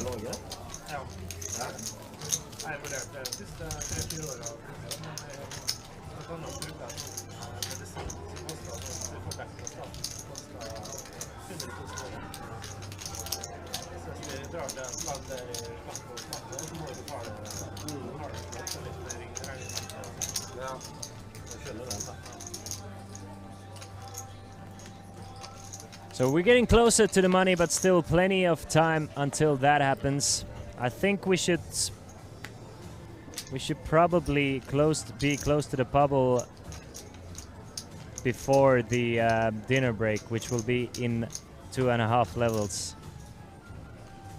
There should be approximately like 40 players remaining at this point, but you never know in poker. But then again, sitting out, you cannot win the tourney also. So if that's not your objective, then you should not play poker. Lehmari, of course, I agree with you. I'm guessing Jarttu will be back when things get more closer to the bigger money and so on. Pihala makes it 7,500 again with the 8s. Ritis facing a raise from Pihala. Ace-5 suited, a prime hand to 3-bet all in with. So I'm guessing Ritis will most likely do that.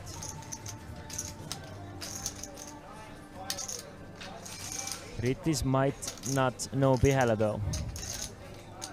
Coming from the internet, Pihala being older than 50, he might think that Pihala only plays ace-king or better. Little does he know that Pihala is quite an aggressive player actually. But he does fold the ace-5, so gets away from it. But who does not get away from it is Espen. Espen finds pocket queens, and Espen has already won a big pot against Igor Pihala. And we've seen Pihala not willing to fold to a 3-bet all that often.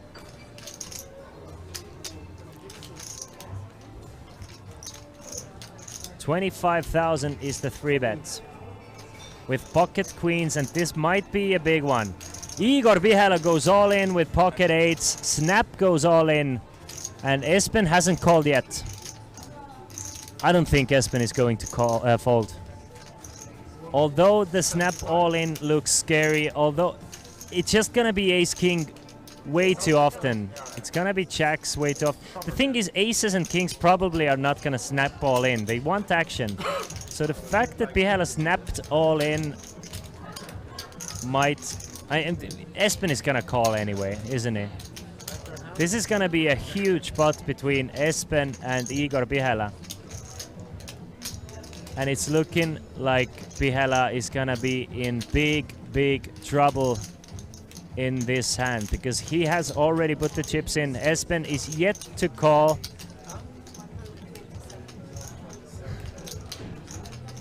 But he will call. Will he? It is a large pot though. It is basically for Espen's tournament life as well.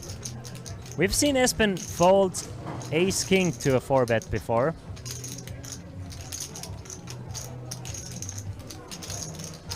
Depends if he wants to take a potential flip on a soft field, thinks Novatame, but the thing is, yeah, there's already money in the pot. Even if you're flipping, you're getting good odds, and the thing is, you can almost just take out the aces. One of the hands that beat you by Igor Pihala, snap going all in there. Aces do not really snap shove there. They really want to Hollywood and get their opponents to think that they have a tougher decision than they actually do.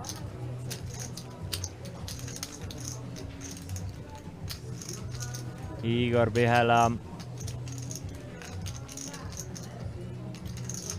must not feel great about things at the moment. He was hoping for Espen to snap fold this one. He was really hoping that Espen was making a move. Little does he know. He might know now that Espen has something like 10s or jacks. I don't think Igor Pihala is thinking that, or at least I don't think Pihala is assuming that Espen would take this long with pocket queens though. He took away his card protector. That usually means that a player is folding, but I don't see Espen folding here. There's no way, right? There is no way, right? There is no way, right? Oh my sweet baby Jesus.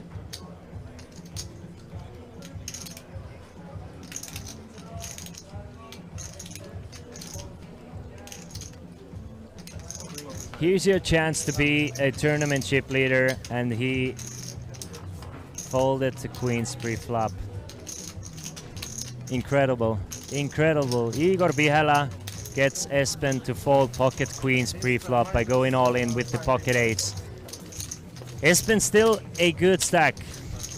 Probably thinks he doesn't want to risk most of it, but at some point in tournament poker you have to risk, and that was a very good situation to win a lot of chips. I am in shock. I am in awe that we actually saw Espen fold here.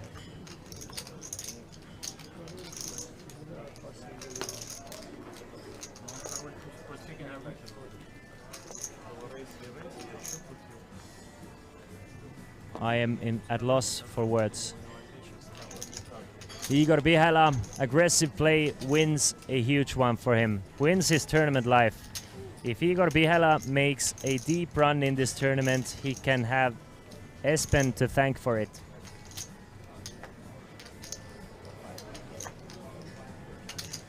And the chat is going wild as well. Nobody can believe it. Of course, it's way easier to watch and see the cards, but at some point, if you're just calling all-ins with kings and aces, you are 3-betting way too much. Then you shouldn't 3-bet.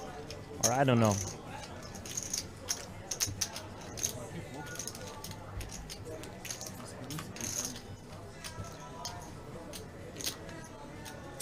What do you guys think? I'm guessing I know what you guys think. Well, Espen is back to stealing away small pots though. Bets 5,000, gets rid of Bruno, and there's definitely a point to be made for Espen, because he's been winning so many of the smaller pots. He might feel like he doesn't need to risk.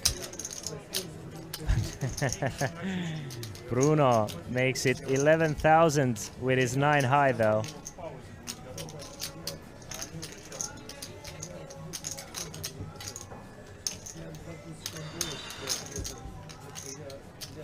Espen makes the call. 3 of diamonds on the turn. 30,000 in the middle already. Espen with a flush draw and queen high ahead of Bruno.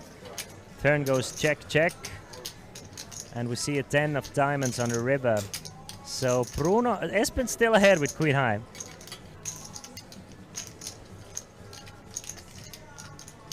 Super Mario, we are streaming with a 30-minute delay. Bruno bets 6,000.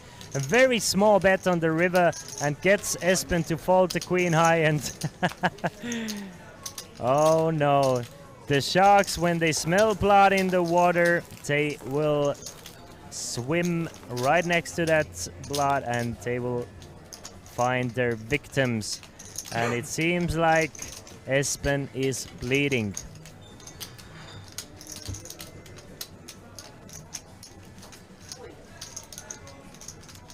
The thing is, I was talking about Espen, that he's 3-betting and raising so much that he must assume the players are playing against him. And when you're as active as Espen is, then pocket queens turn into close to pocket aces. Because you must assume the players will play against you so much more than usual. That's the best part of being an aggressive player, that once you actually get a good hand, you get paid off. And he was in a prime position to get paid off. Unfortunately, he didn't capitalize on it.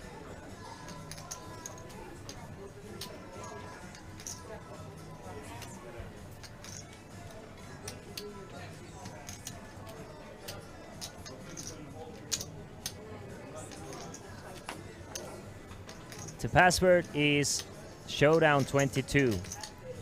If you're looking to play the free buy tournament,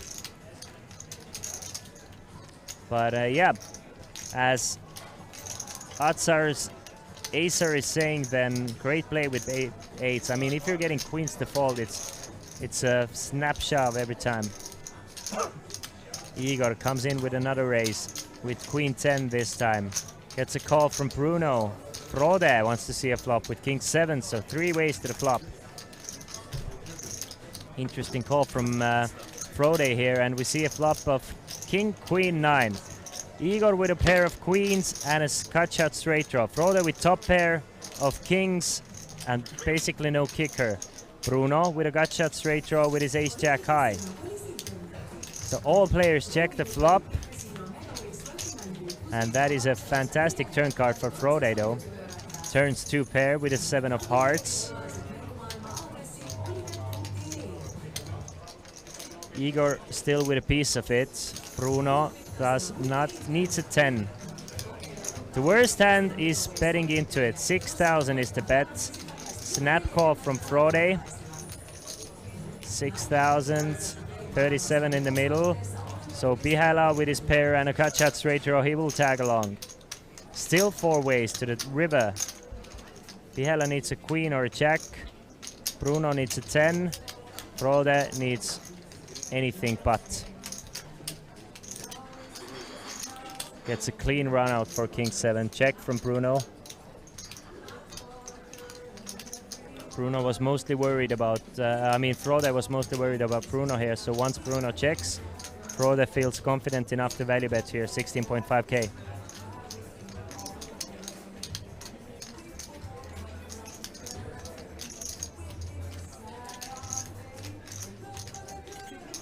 Gets 1 fold from Igor. Bruno just left with ace high. I mean, it's unless he wants to check raise, which I don't see happening here, then this hand should be over.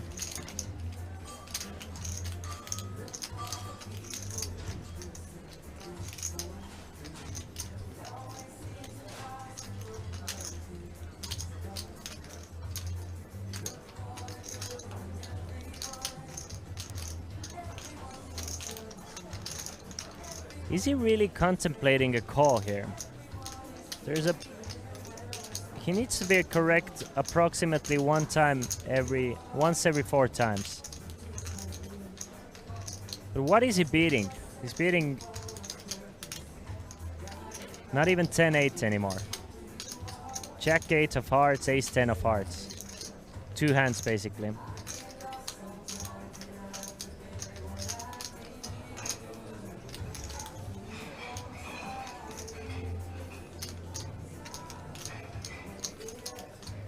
I really don't see Bruno making a call here.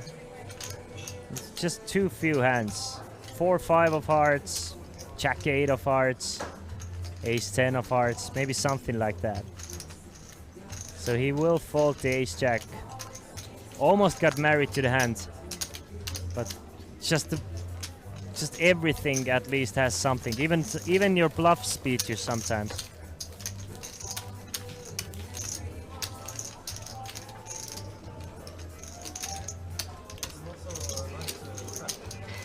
Nine more minutes until we're gonna go on a small break.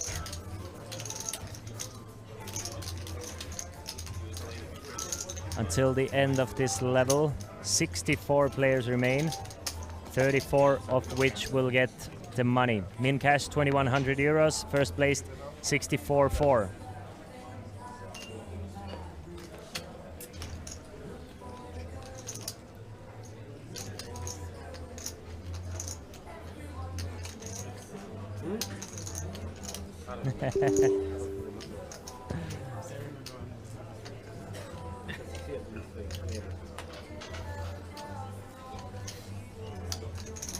If Espen is not going back to that queens versus aces and eights hand, the thing is,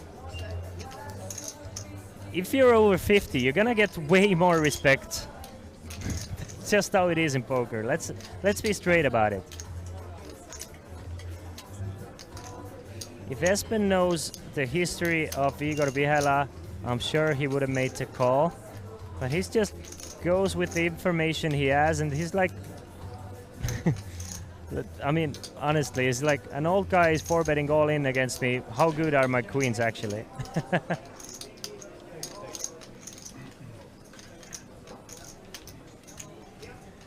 A raise from Bruno. He's been picking up some aggressiveness, this time with ace-jack off. And Jarttu, he doesn't want to call. He wants to 3-bet to 17.5.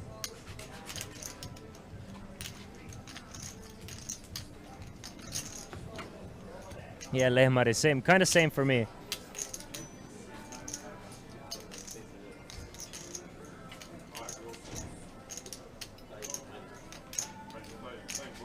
It's a 3-bet to 17.5k from Jarttu and a call from Bruno in position. Has Jarttu in great shape? I mean, he's in great shape against Jarttu. Ace-jack against ace-8 on a king 7-4 board, so no players with a pair. Can Jarttu steal this 40k pot away from Bruno?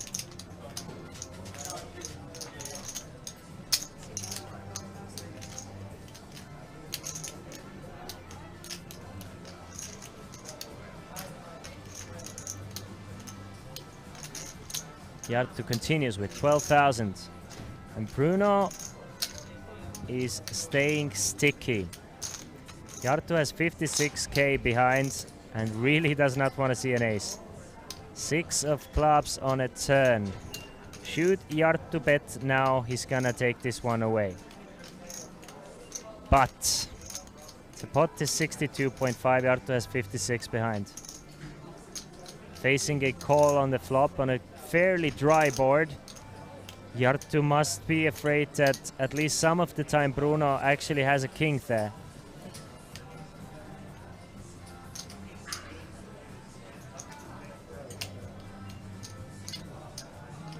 Can he get his opponent to fold? Yes, he can. He's going all in with 56,000. Well, Bruno hasn't folded yet. He really wanted to hero call last time on a way scarier board with ace-jack. Now facing a shove from Jarttu for 56,000 and Bruno has not folded. I don't see Bruno calling here, but I didn't see Espen folding as well, so you never know.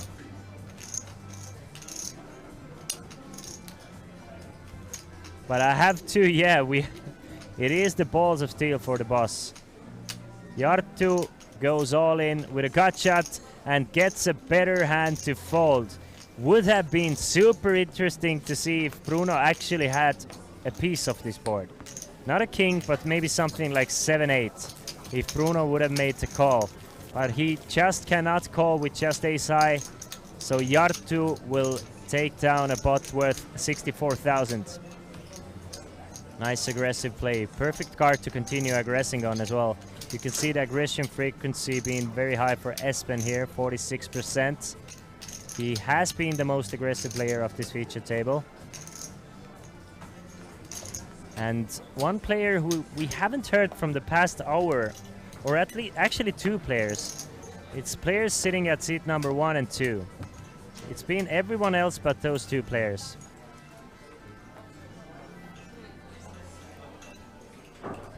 Rytis Sandaras from Lithuania, our shortest stack at the featured table, and Tarmi Robe. They've been very, very quiet. Of course, they have a super aggressive Espen right next to them, as well as the rest of the field. Really not afraid to play pots. So they're kind of handcuffed and waiting for good hands here. Frode loves his button. Last time he raised the button with Jack 6 off, this time with Queen Deuce off. And picks up Eduard.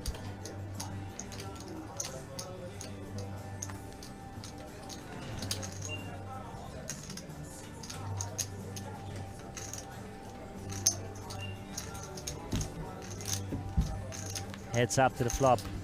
Queen 10 against Queen Deuce. On a flop of 6, 7 and an 8. So Eduard with a backdoor flush draw, got shot straight draw, 2 overcards. Still doing good on this board. Not looking like a board where Frode can actually see bet, so he's gonna check it back. Asar, it's day 3 for the final table. So tomorrow will be the final table of this main event. Today we are playing down to final 2 tables. Check on the river, so 2 pair takes it down for Eduard.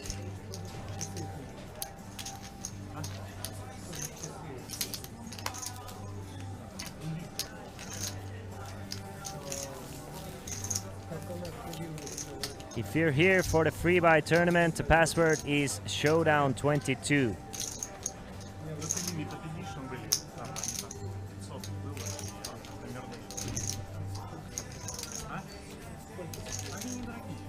First place in the free buy tournament takes home €150 tournament ticket.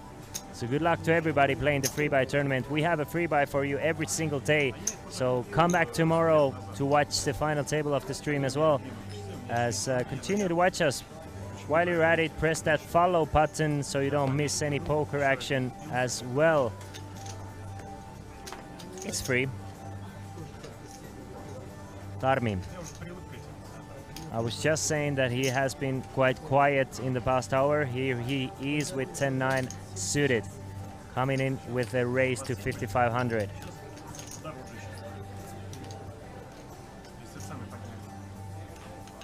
Bruno folds.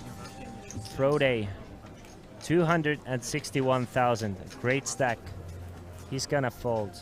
Jarttu. He folded already because he seems to be off the table. Eduard. He's gonna fold to 9-8, I'm sure.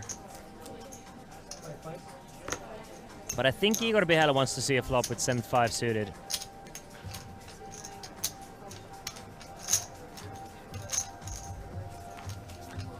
So heads up to the flop. 4, 8 and a ace. So gotcha straight draw for Bihala, Tarmi Robe with 10 high, but a couple of backdoors here. Definitely a board where you want to c-bet. You don't want to c-bet large, something like 3,500 for example, to get rid of straight up trash hands like Queen 6 suited, King 7, etc, etc. But Igor has a piece of it, so he's gonna make the call. Tarmi is gonna continue betting on a spade, on a jack, on a queen, on a 7, and a queen of spades is a beautiful card to continue barreling on.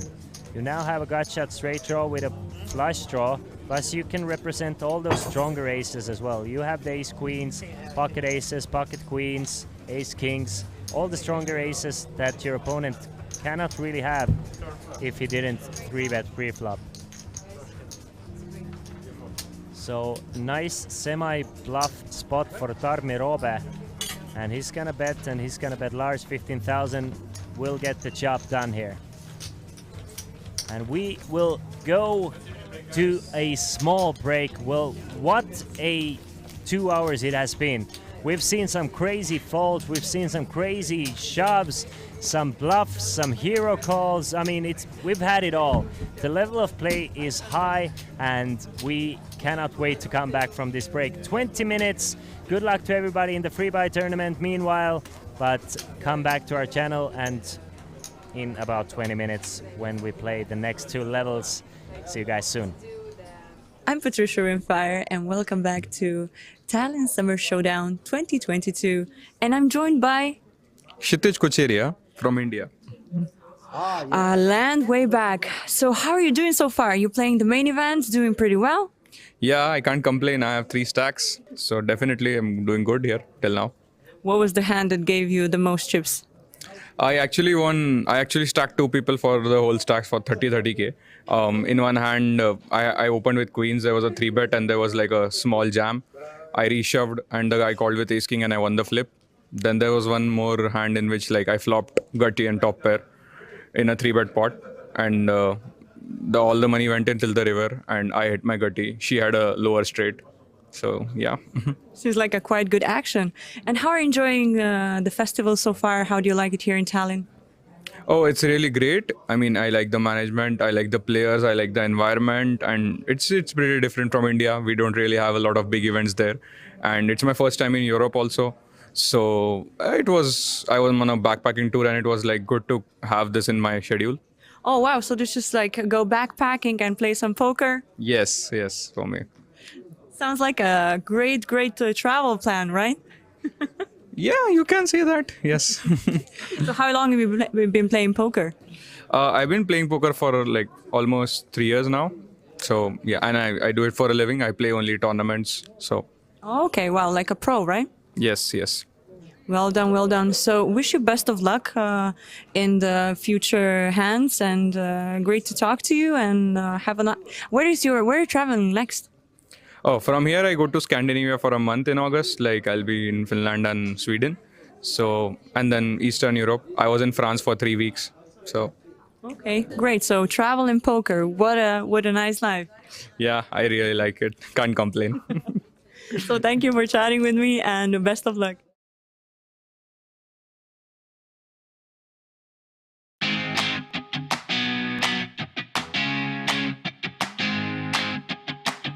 I'm Patricia Rimfire. Summer's in a full swing, and we already jumped into the 6th edition of the action-packed poker summer festival, Tallinn Summer Showdown 2022, which is taking place here at the fabulous Olympic Park Casino and Hilton Tallinn Park Hotel. A lot will be going on beside €1,100 buy-in main event that starts tomorrow. For sure, players are excited, and one big reason for this is Tallinn Summer Showdown team competition. We already have 26 teams registered, where a total of 2% of each prize pool is reserved for the team competition. New exciting addition is also Summer Showdown Mystery Bounty, which already started, and the final is tonight at 9 p.m. Stay tuned for the highlights of the day, interviews, and some fun parts. As well, don't forget to check out the website tallinnshowdown.com/live.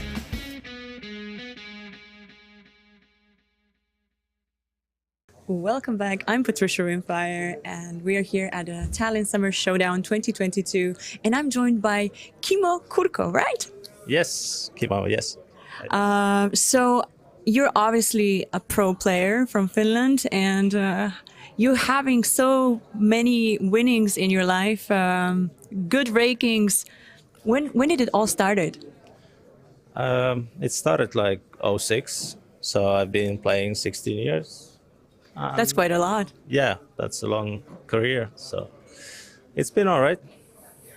You obviously had a great success here in Tallinn, and what do you think? Are you going to be sitting at the final table at the main event? Well, I hope so. I haven't had many success in main events, so main events here, I mean, so I hope so. And how is your table right now? Anything interesting happened? Well, I've been running like God, so I have like triple average almost, so it's been a great start. Yeah, it's a cool table, right? Yeah, it's been fun. Yeah, and yeah, well, best of luck. Maybe you're the new Summer Showdown winner right here, and best of luck in the future. Yeah, cheers.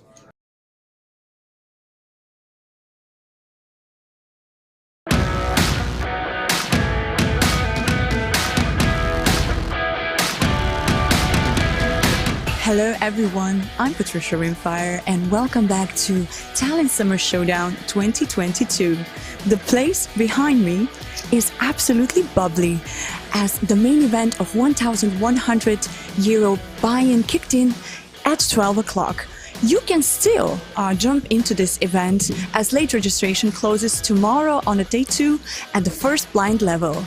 We are all wondering who will be the next crown champion, who will win this tournament, after some big poker names who won it already, such as Jargo Alveli, Matthias Silander, Neil Firaldo Ferro, and the last year winner Christian Zitting.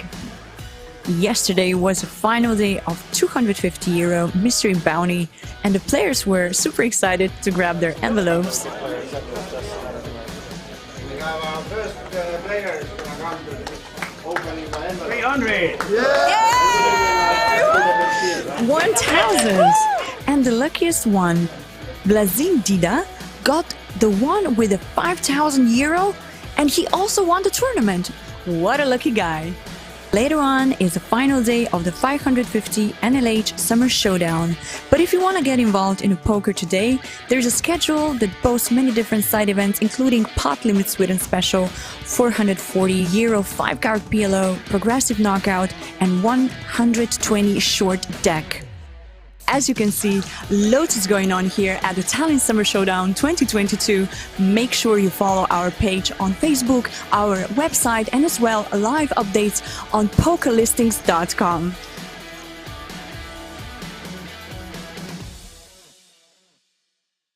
Welcome back to Tallinn Summer Showdown 2022. I'm joined by Max Avila, the winner of the first event that happened here, Summer Showdown opening. How do you feel? I feel great, thanks. Show us the trophy, really Q1. Look at this. You backed almost 10K, yeah? Yeah, plus I had a last longer with my friend who was also in the final table. Oh, So wow. I got 100 euro extra. Well, that's a good earning. And how do you feel? What happened on the table, actually?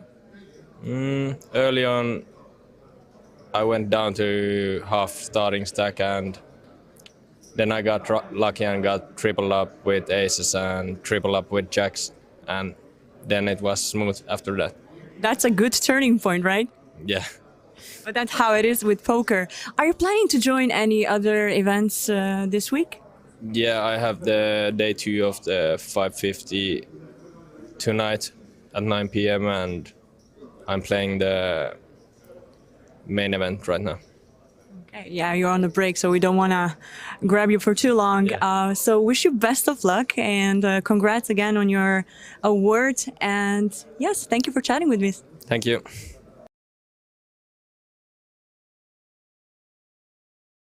Welcome back. I'm Patricia Rimfire, and I'm joined here by the winner of Progressive Knockout Tournament 250 buy-in.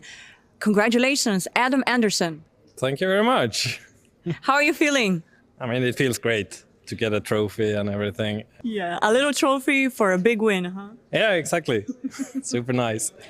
Is No Limit Hold'em your favorite game, or are you more into Sweden Special? No, I play only No Limit Hold'em. That's my only game.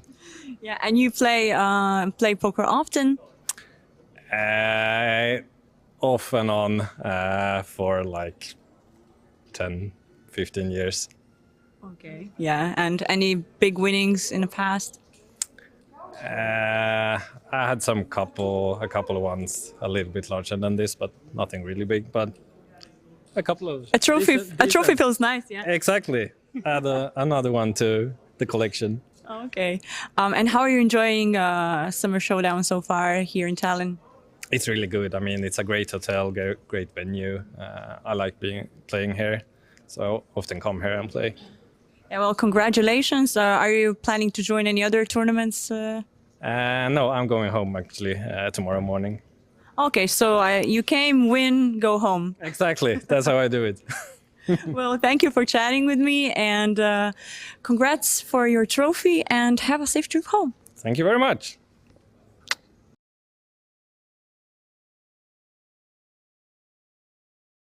I'm Patricia Rimfire, and welcome back to Tallinn Summer Showdown 2022. And I'm joined by Kshitij Kocheria from India. Land way back. So how are you doing so far? You playing the main event, doing pretty well? Yeah, I can't complain. I have 3 stacks. So definitely I'm doing good here till now. What was the hand that gave you the most chips? I actually stacked 2 people for the whole stacks for 30k. In one hand, I opened with queens. There was a 3-bet and there was like a small jam. I reshoved and the guy called with ace king and I won the flip. Then there was one more hand in which like I flopped gutty and top pair in a 3-bet pot, and all the money went into the river and I hit my gutty. She had a lower straight. So yeah. Seems like a quite good action.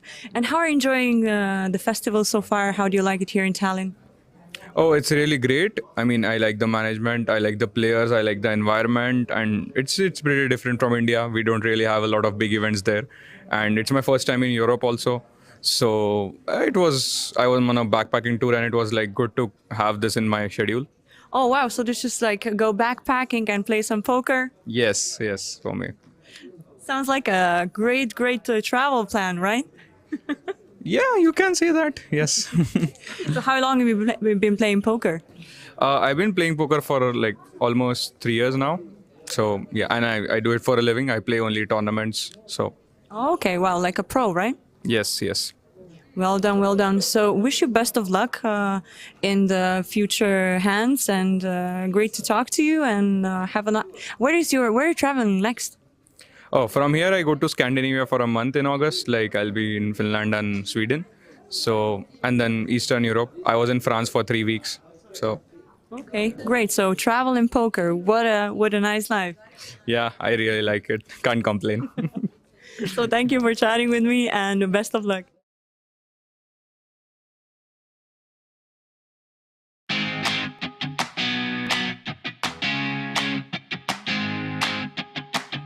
I'm Patricia Rimfire. Summer's in a full swing, and we already jumped into the 6th edition of the action-packed poker summer festival, Tallinn Summer Showdown 2022, which is taking place here at the fabulous Olympic Park Casino and Hilton Tallinn Park Hotel. A lot will be going on beside €1,100 buy-in main event that starts tomorrow. For sure, players are excited, and one big reason for this is Tallinn Summer Showdown team competition. We already have 26 teams registered, where a total of 2% of each prize pool is reserved for the team competition. New exciting addition is also Summer Showdown Mystery Bounty, which already started, and the final is tonight at 9 p.m. Stay tuned for the highlights of the day, interviews, and some fun parts. As well, don't forget to check out the website tallinnshowdown.com/live.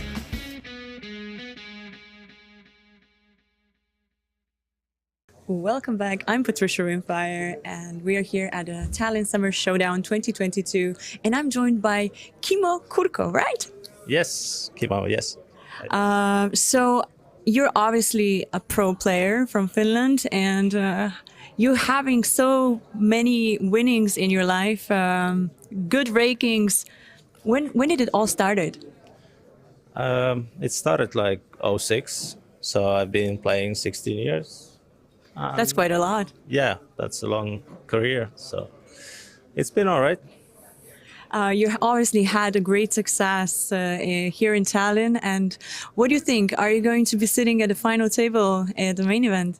Well, I hope so. I haven't had many success in main events, so main events here. I mean, so I hope so.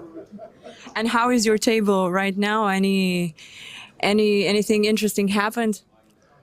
Well, I've been running like God, so I have like triple average almost. So it's been a great start. Yeah, it's a cool table, right? Yeah, it's been fun.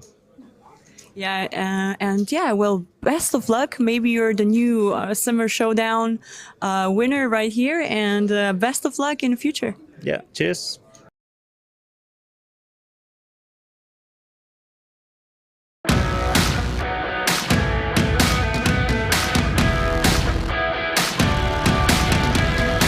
Hello everyone, I'm Patricia Rimfire, and welcome back to Tallinn Summer Showdown 2022. The place behind me is absolutely bubbly, as the main event of €1,100 buy-in kicked in at 12 o'clock. You can still jump into this event, as late registration closes tomorrow on the day 2 at the first blind level. We are all wondering who will be the next crown champion, who will win this tournament, after some big poker names who won it already, such as Jargo Alveli, Matthias Silander, Neil Firaldo Ferro, and the last year winner Christian Zitting. Yesterday was a final day of €250 mystery bounty, and the players were super excited to grab their envelopes. We have our first player opening the envelope. 300! 1,000! And the luckiest one, Blazin Dida, got the one with the €5,000, and he also won the tournament. What a lucky guy! Later on is the final day of the 550 NLH Summer Showdown. But if you want to get involved in poker today, there's a schedule that boasts many different side events, including Pot Limit Sweden Special, 440 Euro 5-card PLO, Progressive Knockout, and 120 Short Deck. As you can see, loads is going on here at the Tallinn Summer Showdown 2022. Make sure you follow our page on Facebook, our website, and as well live updates on pokerlistings.com.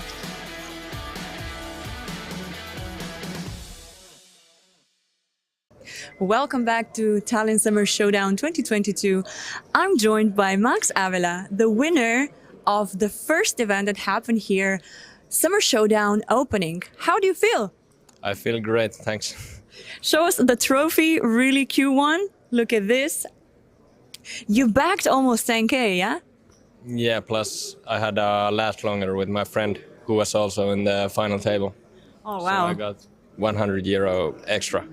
Well, that's a good earning. And how do you feel? What happened on the table actually?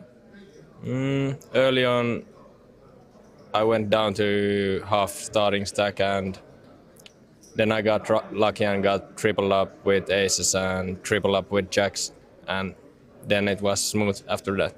That's a good turning point, right? Yeah. But that's how it is with poker. Are you planning to join any other events this week? Yeah, I have the day 2 of the 550 tonight at 9 p.m. and I'm playing the main event right now. Okay, yeah, you're on the break, so we don't want to grab you for too long. Yeah. So wish you best of luck and congrats again on your award. And yes, thank you for chatting with me. Thank you.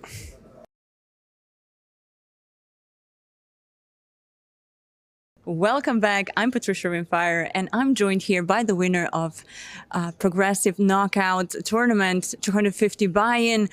Congratulations, Adam Anderson. Thank you very much. How are you feeling?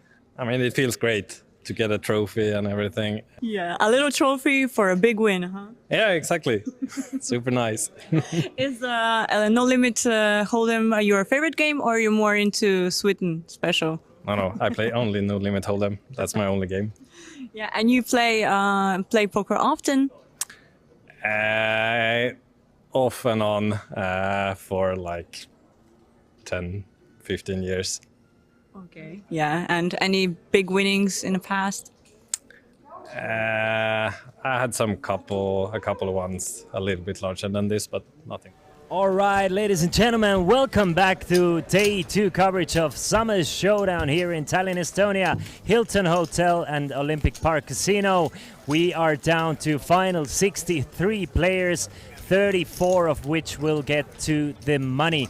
34th place will pay 2,100 euros and the winner will take home 64,000 euros. 1,100 euros was the buy-in for this tournament, and you have our chip leaders in front of you. Frode from Norway leading things with 261,000. Everybody started with 30,000 in chips. Eduard and Igor from Estonia right on his tail, but it looks like Frode, everything he's doing is working out just fine. We have a free buy tournament for you guys running right now. The password for this free buy is Showdown 22. So good luck to everybody. Winner of that free buy will get a 150 euro ticket, where we will see you guys in 6th of August playing the Mystery Bounty Tournament. But let's hop right back into the action here. Rittis will start things off with 9-6 off and 12 big blinds. He's gonna fold it from under the gun. Final 2 levels of today's coverage. After those 2 levels, players will go on dinner break and they will play down to final 2 tables, hopefully. We're not 100% sure if it's gonna work out, but we will at least try to play it down to final 2 tables. Igor Pihela, 3rd in chips at this table, finds ace king, and he's gonna raise it up to 11.5k. Very large raise. Well, it's blind versus blind. Blind versus blind out of position. You kind of want to open larger than usual. So makes it close to 4 big blinds. Is it possible to check chip stacks, payouts, etc. somewhere? Yes, it is. TallinnShowdown.com.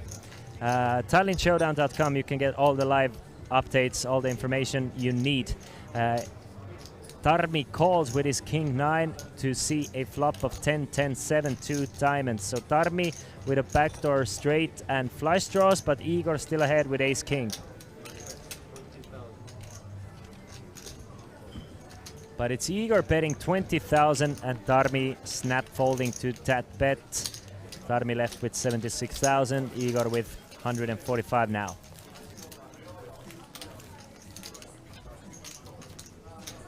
The player to watch at this point is the shortest stack sitting at seat number 2.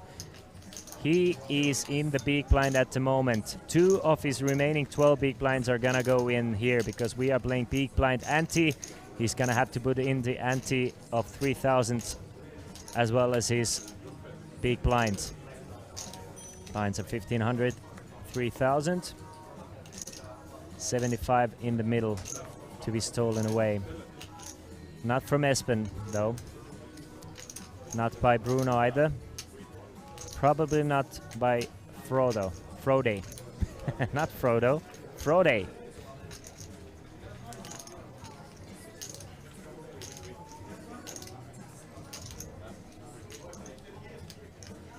Welcome back, Arandari. Things are going great. We just came back from the break and we have final 63 players at the main event.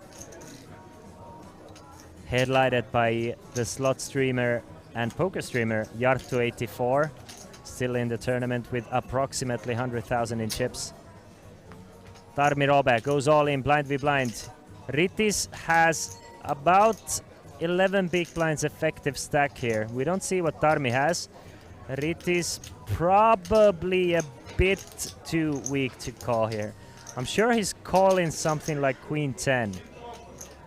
But Jack 8 suited. Very close, but most likely he's gonna end up folding. He would love to go all in with that hand, but he's not gonna call it off with Jack 8 suited. We've seen Tarmi being quite aggressive in these situations, blind versus blind. So he does call, does fold.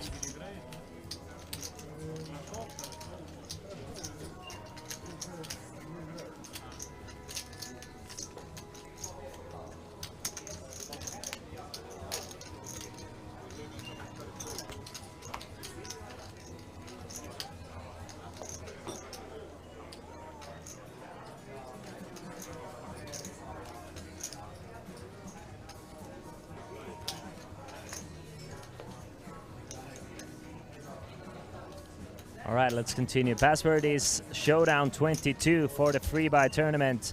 Good luck to everybody playing it. Exclamation mark password for in the chat.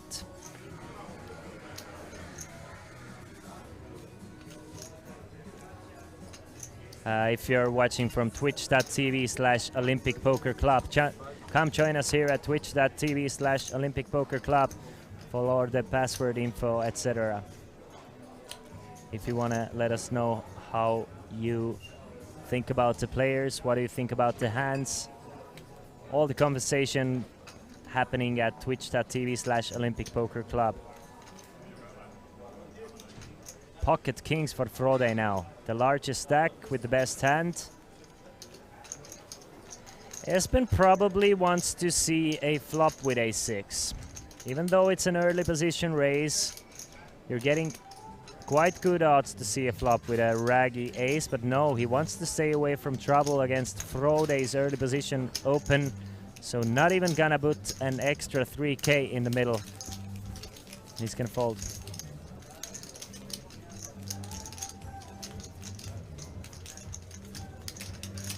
It is 1846 here in Estonia, Aranderi, so the free buy has been going on for 46 minutes, I would assume.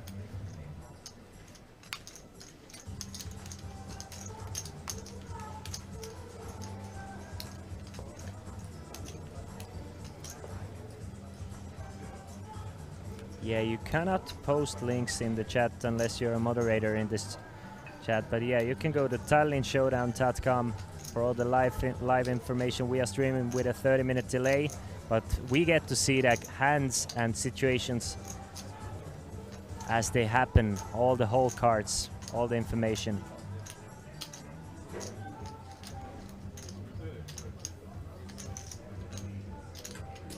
Folded around to Igor Vihala. Actually has been the most active player at this feature table since he joined. Of course, it's Espen. It's been the story of Espen thus far, but Vihala, once he joined, he's been playing very active, very aggressive.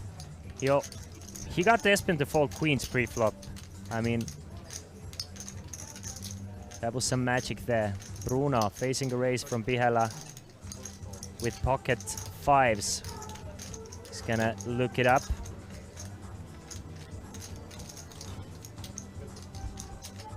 Try and hit a 5 or maybe outplay Igor Vihala on the later streets.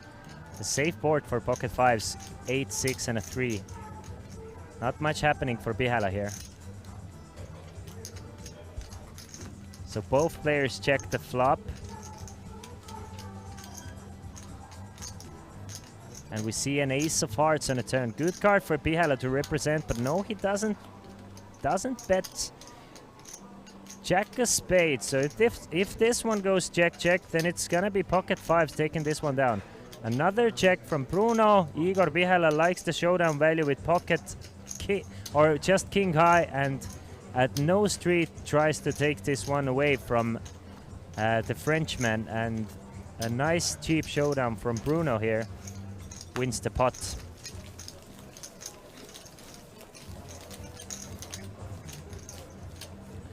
Bruno will happily take it.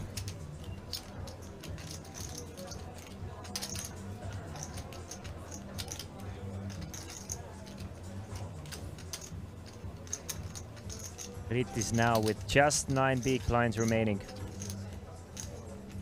He's really hoping for something great to happen. Needs to double up at least once here to stay with the chance to at least cash this tournament. Of course, he's hoping for a lot more. Jarttu King Jack suited and 120,000 in chips. Good for a raise to 6,500. Eduard gets rid of his queen 10. Folded all the way to Espen. Ace 5, no good. Bruno doesn't want to play from out of position, but Frode might want to see a flop here with pocket deuces. Deuces, deuces never loses, that's what they say. Is it truth though? We have to find out.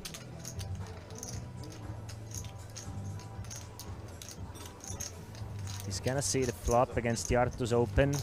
King Jack against pocket deuces, 17.5 in the middle. Jack 6, 5. Top pair for Jarttu.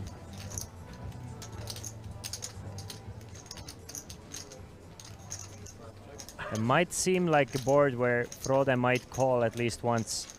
He does have a backdoor straight draw and a backdoor flush draw, but plus, if Jarttu had high cards, he most likely missed it.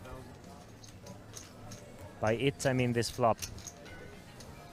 But no, snap fold from Frode. Doesn't want to look Jarttu up, and correctly so, gets rid of the small pair.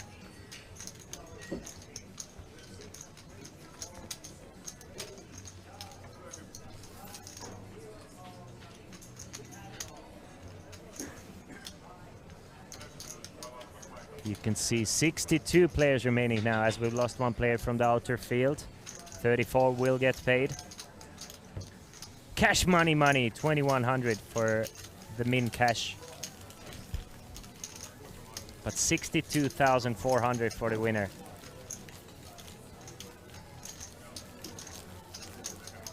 Six players will get 10,000 or more in this tournament.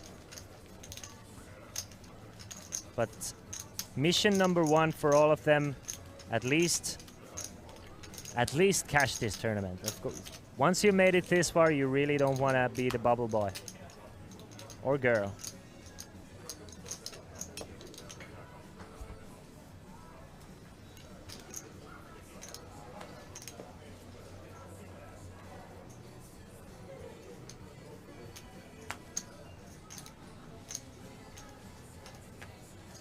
password for the free buy one more time is some Showdown 22. Showdown 22. Good luck to everybody. I hope good things will happen. When you put yourself in good positions, then good things will eventually happen. All in from Ritis. He finds a hand to move all in with. King Jack off, 29.5k. Will Frode call though?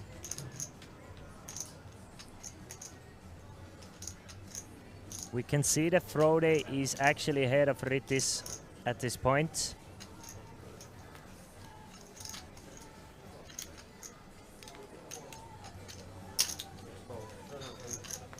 He does make the call, but no, it's Jarttu finding ace king. He will make the call, and Ritis is in a very bad shape against Jarttu. Jarttu has already eliminated 3 players. Can he make it 4 today on this live stream? Ritis needs a jack, and now a jack 1-2 needs running clubs or running jacks. That is one of them. Needs one more club to stay alive in this tournament. Can he do it? No, he cannot. Jarttu, the Terminator, takes another bounty, takes another player out of this tournament. Ritis didn't really get anything going today, and he will be eliminated in 62nd place. And Jarttu's stack is up to 160,000, where it has been for a long time. He was up to 150 a while ago, then down to 80, and now back to 160,000. Jarttu is at more than tournament average. So things are looking good for Jarttu here. Finds another good hand to eliminate an opponent. And now nobody's really short at this featured table. Everybody has room to play with. Even our shortest stack, Tarmi Robe, has 27 big blinds. So nobody in immediate threat just yet, but in no limit hold'em, anything can happen with a flick of your fingers. Ace Queen for Igor Pihela. Makes it 7.5. Espen, I'm sure, wants to play against Pihela. Or does he? But stays away from this one.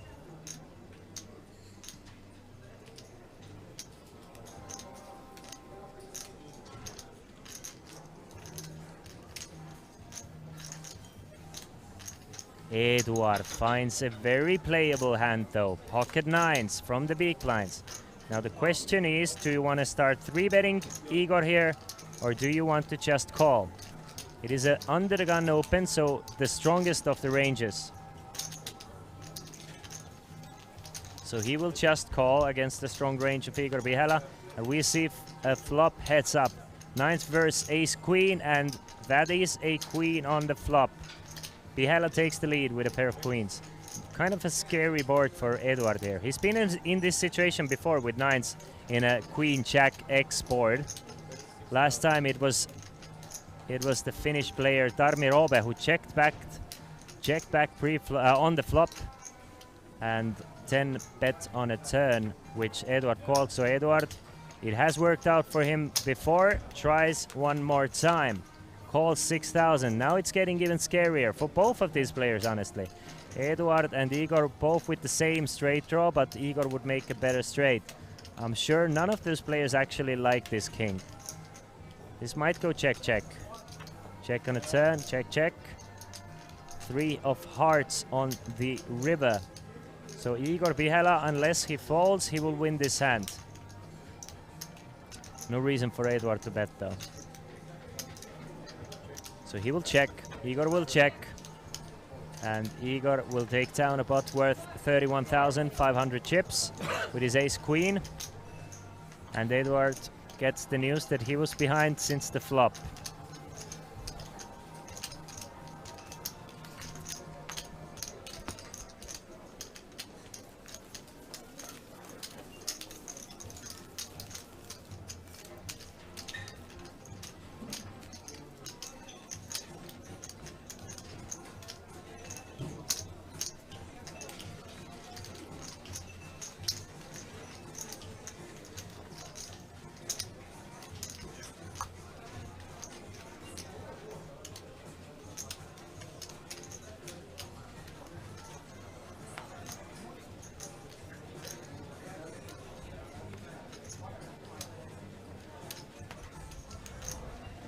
Tarmi.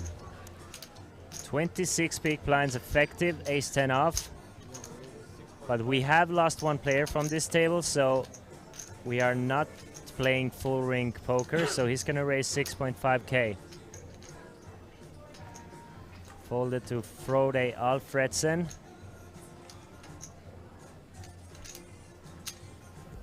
Folded all the way to the blinds now. Edward King Jack off, looking at an under the gun open. You really don't love calling King Jack off against an under the gun open, but he will still do it. Igor folds the Queen 8, so heads up to the flop.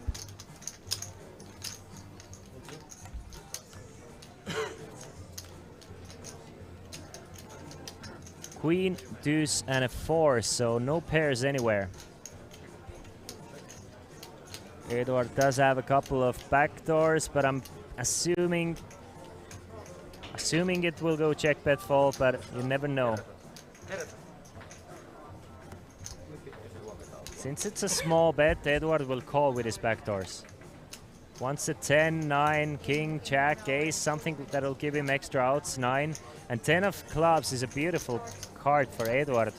Now has an open-ended straight draw with a flush draw to a king. Tarmi now has a pair of 10s.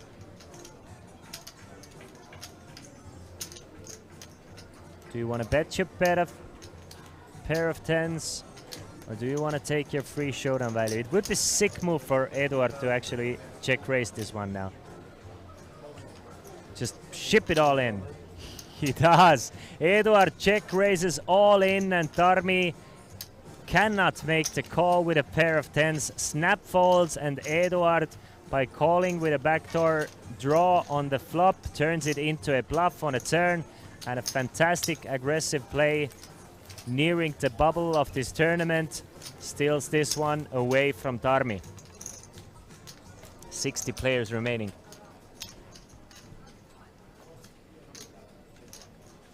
Tarmi now with left with just 18 big blinds. So loses about 25 to 30% of his chip stack this previous hand.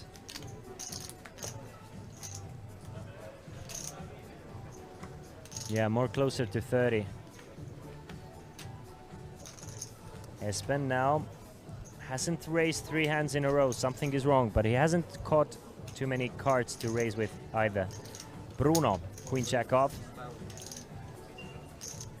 Good enough for 6,000.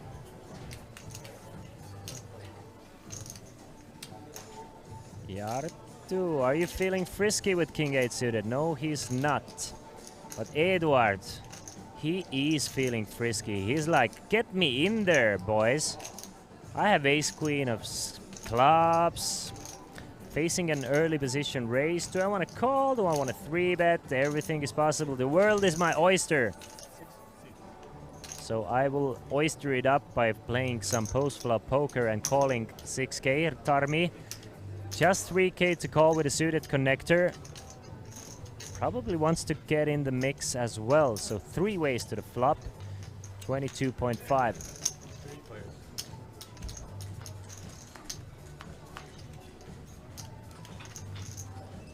King, 6, and 8 deuce. So only player with a diamond is Bruno here. No pairs anywhere. Bruno doesn't want to c-bet. It would have worked. It would have. Both of these players would have snap folded, but since Bruno isn't betting, it's gonna go check, check, check. Now an open-ender for Bruno. Now is the time to start betting, my man. You have an open-ended straight draw. You have a back flush draw to a jack. It's been checked around on the flop. Just go ahead and take a stab at it. What's the worst that can happen? The famous last words, right? I don't think Edwards can really chase a gut shot here. Unless he thinks his ace high might be good some of the time as well. What do I know? What do I know? He's gonna make the call with the ace high. He's correct. He's ahead. But Bruno has a bunch load of outs here. 6 of hearts is the blankest of the blanks. Will Bruno take a stab at it one more time? Will he go for the steal? Try and get rid of hands like... What, though? What are you trying to bluff out? 7s, 8s, 9s with a diamond. Ace high diamonds. Something like ace jack, ace queen. We can see that Eduard has made sick calls before in this feature table, though. I mean, I wouldn't put it past him to call this here with ace queen. He's been calling and he's been correct every time. Can he do it one more time? It's a small bet from Bruno. Looks very value heavy. We can see it's just a queen high though. Sometimes it is better to bet small than bet large. It was Jarttu who bet large into Eduard's ace queen high, and Eduard called. But now a small bet, Eduard will fold to ace queen, so a nice small bet from Bruno gets this one away.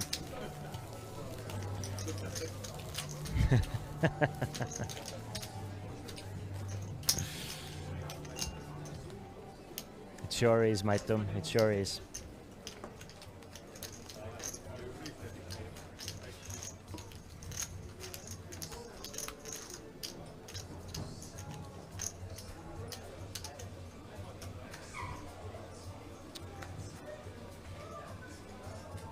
The beauty of perception is the game of poker, isn't it?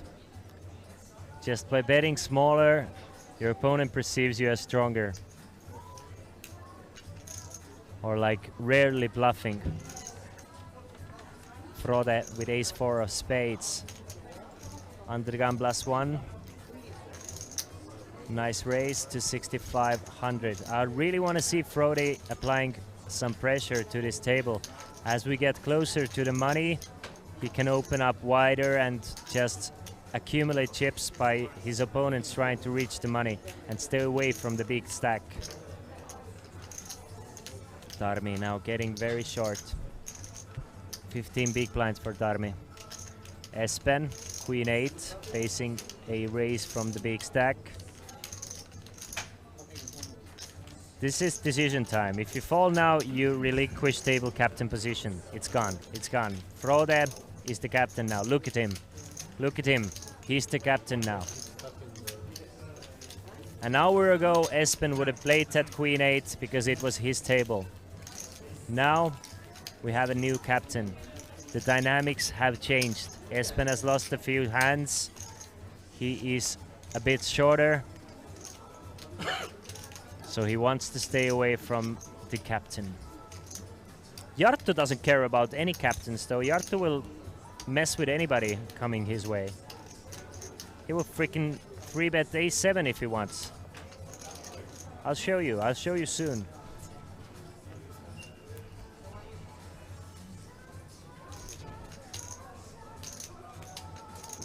Because Jarttu is the boss. So is Frode. Jarttu, ace 9, close to ace 7. You see? He don't give a flying hoot. Makes it 6,500 from under the gun +1 with the ace 9 off. Eduard has a very pretty hand. My favorite hand in poker, Jack 10 suited. You're not gonna fold, are you? You're not gonna fold, Eduard. Why are you doing this? This is a sin. It hurts. You have to see the flop. Unless it's a 5-bet pot, you have to see the flop with Jack 10 suited. You're breaking my heart.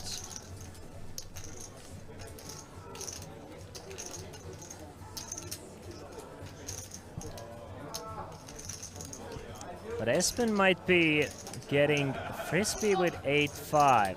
It's like Frode is out of the pot. Might as well just try and test the water with a little raise with 8-5. I wonder what year Espen is born in. Let me see if I can Google it. It might be 85. There must be a reason why he's playing the 85. Rune leter etter deg. Hæ? Han oppe på deepen. På deepstacken. Ja. Ja, han Any friends of Espen in the chat? He looks like a guy who's born in 85. This is fun table, I love it, I agree. And Espen takes this one away from Jarttu. Nice little 3-bet with the 8-5 suited.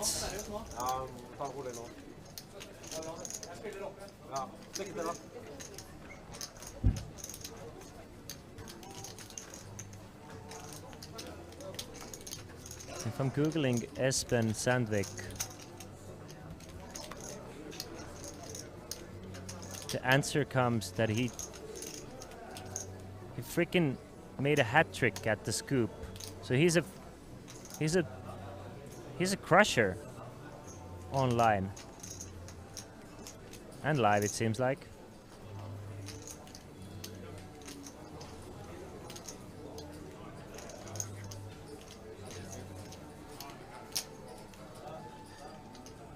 Igor Bihala, King 10 suited. Comes in with 7.5. Darmi, is this your hand? Is this the hand you're gonna go with? 15 big blinds, ace 10 up. We can see that he's in great shape against Igor Bihala. At least he's gonna go all in for 45,000. It's gonna be interesting to see if Igor is gonna call, but probably he's just gonna fold.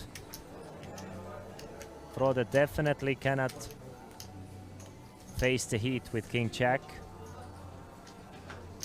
I mean, there's 60,000 in the middle, 37.5 to call, so he needs like 40% equity, close to it. 38% equity. If he thinks his King 10 has that, he might just call. Plus Igor Bihala, he doesn't care about min cashing, something tells me. I feel like his classes are worth more than 6th place finish in this main event. But he does fold. He does care about playing decent poker, and he does fold to King 10 suited.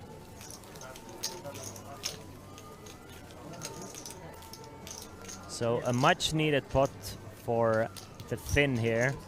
Darmi Robem. 480,000 live total earnings. He has a 6th place finish in Summer Showdown main event in the year 2019.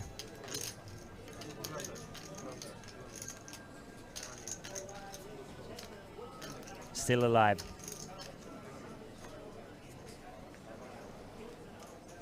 Alive and, well, not alive and well, but it's still alive. If you have chips, if you have a chair, you know, there's this old saying in poker, all you need is a chip and a chair.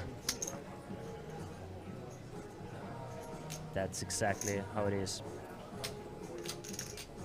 So, ladies and gentlemen, Igor Bihala continues to come in raising.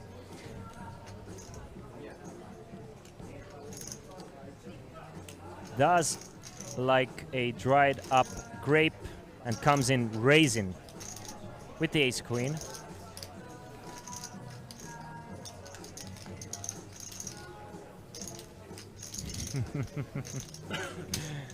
I hope you enjoyed your meal, Lehmari. Everybody folds, so Igor takes down the blinds and antes. They are worth 7,500 every time you take them, so definitely worth going after.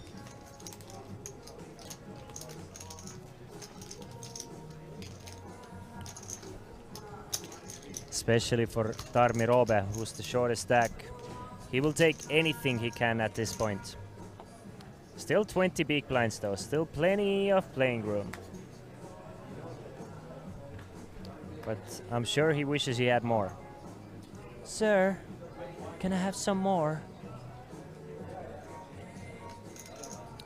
The answer remains to be seen or heard.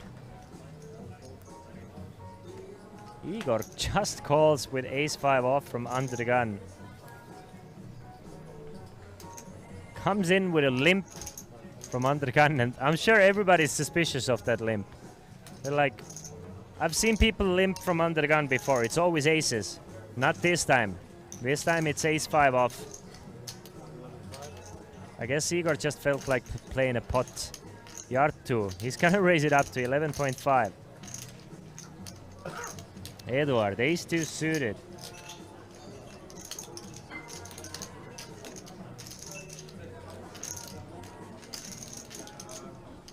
And he hasn't folded. He wants to see a flop. So nobody believes that Igor limped with pocket aces here.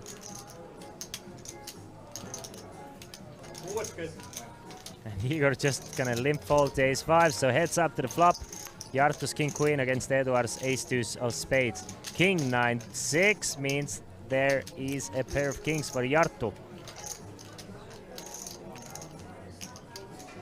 Not really much going on for Eduard though. So Jarttu continues. He's probably just gonna take this one down. I don't see any like big action happening on a board like this.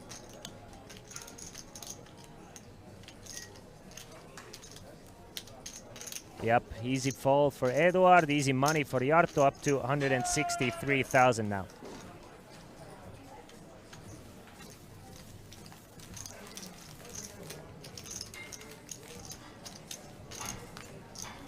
$56 players remaining out of 285 entries. Those entries accumulated a prize pool worth 267,900 euros. The winner will get 62,000 and some pocket change. Well, if you think 500 euros is a pocket change. I certainly don't, but once you win 62,000, your worldview might change.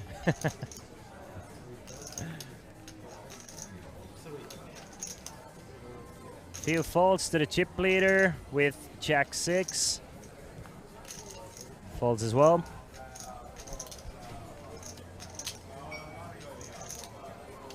As will Jarttu, so blinds going after each other. Queen 10 suited. Two Estonians, two veteran players from Estonia. One more accomplished than the other. Both players very strong players. Going head to head. So a raise from Eduard, call from Igor.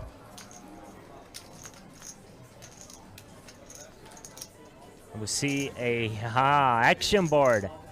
10 high board, so both players with top pair here. But Eduard does have Igor outkicked.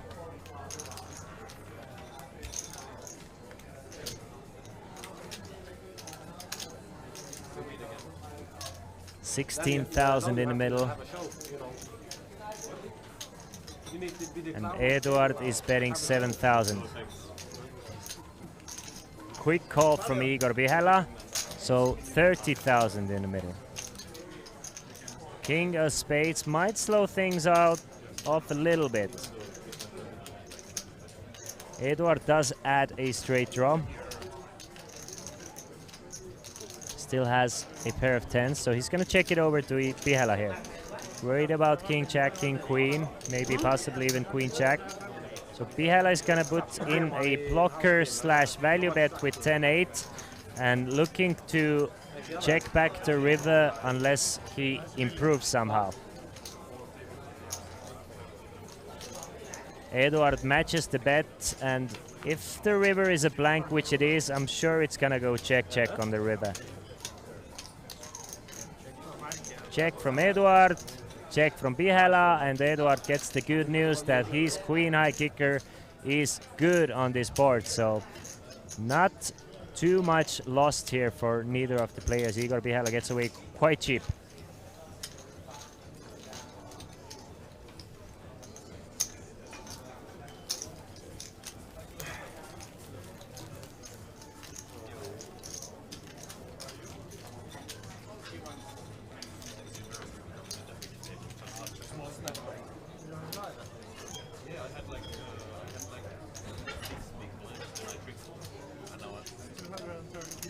We have a new player sitting at seat number 2, filling in for our busted player Rytis Sandaras from Lithuania. We will get the information as soon as possible for you guys about him. It's Julius Vili from Finland, and pocket jacks and a short stack, so I assume it's gonna be a raise. I will do a quick hand and mob.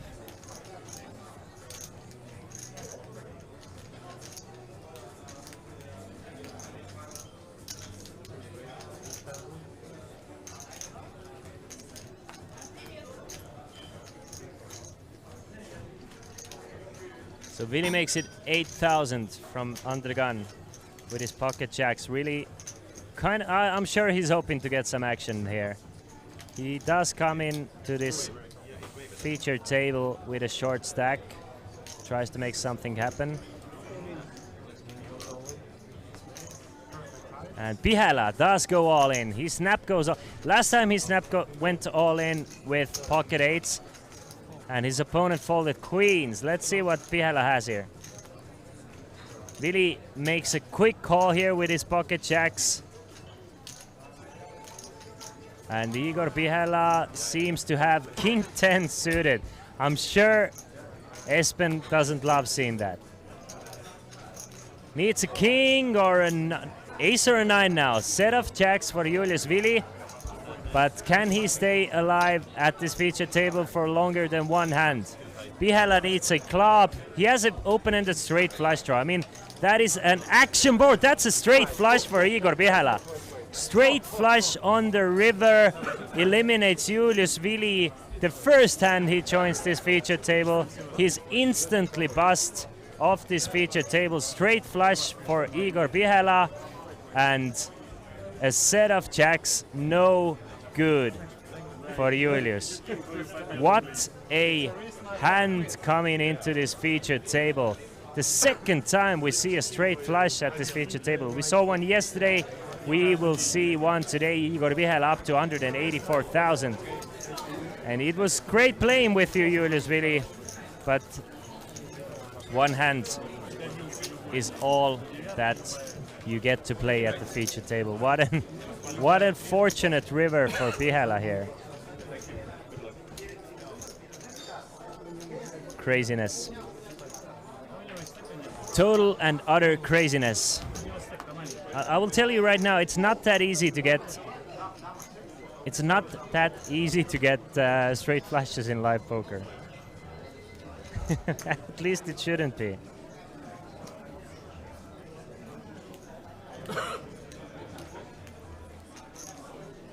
But another one bites the dust, meaning that there's 53 players remaining. 34 will get paid, so we are getting close to the bubble now. 19 players and we are in the money. Eduard, ace queen off though. He will come in with a raise.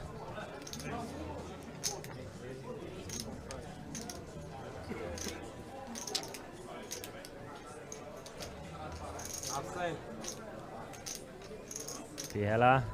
He does love his ace-X, as somebody said in the chat already.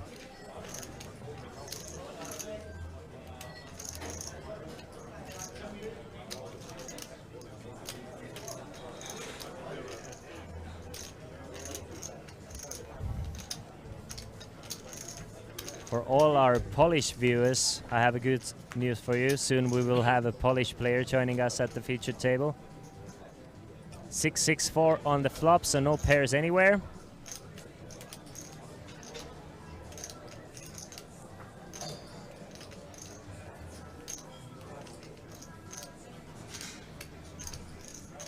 Ace-3, I agree with you, should fold pre. But Pihala loves his chances post-flop. He will take them. And take them to the streets. But it's Espen leading into this. Bets 8,000 into two better hands. And it might actually work.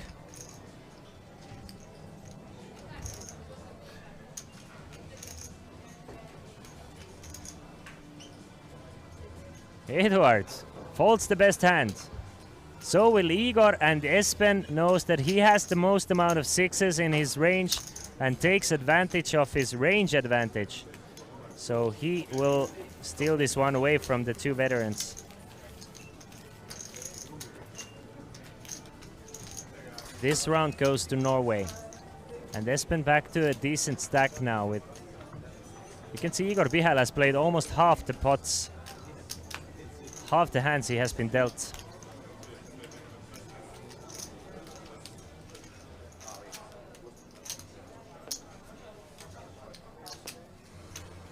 %47% VPIP for Igor Bihela.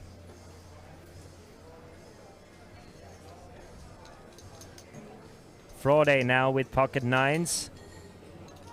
Should see a raise here.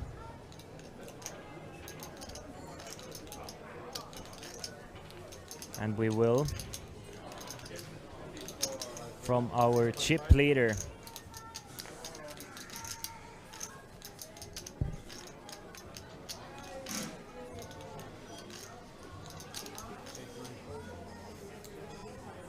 Couple of folds now. Tarmi, ace-2 suited, facing a raise from the chip leader with a short stack. He's going to fold. Hespen really, he got things going, but this is not a good time, Hespen. He will still 3-bet to 24,000 though. We can see that he is absolutely dominated by the big stack. But that 3-bet actually looks very strong from Espen. He has stayed away from the big stack. We are nearing the bubble and you are 3-betting the chip leader. It looks way stronger than it actually is.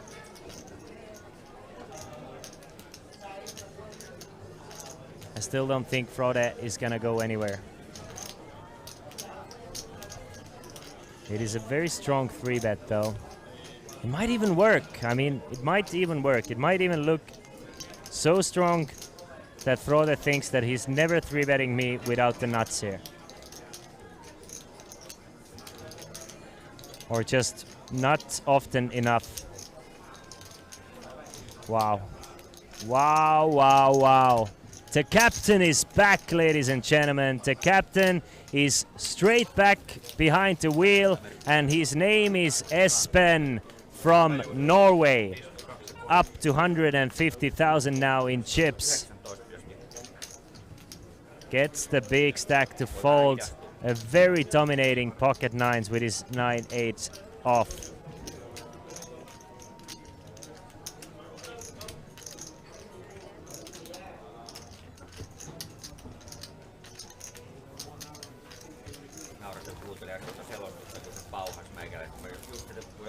So the 3-bet actually did look super strong there.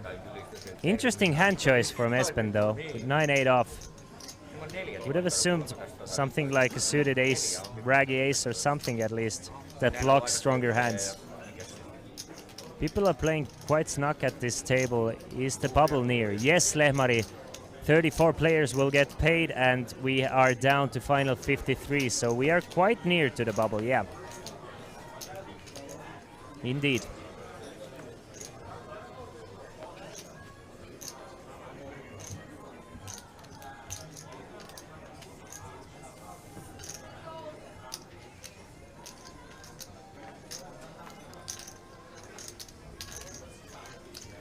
The pace of the game usually does tend to slow down considerably when we get nearer or closer to the money. And that seems to be the case here as well. Tarmirove though has the ace-jack.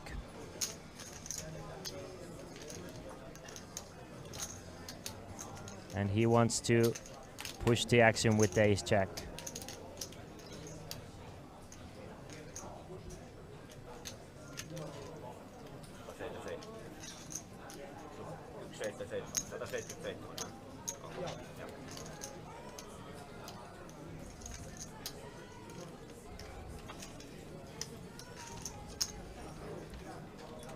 Makes it 6.5. Frode defends from the big blinds.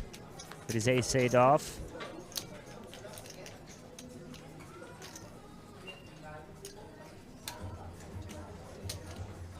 Ace-Queen 5, so trouble for Frode. Both players with a top pair here.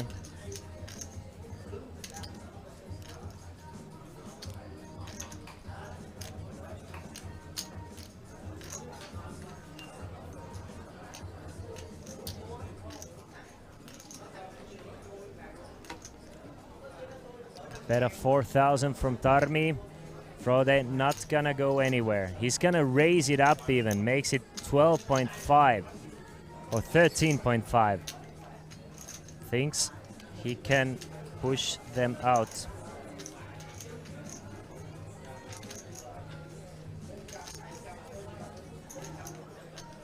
But Tarmi Robe, I don't think he's going anywhere.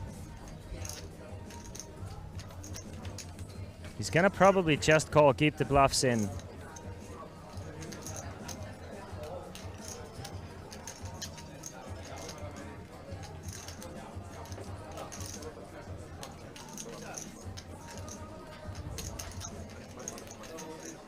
Shoving doesn't really make too much sense here if you have the ace-jack.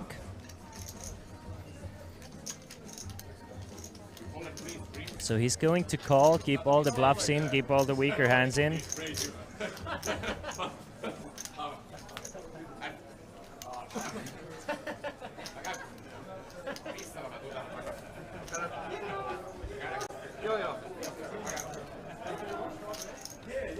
Ace of clubs on a turn. Ace of clubs on a turn. That is sick. That is... Tarmi Robe is not going to get away from it. Wow, what a miracle turn card for Frode, our chip leader here.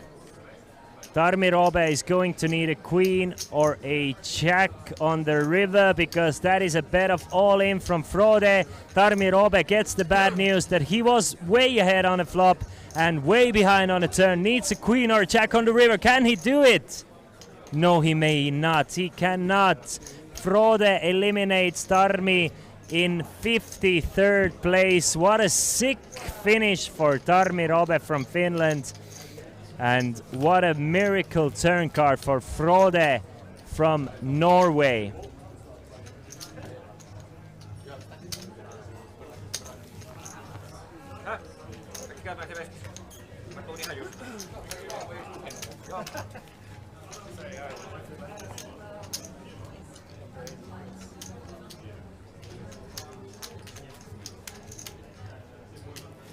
Wow, wow, wow.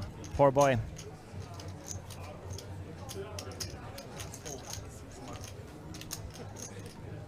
Tarmi Robe. But he's doing just fine. He's a great player, but he's gonna be close to the bubble at least. 52 players remaining now.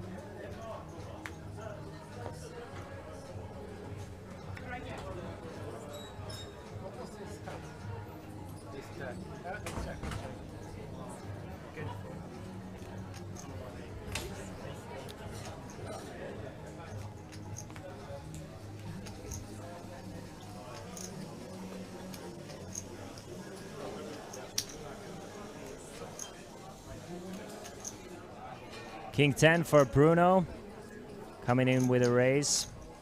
Yeah, I think Tarmi played this hand perfectly, it just didn't work out. So that's how cruel poker can sometimes be.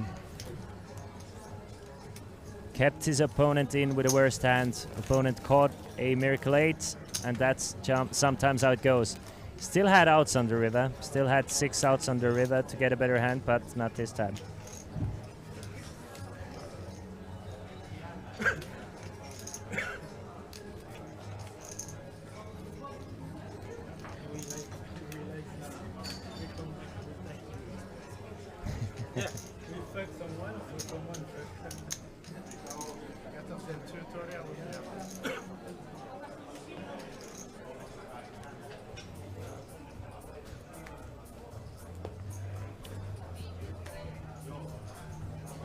All right, the dynamics changes a little bit. Again now, no short stacks at this featured table.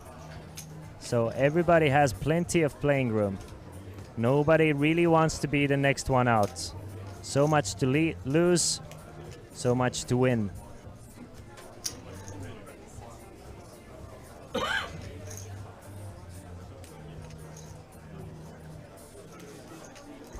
It's Bruno coming in with a raise with pocket 3s. Gets Frode to fold. Eduard has been liking those suited ace, small aces to call with. So he's gonna call from the big blind, doesn't 3-bet it.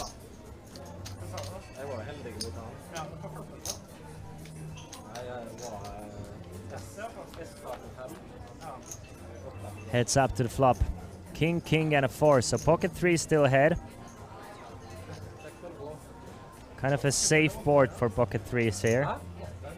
2 kings on a board, meaning it's less likely for your opponent to have a king. 4 isn't really that often in the range of a calling hand.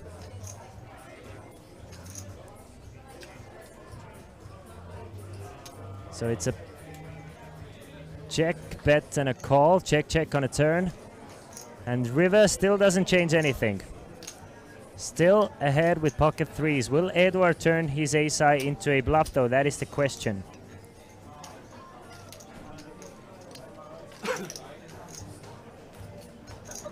No, he does not. Checked through on the river, and Bruno gets another cheap showdown with a weak pocket pair. He will take all of them. Every single one he can get.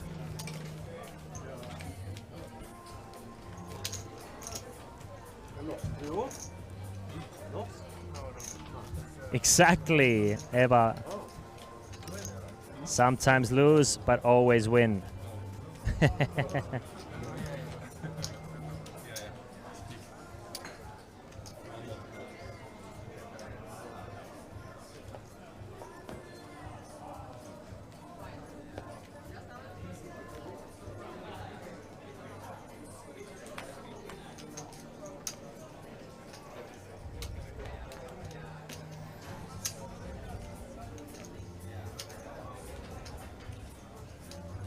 All right, let's move on. That was a crazy one, but we still have 52 players remaining. We need to reach the money.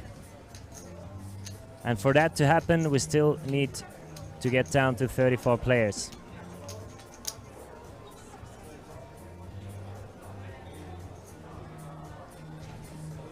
Frode wants to force the action with King 7 offsuit. Gets a couple of folds, but Igor probably wants to see the flop at least from the big blind. Yes, he does. Makes the call, so heads up. Queen 9 against King 7 here. Jack, Jack, and a 10, so open-ended straight draw for Igor Pihela. Frode is still ahead with King 7. Does not want to hit that king. Doesn't know that though.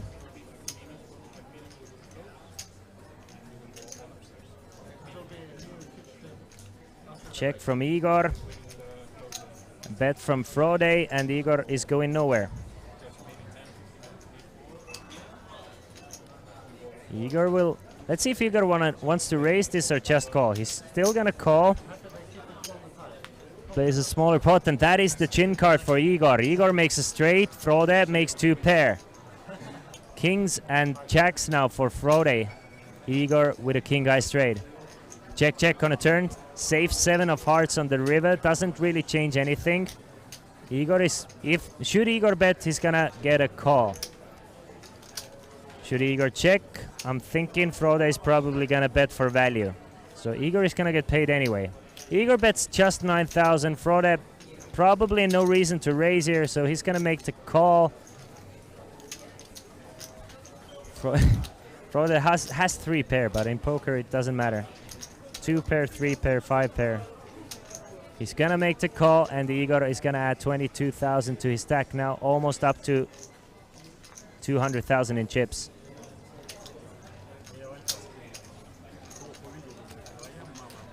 So a nice turn card for Igor there. Still quite a small pot, all things considered.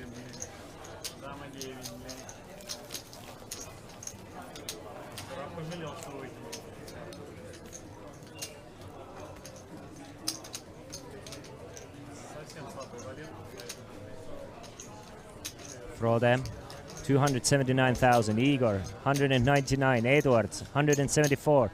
Yard, 256. He's been a bit more quiet than usual lately, but I'm sure we'll hear from him once he gets a few playable hands. Espen now, 5th in stack at this feature table. He's been one of the more active players, more interesting players to watch at least. And here he is, pocket 4s, raised to 7K.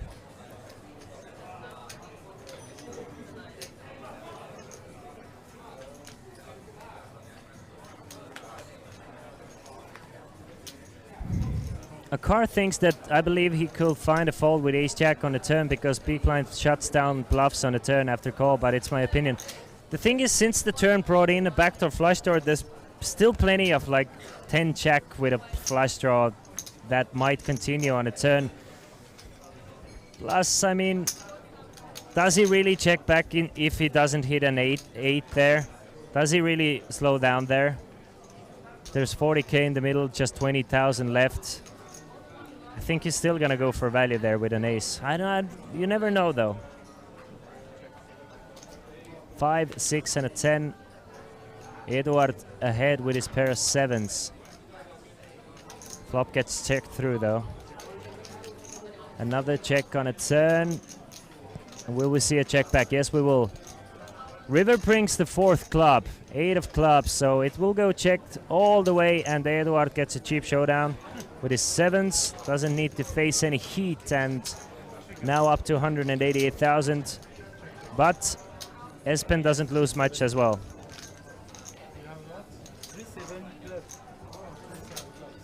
Just loses the minimum there.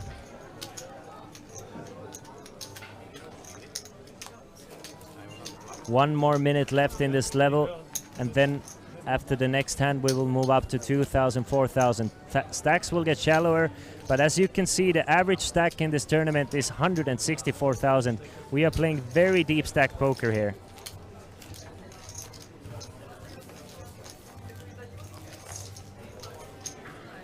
Even when the blinds go up, the average stack of the tournament is still gonna be more than 40 big blinds. Super deep poker. Especially for a tournament format.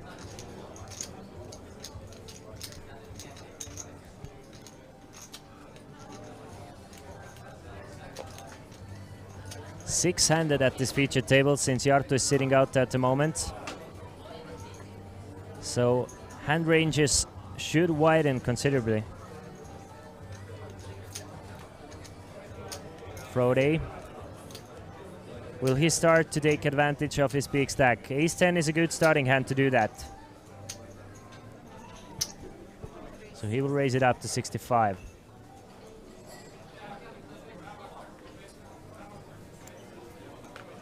It's everybody to fold but Igor Bihela, who has a small pocket pair.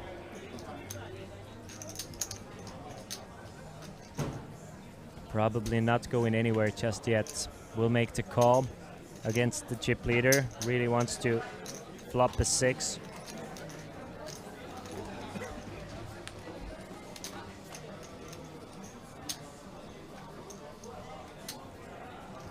Jack, deuce and a 4.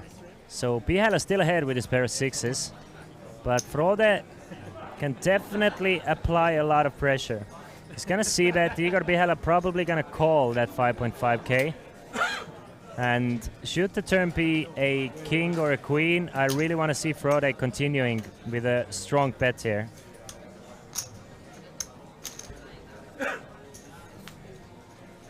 Instead, it's a 3 of hearts, so both players with a straight draw. Both players can make a straight with a 5, but Bihela would make a stronger or a higher straight. Check around from Frode, check around from Igor, so Igor lets Frode catch up by checking the turn. Frode now has a pair of 10s, goes for a small value bet of 10,000, and I don't think Bihela is folding, though this bet is looking very, very strong. I mean, it usually when players just snap small bets, it's just so rarely a bluff in live setting. What do you guys think? Just snap small bet, it's almost always a value bet. So Igor Bihela sniffs it out and folds his pocket 6s. Great fold from Igor.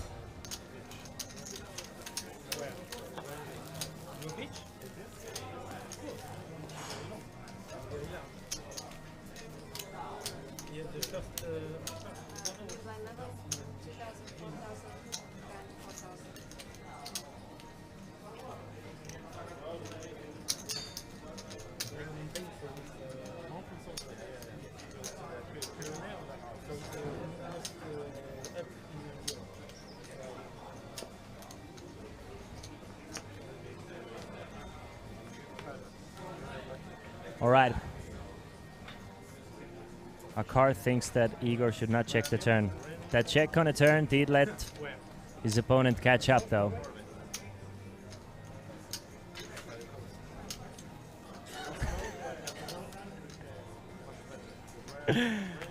It is Edwards, the first player to open the pot. No, not yet with the new levels. Blind still 2K, 4K. Arkadiusz from Poland, our new player. Let me see if I can somehow not butcher his name. He's from Poland, so you know I'm gonna struggle a little bit. His full name is Arkadiusz Lizewski. Arkadiusz Lizewski from Poland. Let's see if I can find some information. He's sitting down at seat number 1, it looks like, right? Or seat number 2. Arkadiusz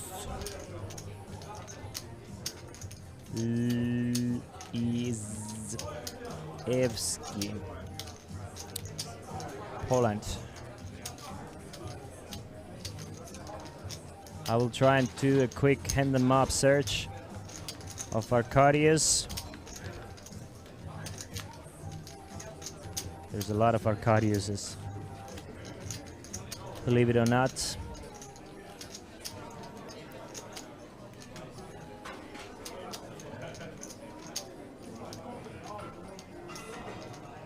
All right, Arkadiusz Lizewski, 45,000 in live tournament earnings.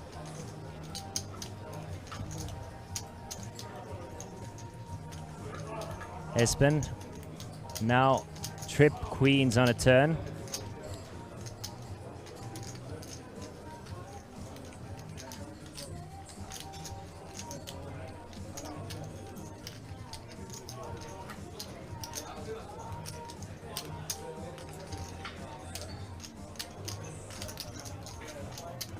And a fold from Bruno, so Espen takes down a small one, but up to 150,000 shows the queen.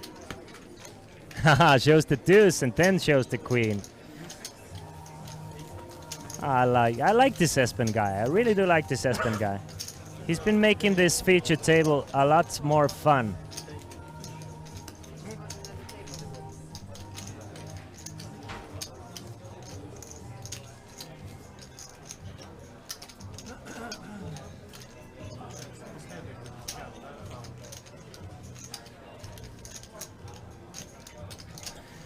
Chips quite even here. Arkadiusz comes in with a shorter stack with 106,000, but still 26 big blinds, so plenty of playing room. I love this guy's posture though. I wish I would sit like this for hours on end with a straight back.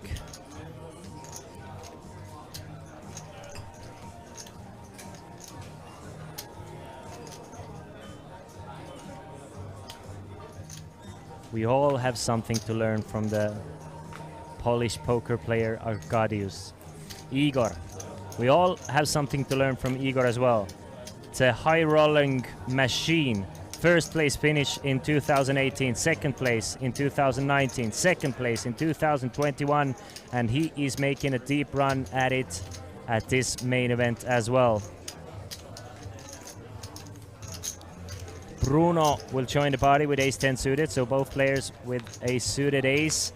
Bruno does have Igor outflopped should the ace come on the flop though. Hey, hey, hey, hey, hey, hey, look at that for a flop. 10, 4, 5, 2 spades. Top pair, top kicker for Bruno. A nut flush draw for Igor, and somehow it goes check, check. Does it? Nah, I don't think Igor actually checked. No way, it's check, check on the flop with a very interesting turn card now. Now a pair of 10s and a nut flush draw for Bruno, and against a nut flush draw of Igor. I was hoping to see a small card on a turn, something like a 3 to make things super interesting. 15k from Bruno, call from Igor. And we see that would have been a good turn card, not the river card. River changes nothing. Bruno still ahead with his pair of 10s. Pihela left with just ace high. He's gonna check it back, and Bruno does not have to face the heat of Igor Pihela Sr. Around the we just don't have the haven't updated it yet. We have it for you tomorrow, but I can tell you that 34 players will get some money. Winner will take home 62. First cash is 2,100 euros.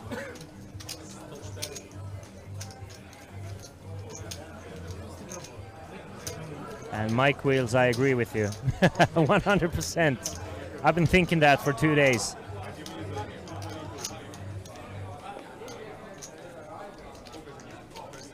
VPIP, you can see Igor Pihela still playing almost half the hands he's been dealt.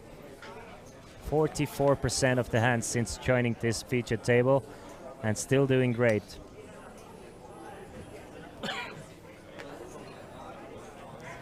He is doing great!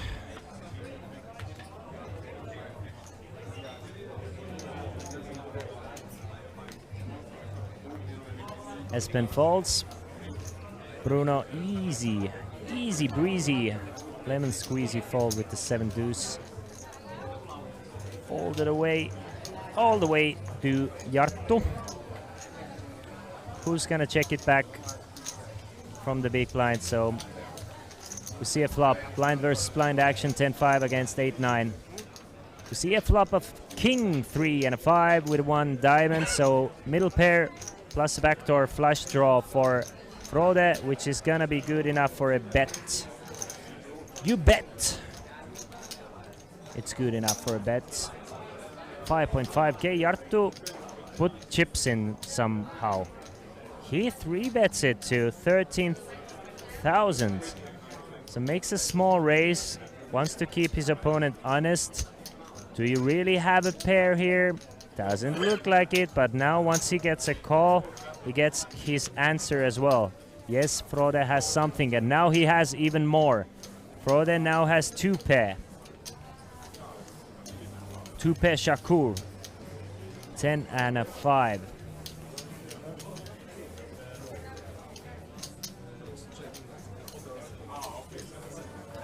Checks it over to Jarttu. Jarttu will continue. He cannot help himself. He needs this pot, but he will not get it. Jarttu fires 17,000 that he will never get back.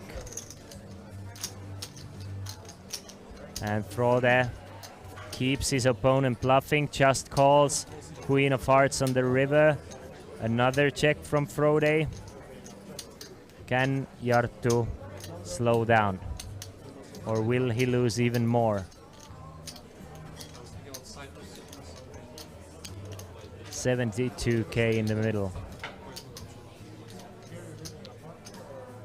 I think it's time to realize that your opponent probably has a king.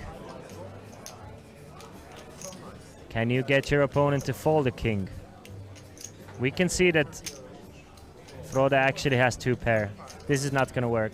It's too small to work. 32,000 is gonna get 42,000. It's not too small. A bit more than half the pot.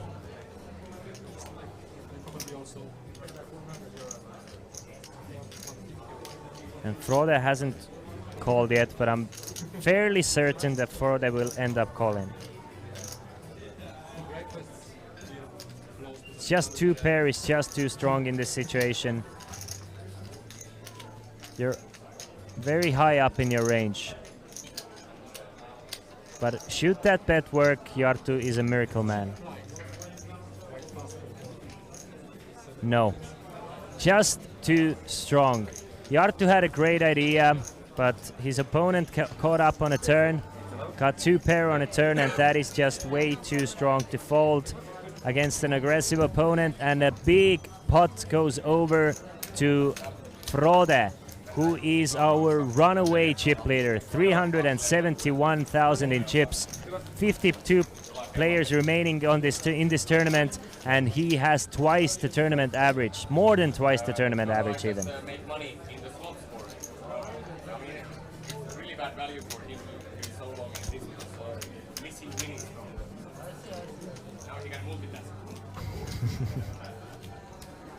Players are making fun of Yartu a little bit, saying that it's really bad value for Yartu to stay in this tournament for this long because he can't make money playing slots.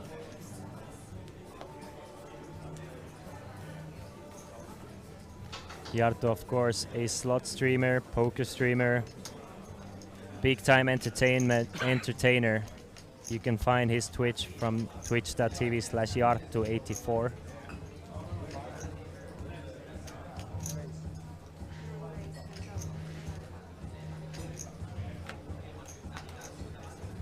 Igor comes in with a raise to 10,000 with King Jack off.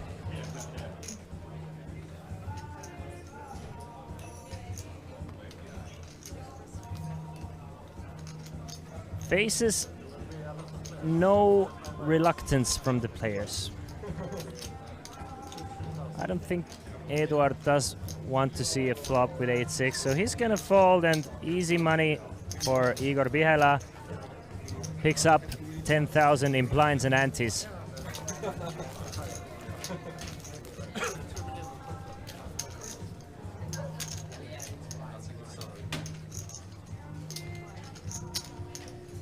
"46 minutes remain until we go on in a dinner break, and then we will come back tomorrow. So 40 minutes of stream remaining for you guys. Hopefully it'll be action-packed, and I'm sure it will be.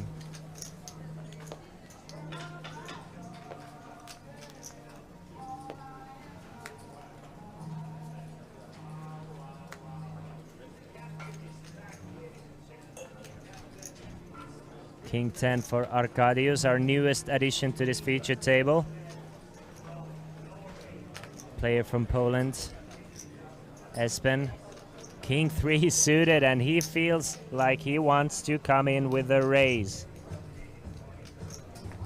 So if a man wants to raise, let him.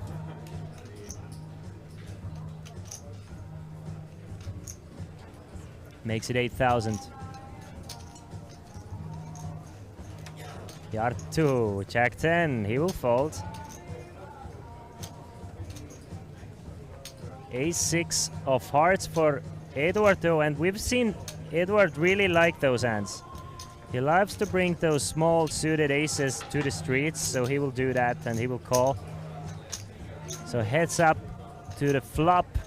Eduard against Espen here. King 3 is quite alive here against Ace-6. Not anymore. Ace-high board spells trouble for Espen. Espen is definitely gonna c-bet this board, and he's gonna lose at least one bet.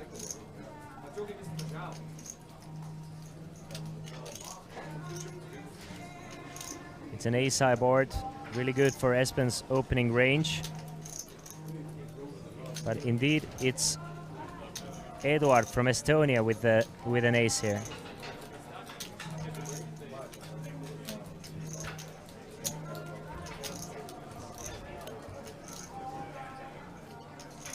So 18,000 is the bet from Espen. Goes quite large, almost a pot-size bet. Eduard, after calling with an ace pre-flop, he's not gonna fold after flopping one. So he's gonna call 60,000 in the middle already.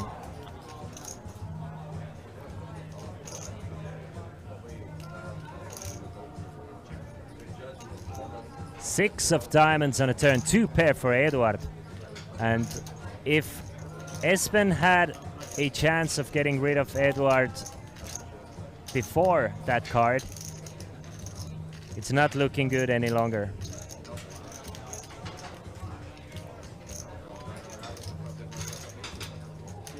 Eduard checks it over to Espen.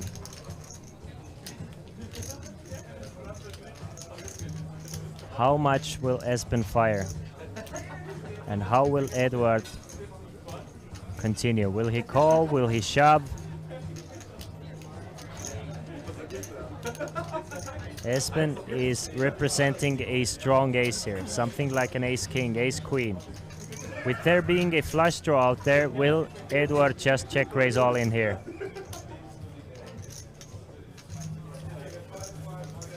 $100,000 in the middle. Of course, Eduard, we are playing close to the money. That might have some indication of how Eduard will continue. He's gonna just call one more time. Unless the river is a diamond, I don't see, or 7 or a 10, I don't see Espen getting Eduard off of his hand. 5 of spades is a very safe card for Eduard. Espen is gonna check behind. He's gonna give up, knows that he's not probably gonna get his opponent to fold, and he's gonna lose a big one. Espen now down to 87.5k, and Eduard letting his opponent do his work for him, checking to him and letting him bluff, wins a pot worth 140,000, and now up to 250,000 for the Estonian.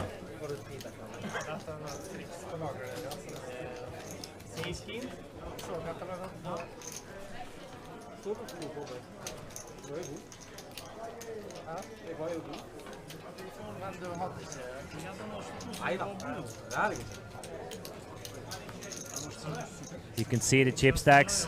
Jarttu now. Jarttu and Espen, who were for the longest time our biggest stacks of this featured table, find themselves at the bottom of the leaderboard with 18 and 21 big blinds respectively. Jarttu with 73.5. Both players tried bluffing and it didn't work out. Bluffing is a hell of a thing in poker. Done right, it can make you so much money. Done wrong, it can cost you a lot. And it hasn't worked out recently for those two players.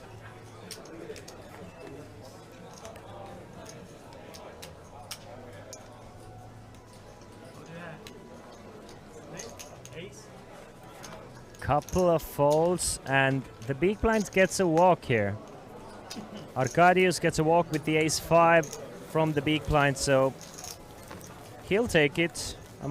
He's one of the shorter stacks as well. Of course, he has playable, very playable 27 big blinds. But still, he will take every pot in a bubble near situation.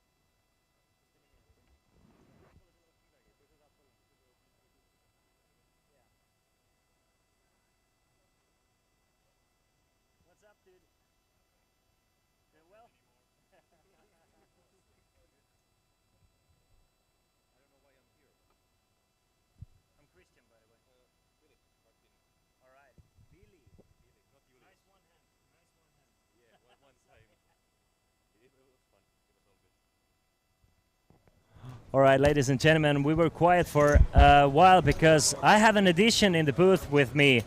You might remember him from this famous one hand about 30 minutes ago. We had Vili joining us at our featured table and busting quite unfortunately. Vili, how you doing? Thanks for joining me. Yeah, thanks. I'm doing fine. Yeah, you're doing fine. Remind us, how did you bust from the tournament? Because I just can't remember right now. Well, I had jacks and I went all in a pre-flop. The guy had... oh, yes, yeah, Igor king 10. Vihela. Yeah, Igor had king 10 and he made a straight flush on the river. That was... did you see Igor's cards right, when we went all in? That was one of the sickest flops I've seen. I mean, yeah, it was Igor, sick. you flopping the trips there and Igor flopping the straight flush draw with a royal flush draw as well. I was immediately like, I don't like it at all. I told everybody I don't like it, I'm gonna bust. And that's what happened. Yeah, just too... sometimes it's too many outs syndrome, but when your opponent flops an open-ended straight flush draw, you know you're done. You don't care about you flopping the set there, but I mean, you're still gonna play some of the side events, right? Yeah, of course. I'm here to play like all week, so definitely. how many times have you made a trip down to Estonia? Do you come often here? No, this is my first time as I'm 21. Oh, right, really. You had a lot of fans here once you joined this feature table. The Twitch chat kind of like just blew up for a second. Everyone was like, really? Yeah. So are you kind of a well-known person in poker community in Finland, or No, just not making a name for yourself? No, not at all. I'm quite a beginner myself, but I had a few friends from my hometown who were cheering me on. Where's your hometown? Kuopio, Finland. Kuopio, Finland. So let us, who are not from Finland, let us know. Is it near Helsinki? Is it near? No, not at all. It's in the northern central Finland. All right, that's cool. So do you have a big poker community back in Kuopio? Well, it's not that big. I think we have about 20 to 30 guys who play together like all the time. Do you play in a club or in a casino, or how does it work there? We play for fun, like in a club, I think. All right. We had like a small casino, but it went it busted out, so we don't have a casino anymore. All right. Well, I hope to see you a lot more times here in Estonia now that you made it. Yeah. And now that you're 21. And how long have you played poker, by the way? Not that long. I used to play when I was a lot younger. Then I took I think a 5-year break, and now like 6 months ago, I started getting back into the game. I'm sorry. I took a 5-year break. And, yeah, I was and quite he's young. 21. Yeah. I played online poker, kind of illegally, of course. Yeah. That's what we all Degens did at some point. We don't condone it, but I think at one point we've all just tried to find a way to play at some point. So you play online as well, right? Actually, not anymore. Okay. Only live. All right, that's cool. I'm mostly an online player myself, but I do enjoy my time at a live table whenever I get a chance. So do you know any of those guys? Do you know Jarttu? I have heard of him, but don't know him personally. Yeah, he's a big-time slot streamer. Comes here every time there's a big festival here in Tallinn, and seems to have a good time, and seems to run deep every time as well. So not just a slot player, but a poker player as well. Jarttu is going to open things up with Queen 9. So I assume you haven't seen the Jarttu streams either. No, I haven't. Yeah. He's quite well known in the gambling community because of his very entertaining slot streams and the way he acts and the way he kind of high rolls. I mean, this guy's a baller. Okay, cool. But he actually folds to Queen 9. Well, I don't mind it. He has less than 20 big blinds, and really we are getting closer to the money. So he's gonna let this one go. I'm sure if Jarttu had a bit of a larger stack, something like 150,000, he would have come in with a raise, but not this time. It's Bruno coming in with a raise with King 6, getting a call from the big stack Frode with 360k behind. I mean, he has twice the tournament average and flopping quite bad against Bruno. Bruno, a miracle flop here with the Ace King 6. Top pair for Frode, but Bruno flops bottom 2.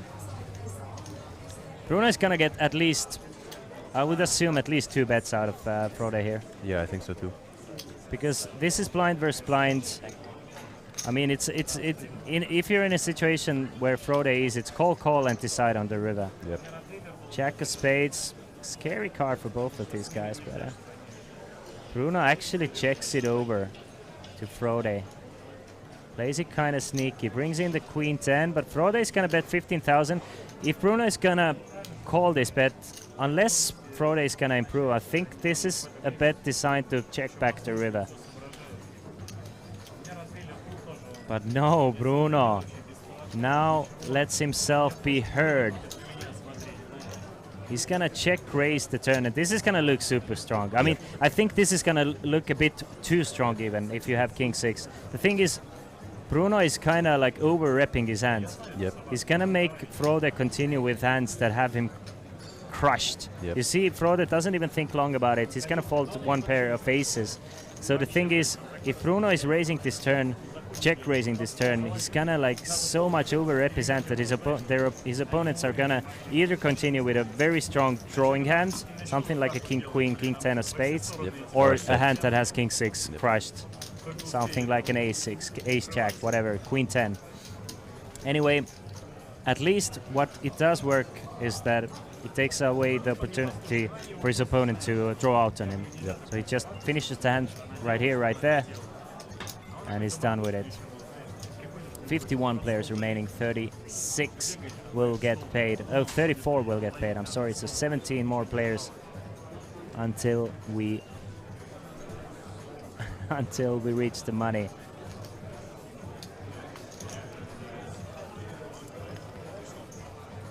So what's the next tournament for you? I'm not quite sure. I think I'll play cash games this evening. All right. And then look after that. I was looking at tournament schedule for today and really like getting tempted with. Do you play Pot Limit Omaha at all? I know no. Finns are usually. I know you're 21. You haven't had a chance to play that much yet. Yep. Finns are crushing it at the Pot Limit Omaha streets. Probably per capita the best players in the world. Yeah, I think so too. That's why I'm trying to avoid it. Yeah, it sounds like a good plan. Yeah, but at least you have a lot of good surroundings to learn the game and be a crusher yourself. Well, hopefully someday. Yeah. Were you expecting this steep of a run?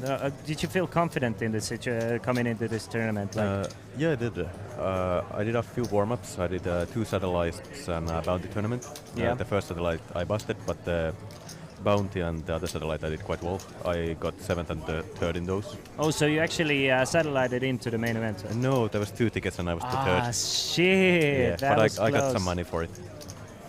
Angry wants to know who is the new guest. So I didn't give you a chance to introduce yourself properly. So I'll give you a chance to introduce to the people watching.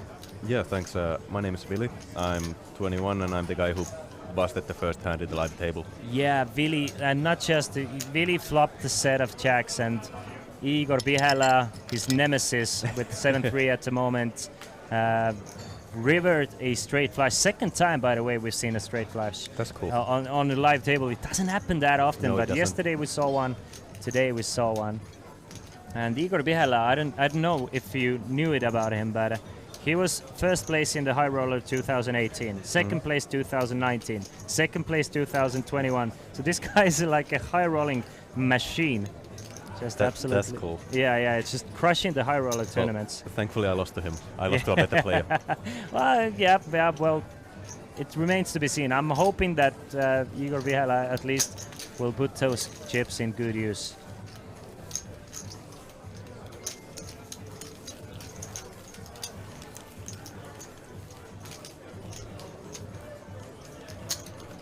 So we still have 30 minutes of this play remaining. I will let you guys know watching that the play will end 10 minutes before this level ends. So 10 minutes before this level ends, probably, well, since we're streaming with a 30-minute delay, this is the information I just got. So I'm guessing we will be down to 48 players then. So final 6 tables. So this is why they will pause the clock and bring everybody down to the casino floor. The thing is, most of the field is not actually playing in the Olympic Casino. Most of the field is playing upstairs in the Hilton room. And the TV table is down here in the Olympic Casino, and once we reach final 6 tables or final 5 tables, whatever it is, they will bring everybody down to the casino area. So we get to play hand by hand in the same room. Cool. So it's kind of difficult to do the hand by hand. You need like walkie-talkies or whatever to be on a phone call. So better to have everybody in the same room. Yeah. I was trying to do my all to not get selected into the live table. Yeah? You didn't enjoy it? No, because I had a short stack. The lady came over. She said, "Now's your time to go to the live table." And I was like, please don't. I'll do anything. I'll bribe you, whatever. Yeah. How much money do you want? Really? Yeah, I offered her like 2,000 euros. Oh, no way. Then I offered her my car and everything, and she was like, "No, you have to go. You have to go." That is great. But the thing is, it was very unlucky for you. Yeah, it was, but it was fun. I enjoyed the hand. Yeah. It was amazing. It was a cool experience. I hope to see you next time as well. The thing is, yeah, it was a short one, but it could have gone. It doesn't matter. Poker is poker, you know. It's Igor Bihela in the end, he had 35% against Jackson.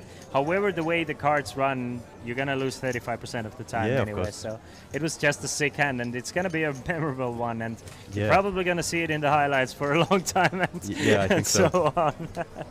Queen 7-6 on the board. Espen who's been super active, but he has lost a couple of big hands and now down to 102,000. Still way ahead of Bruno.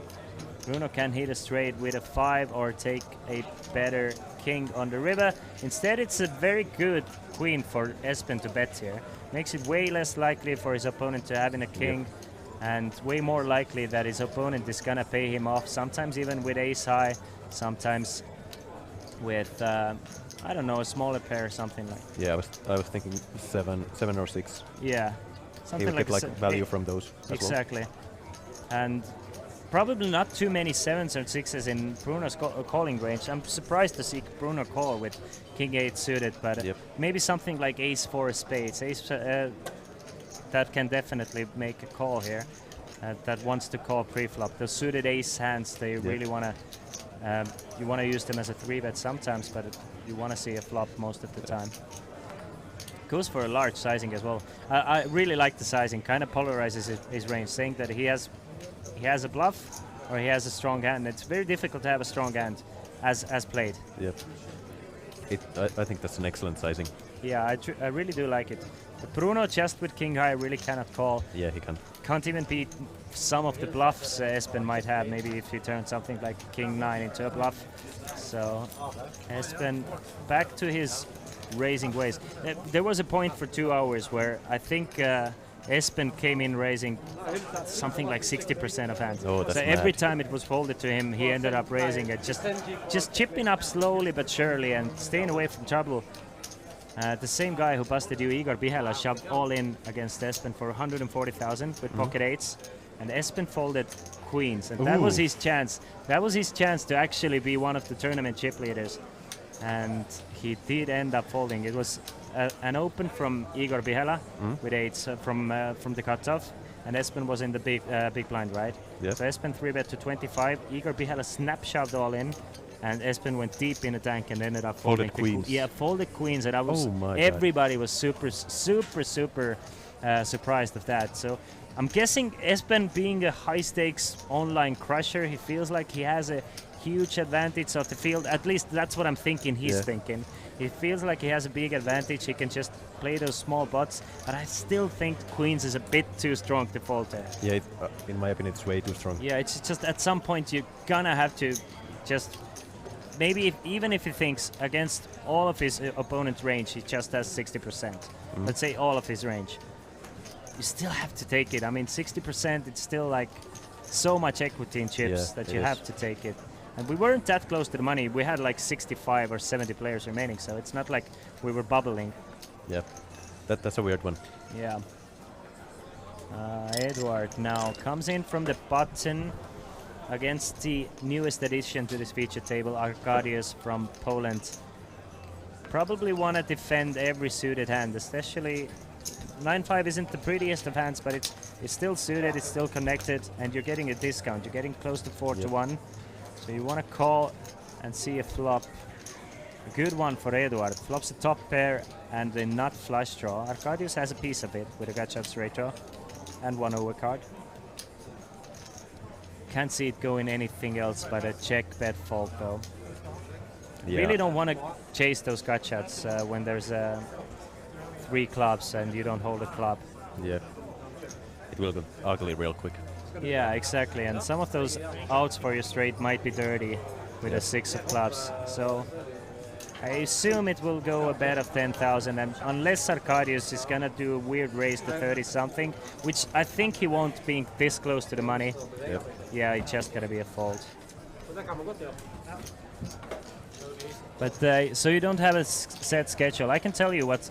Have you watched the tournament schedule for tomorrow? Well, I have like looked at it, but not like deeply. Thinking about the high roller, or is it what's your bankroll? So, are you thinking about the high roller? Yeah, or? yeah, I am. I think I will be attending it. It depends on my girlfriend actually. All right. If she wants to do something, then I'll do something with her. But if not, then I'm gonna take the high roller. So is she a player as well? No, she isn't. Like we have maybe played. I think we have played like 10 matches heads up. All but right. the funny thing is, she's up like 6-4. Oh yeah, but same with my girlfriend. But we just almost never plays poker. But every time we play up against each other, she ends up winning. Yeah. I wish she would play. She's only 19, turning 20, so she can't play here. I would have signed her up for the what was the for women only, the one event. Yeah, yeah. I would have signed her up for that, but unfortunately she's not old enough yet. Kind of a similar thing with me. So I'm getting past that by traveling to Malta in September. Cool. So in Malta you have to be 18 to play. Same with Okay. Latvia, I think. And there's gonna be a few festivals happening in Malta as well. Yep. I'm thinking about going to Malta as well. It's a great place. It's a great place Yeah, I for heard poker so. travel. I mean, it's kind of in my opinion, it's either you super like it or you decently like it. There's nobody who's like hates. I wouldn't want to live there because it's kind of a rock. You know, Yeah. there's not unless there's a big party scene. There's a big nightlife scene. Yep. I wouldn't want to live there, but I love visiting Malta every time. I think I've been there like at least 10 times already, and Oh, it's that's just just a great poker vacation trip. I haven't been there yet, but I'm definitely aiming for it this year, if possible. Yeah, definitely. Check it out. Couple of good festivals. Of course, I mean, there's this autumn is gonna be great. I mean, there's gonna be Kings of Tallinn here Yep. in late September, right? There's gonna be the Bounty Festival. There's gonna be the tournaments in Malta. So Malta and Tallinn are the places to And be. of course, EPT is also an option. Yeah, exactly. I have to see about EPT. If I'm thinking I'm good enough, then I'll go. But I might be like on the edge. I'm still a beginner, so Of course. The most important part is to enjoy yourself and Yeah. feel comfortable. If you don't feel comfortable, you're not going to enjoy playing poker, and Yeah. there's no point taking the trip Yeah. and paying a lot of money for it usually. yeah, that's true. Frode gonna fold to King 10. Jarttu now getting quite short. Still 16 big blinds, which is kind of a lot in tournament poker, but compared to the tournament average stack, which is about like 45 big blinds, it looks like. So it's starting to look even smaller. Of course, you cannot really compare yourself to others. You have to play your hands, you have to play your equity, and the big blinds you have. I mean, you can't force things. Espen doesn't have to force anything, blind versus blind. It's gonna be interesting to see if he might even choose queens as a limp, because you know Yeah. you want to limp most of the time in the small blind, so you have to limp your stronger hands some of the time as well, because then you're gonna be perfectly balanced. Yep, that's not a limp. No, it's a race to 13, it looks like. And Bruno, really the worst hand you can have. Yep, Let's see if Espen shows the queens as well. Yes, he does. that's good. So blind still 2,000, 4,000. We have approximately 50 or close to that players remaining. 34 of which will reach the money. Min cash is 2,100. First place will take home 62,400 euros.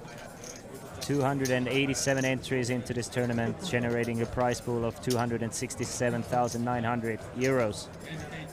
285 players entries, sorry. Yep. So 10 more minutes of play here. Does the feature table go off after the lunch break? No. Okay. We will finish the feature table with the lunch break and then come back tomorrow to finish the tournament. As I understood, we are playing down to 2 tables. There's going to be a lunch break. It's going to kill the stream anyway, Yep. and it's going to take quite a long time, because otherwise all the players working on the TV table are going to be sleeping Yeah. tomorrow, and tomorrow is going to be a long and the most interesting day, and we want to be well rested for that. Of course. He's really better player than Christian Sitting. Do you know who Christian Sitting is? I have no idea who Christian is. If I remember correctly, Christian Sitting is the winner of last year, and he's kind of a legend in Finland. At least from the chat, it seems like people are telling us tales that Christian Sitting hasn't seen, like he's like the Chuck Norris of Finland. He hasn't seen a euro bill smaller than a 500 euro bill, and so on and so on. That's cool. Yeah, he seems like a cool dude and a great poker player. So, was it your friends that you learned play poker with, or was it someone in your family? Or? Yeah, it was my parents. Oh yeah. Yeah, I think around 10 or 11 when I started. I took an interest in what my parents were doing. They both play poker, not like high-level poker, but something like this. They like come here to play the smaller events and so on. Yeah. This year they're not here, but I try and keep the legacy going. Yeah, that's great. But was it No Limit Hold'em at first, or was it like a 5-card draw or some different game that you? No Limit Hold'em. Oh, right. That has been my main thing since. Sometimes I play 5-card Omaha. Yeah. And then some DC action, but mainly Hold'em. Okay. Yeah. But for you, you don't want to. The online thing is not for you. You don't feel like it's something you really want to get into, or just haven't had time just yet. Not really. I enjoy live poker. I enjoy the people. I enjoy the feeling of being in a live table. Oh yeah, definitely. Just the live setting and all the atmosphere, and especially those mid-stakes tournaments. I mean, the atmosphere is usually just fantastic. Yeah. These are the best tournaments to be in, like these 1 to 3K tournaments. Yeah, just not too. It's still a lot of money to play for, and so you still have that like urge to win, but it's a kind of a laid-back environment, isn't it? It's the kind of money it's serious, yes, but it's not life-changing. Exactly. So it's best because then you can have all the range of players, from complete amateurs to complete professionals. Yeah. And then it's a fun mix. Yeah. I love these kinds of tournaments. Yeah, I agree with you, and that's what we've seen from Feature Table throughout the past 5 years, where we had a lot of festivals here in Tallinn, Estonia, and I've had the pleasure of commentating on them. It's a wide mixture of players. Players coming usually from all around Europe and just having a good time, and mostly Finns doing great things, to be honest. Yeah, that's what I've heard. And enjoying a beer here and there as well. Yeah, unfortunately we had one guy who had enjoyed one too many, and he was screaming and shouting everywhere. Are you more of a beer guy or a wine guy yourself? I don't drink alcohol at all, actually. Oh really? Yeah. That's great. Only water. Only water. That's great. For me, it's I wish I was like that. I really do. You can try. Yeah, I know I can. I don't have to. I don't want to say I have tried, but and failed miserably. But no. It's just for me when I'm playing poker. It's since I don't play live poker that often. I play and since I always I just take it as like a night out for me. It's like I want to talk to as many people and just have a good time and have a couple of drinks and just a couple of drinks to chill you out and get you in the mood and exactly. going. Yeah, I get it. Exactly, to chill me out and just get the vocal cords going and so on. That's cool.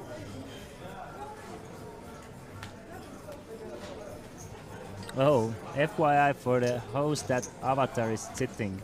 All right. Bababo Sheriffi. All right, just a few more hands until we finish the coverage. The players will go to a dinner break, but we still have 5 more minutes remaining here. Frode, he finally puts his big stack to use, and what a bad time to choose, because Jarttu finds pocket queens. 12, 13 and a half big blinds effective. I think the only action to do here that looks the weakest and does the best for him is go all in with the queens here. Yep. He's gonna pick up the blinds and antes because we can see that Eduard is not gonna call him, neither will Frode. So a simple fold for Eduard. Doesn't really want to relinquish his hand. Yep. And Frode snaps. Cool. Yeah. So much needed pot for Jarttu here. Actually increases his stack by about 33% by picking up 17,000. Go on, Jarttu. Is he the only Finn in the table? I think so. Yes, at the moment he's the only Finn. So we have seat number 2 from Poland, seat number 3 from Norway, seat number 4 from, I think, France. Yep. Then we have another Norwegian player. Then we have Jarttu, then 2 Estonians. Cool. But there are plenty of Finns, I'm sure, remaining at the field. Yeah, there was like 12 when I busted, I think.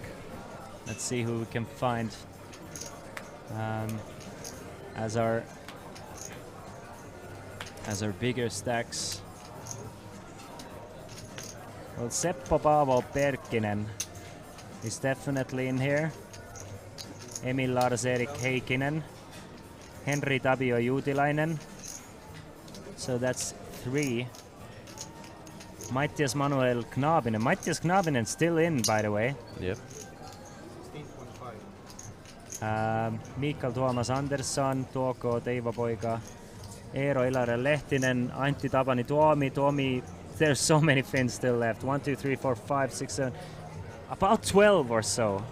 Yep. But none of them with a huge stack at the moment. So some work still needs to be done, but still, it seems like at least 25% of the fields are still Finnish players. Bruno Nicolas now finds pocket queens against Espen's 10-7 and a very small 3-bet from position.